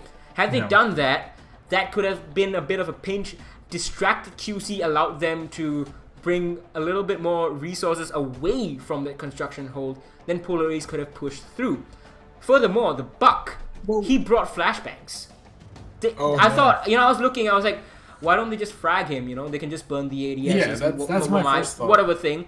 But the Buck had brought flashbangs. There were no frag grenades available on that lineup. Ouch. So it's just impossible to flush out a hard hold position in the corner like that. Another thing is they could have also gone for just a push into the logistics office and tried to flush out the place from here. Yeah, from the hatch, and just apply pressure from there, because even with some of the pre-fires, at the very least that eliminates the fact that there will be a crossfire from the logistics, from the defenders. So after that, you can at the very least open up the wall that goes from the red stairs onto the hallway towards CCTV, and then open up that wall to have that crossfire onto the mute, and after that you would have the big play come out from Polar Ace. But yeah, I'm definitely quite confused at the choice of bringing the flashbangs. I would assume that is just a misplay and misclick by one of the players, but nonetheless, probably. Though good recovery by QC. Sorry. Yeah. You have to give props to QC for sure. But yeah, that's the thing that I think sets apart Q Confirm and teams like Polar Ace. So Polar Ace, good fraggers, good aimers, and pretty good game sense. But this is where the good become great, right? Had QC been in this position, you saw how they were doing it on their attacks. They rotated so quickly. 30 seconds left, they made the rotation happen. They got the picks that they needed based on the information that they knew that they had. The drone set up perfectly, and the information was fed very nicely to them on their attack. So that rotation that you talked about going to logistics, that was an option for Polar Ace, but either it did not occur to them or they entertained the idea and dismissed it. Whatever the case, that is the difference between a good team and a great team, of course. Yeah, Q Confirm definitely showcasing us some fantastic prowess and just being able to reconfigure themselves, reconfigure their positions, and just, overall it's definitely been quite a pleasure witnessing them play it out for this final play day. But I gotta ask you, throughout the whole time of so far Southeast Asia being within Pro League and within APAC Pro League, what will be one of the biggest highlights for you throughout those whole seasons? What is the one that, like, whenever you're going to be asked about it next time, what is the first thing that will come to your mind? If you're doing highlight plays, I think Season 9, Southeast Asian, the last day of online play. It was, I believe, Team Void versus Script. Script were in position to go to the APAC Finals. 1 point away. They just needed 1 point against Team Void, and Team Void was last placed in the league. Otherwise, Aerowolf was going to miss out on the APAC Finals. And the Singaporean team of Team Void just came up huge, pulled out a 2-0 somehow, and won the series, sent Script home and sent Aerowolf to the APAC Finals. That is, I think, a memory that I will never ever forget. What's yours? Honestly, there's a fair few of them, but the one that you just described was probably one of the ones that I probably named. But I mean, for me, there were a fair few ones. There was the I can't seem to point out the correct teams as well that played back then. But I mean, honestly, there's Cthulhu. Yeah, I'm gonna bring you to a throwback. Remember when our observer fell asleep? Oh boy, yeah. Yeah, so that's the PTSD kicking back in. So just let me remind you what happened. since Yeah. most of you guys probably weren't around then, we were casting on Oregon. You know, our observer, you know, he had a health condition and he fell asleep while observing that match. And we casted 2 rounds from the 4th floor, looking down from the roof of Oregon. And they were basement rounds as well. And we were like trying to figure out, like, the person moving here, like, yeah, that looks like he's setting up the mirror window. You know, that's he's doing this and doing that. That was a good time. Yeah, that was a fun time trying to improvise, and I'm pretty sure at least for one of the parts of the rounds we actually had to go off the sheer just sound as to like what was happening, just the fake sound that was coming through like the few multiple floors, and yeah, it was quite an quite an experience, I guess, but yeah, I mean, oh man, just for me it's just the general just joy of seeing how much. Firstly, SEA put itself out on the map globally, and personally, like just within the casting quality style that we went from just solo casts being one-man army onto having full-on duo cast, having separate clean feed here, and just seeing Airwolf also get picked up by one of the bigger orgs. And finally give them the recognition they deserve is probably one of the big highlights for me as well, just globally. Yeah, and of course, I guess the Season 10 run. Oh, yes. For our Southeast Asian team, my compatriots. Season 10 was just... Giants Gaming. I mean, you know, back then they were Airwolf and they beat Giants Gaming, the old Giants Gaming, but... the Giants Slayers became the Giants. Yeah. I mean, what a fairy tale run. These guys couldn't get top seed in Southeast Asia, and they got Fnatic as the first team to play at the APAC finals. And I was like, you know, I was casting, Fnatic had already beaten them 4 times in the past, right?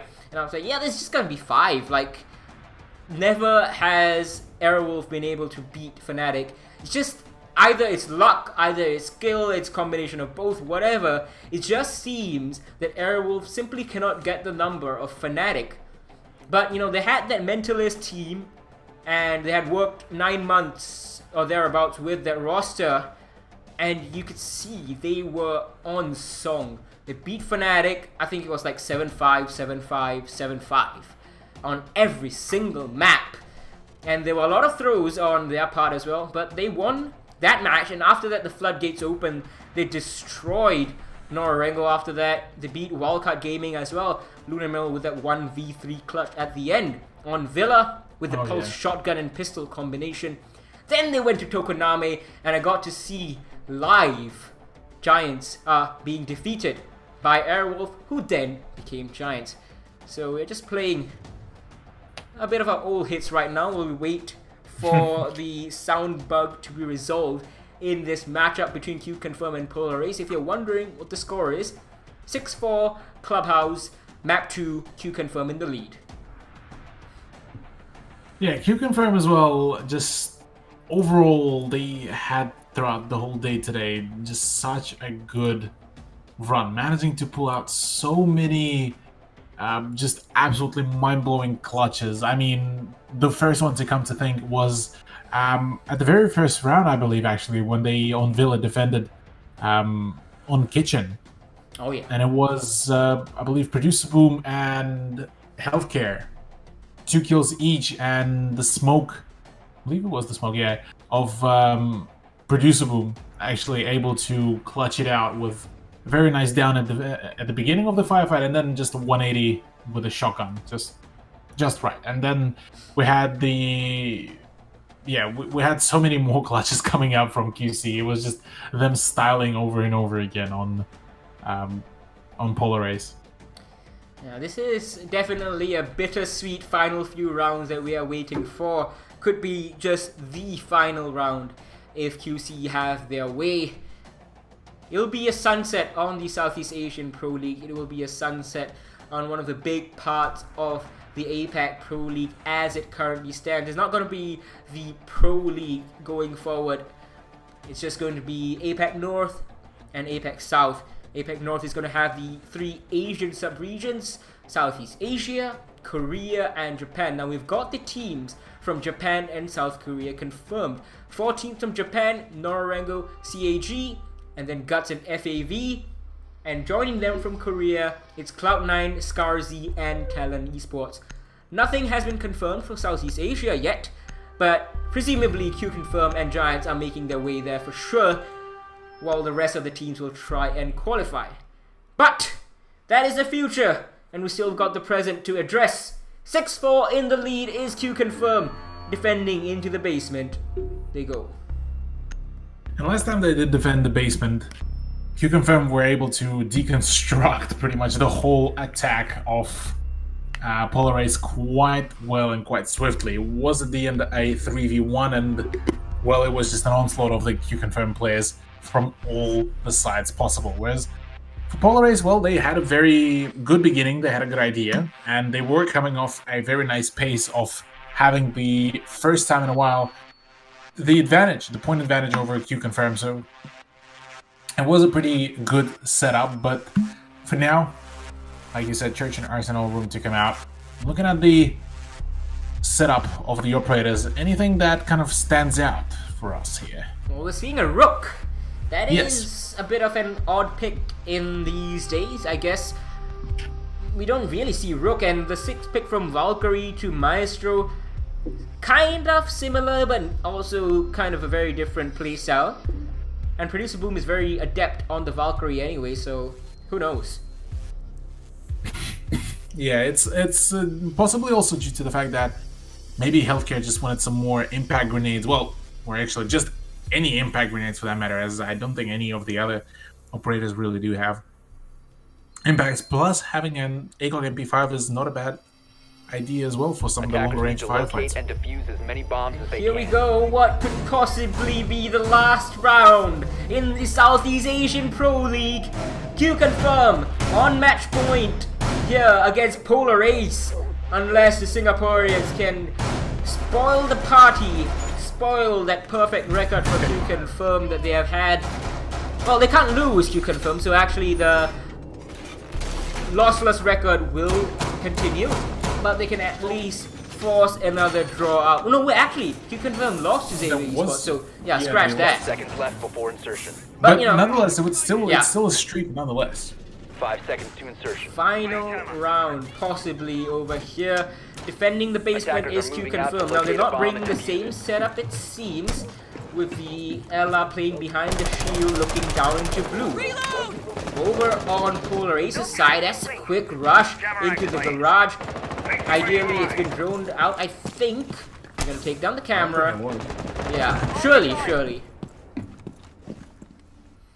Well, for now, Maze just keeps on pushing and I reckon if he would have gone for a very quick rush in through maybe the oil pit or maybe even through the stairs, he would have had pretty nice drop onto Hajime at the very least. But that is all yet remains to be just to stay as a theory craft. Well, as for now, Polar Ace, after taking some quick control of the garage as well as supply room, they start going on to getting on the drones, and that is a pretty clever idea considering that, well, information is very much key. So Pand is on the IQ, and I've been waiting this entire series to see him on the IQ. Finally, he goes there. Bomb has been Unfortunately, located. all the kills and everything reset on our side. First impact trick comes out, so the Rook being brought for his impact grenades, so is the Maestro. So there are 4 impact grenades right now, as C4 gets thrown out as well. So Q-Confirm really holding down the fort here. And as I said, how Pengu denied this impact tricking, that's what Polar Ace needs to do. Play very aggressively on top of that metal reinforcement. Unless this works out. Oh, the flashbang is perfect. Easy, gonna peek it. No, like Colas, he still wins it. He turned away at the right timing. Oh, that was perfect from Q-Confirm. I think it was like Colas that was actually behind the Yeah, he was behind. That's why he avoided the flash. Yeah, but yeah, nicely done though by the ever player of Q-Confirm, as that is a good opening, and that is Maze, that is the Ash of Wood, the main aggressor that you would really want to be on the front lines, is gone now, but still nothing is yet to be lost, as well, another opening is being made by QC as Polar Ace players are being very much spread wide. Yeah, it's not looking too good. They're not together right now, and a flank could ruin their night really quickly. 30 seconds left in this round, though there's still so much utility for them to clear. They don't have enough of the hatches open, so they're gonna be corralled into a church push, which is being watched by at least 2 players of Q Confirm and 1 more ready to rotate with the ACOG into blue. Marisuku gonna take down Panday. Healthcare piles onto Skitter, and this is looking all over Red Rover. It is Q Confirm closing things out with a flawless round here in the Southeast Asian Pro League for Season 11 and forever. This is it. This is the sunset. This is good night for Southeast Asia as a sub-region specifically playing games. But it has been a great series. It's been a great night. And Polar Ace, I'm so glad that they gave at least a fairly decent contest to Q Confirm. Yeah, after a bit of a disheartening first map, Polar Ace did manage to give a run for Q Confirm's money. 7-4 though is the final scoreline in favor of Q Confirm, as they will now be confirming their first place as well. Massive congratulations to them, and same goes for Polar Ace for putting up a great fight here for themselves. But yeah, like you said, this is pretty much the good night to the final day of the Pro League as it is, and what a run it was, honestly, throughout this whole season, throughout multiple seasons so far, and well, this is it. Bittersweet. But we still have an interview for you folks, so we're gonna try and get that underway. Don't go anywhere just yet. We're gonna get the thoughts of Q Confirm. We're checking whether they can all be ready, see if they're able to talk a little bit about this. But yeah, you're right, Cthulhu. I mean, goodness, I wish this could go on forever this night, you know? Yes, but not quite. Well, whatever the case, it has been a crazy, crazy ride. And the two of us, our future is not certain as well. Trying to get the call in, trying to see if it's working out. But, you know, how about we just show you the day's play first. So Xavier Esports and Team 1122 drawing on both the maps. Q Confirm then going on to Polar Ace's map pick of Villa, demolishing them 7-1. The Polar Ace gave a pretty valiant fight here on Clubhouse. 7-4 though, Q Confirm still coming up on top. But not too shabby from Polar Ace, I mean, not too shabby. And yeah, I think we have... Yeah, there we go. We have Q Confirm ready for you guys, and it's actually the coach of Q Confirm, Tanler7. Hello. Hello. How's it going? What's up? Yeah, What? we feel great. Yeah, we feel great. Very. I don't know how to describe it. We are champion right now. It's my first time on the Pro League. I don't know how I feel right now. Yeah, you only joined this roster this season, and you guys had a bit of a roster swap as well. Parky went out, Funlex came in. So it's been changed for you guys, but 4 seasons in a row, you guys have been #1 here in Southeast Asia. How do you guys do it? How? I think it's about teamwork. I told everyone on the team we need to focus on teamwork. We play together on LAN, on Scheme, everything. If we know something better, we tell on the team, you should do that, you should do on this. Yeah, this is our secret, maybe. Fair enough. You guys, so when you guys first came onto the scene, I asked, your players how you guys were so good. And you guys said ranked. Is that still the case? Ranked? Maybe.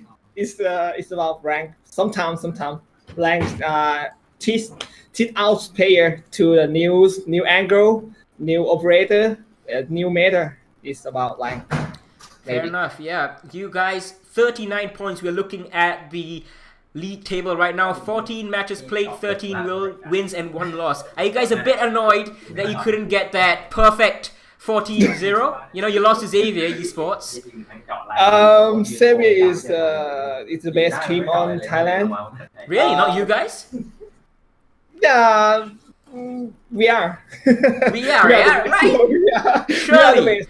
But we need to involve our team on the play on our country. Xavier is kind of the enemy. It's very Yeah, it's close a rivalry. on us. Yeah, Yeah, it's very rival very on cool. us. You got former Yeah. players. You got Red Sun. You got Scatman on that team. They used to be on this roster. You know, lots of back and forth. And I think Funlex and Parky both used to be on that team as well. Correct? Yeah. But Funlek is very connect on the team. Funlek is make out moves. It's very good. Yeah. This. Fair enough. Yeah. Now, okay. So, question for you. What do you expect for the future? Now, obviously, you can't reveal to us what the future holds with APAC North and everything, but are you excited? This is the end of the Pro League as we know it. Is it a bittersweet? Are you a bit sad but excited as well for how things are going to go in the future? It's a little bit sad that we can go on a APAC final. Right. But it's a little bit lucky to make out to prepare for the next season because Funlek is the first time on Pro League. Maybe he needs some time to prepare for the play on the great team of future. Yeah. Fair enough. Yeah. Hopefully we see a lot more of you guys in the future. Don't know what the future holds with regards to APAC North, but I bet we're going to see you there. I really hope we're going to see you there. Giants Gaming and all these Southeast Asian teams that have been putting on such a show. Yeah. Thank you very much for such an exciting season, for such an exciting series. Yeah, it feels good. It feels great to be able to maintain the top position and 4 seasons straight. Yeah, incredible stuff. This kind of dominance is really rare, especially against a team like Giants Gaming. Yeah. But yeah, that's all from us for tonight, for the interview at least. Thank you very much, Chandler, and see you in the next one. Yeah, see you.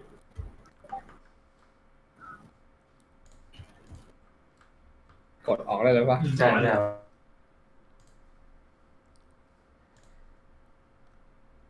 So, that was Chandler7, the coach of Q Confirm, as we try to get Cthulhu back in. Cthulhu, can you hear us? That's the thing. With these home broadcast things, don't always work out the way that they are supposed to, but hopefully Cthulhu can join back with us. Can you hear us, Cthulhu? Well, whatever the case, I think I'm going to have to say goodbye all on my lonesome here. Here's a quick recap of the league table at the end of this season, as well as the results for tonight. 6-6, 6-6, 2 draws between Xavier Esports and 1122. Then Q Confirm 7-1. Polar Ace tried to bring the fight on the second map of Clubhouse, couldn't quite do it. That's all from us. Cthulhu, I bet he wishes to say goodbye. I'm going to try and connect with him again, but I think that is it from us. Good night. Thank you very much for tuning in throughout the season. Thank you very much for tuning in tonight. It's been one heck of a ride, and we'll see you in the next one.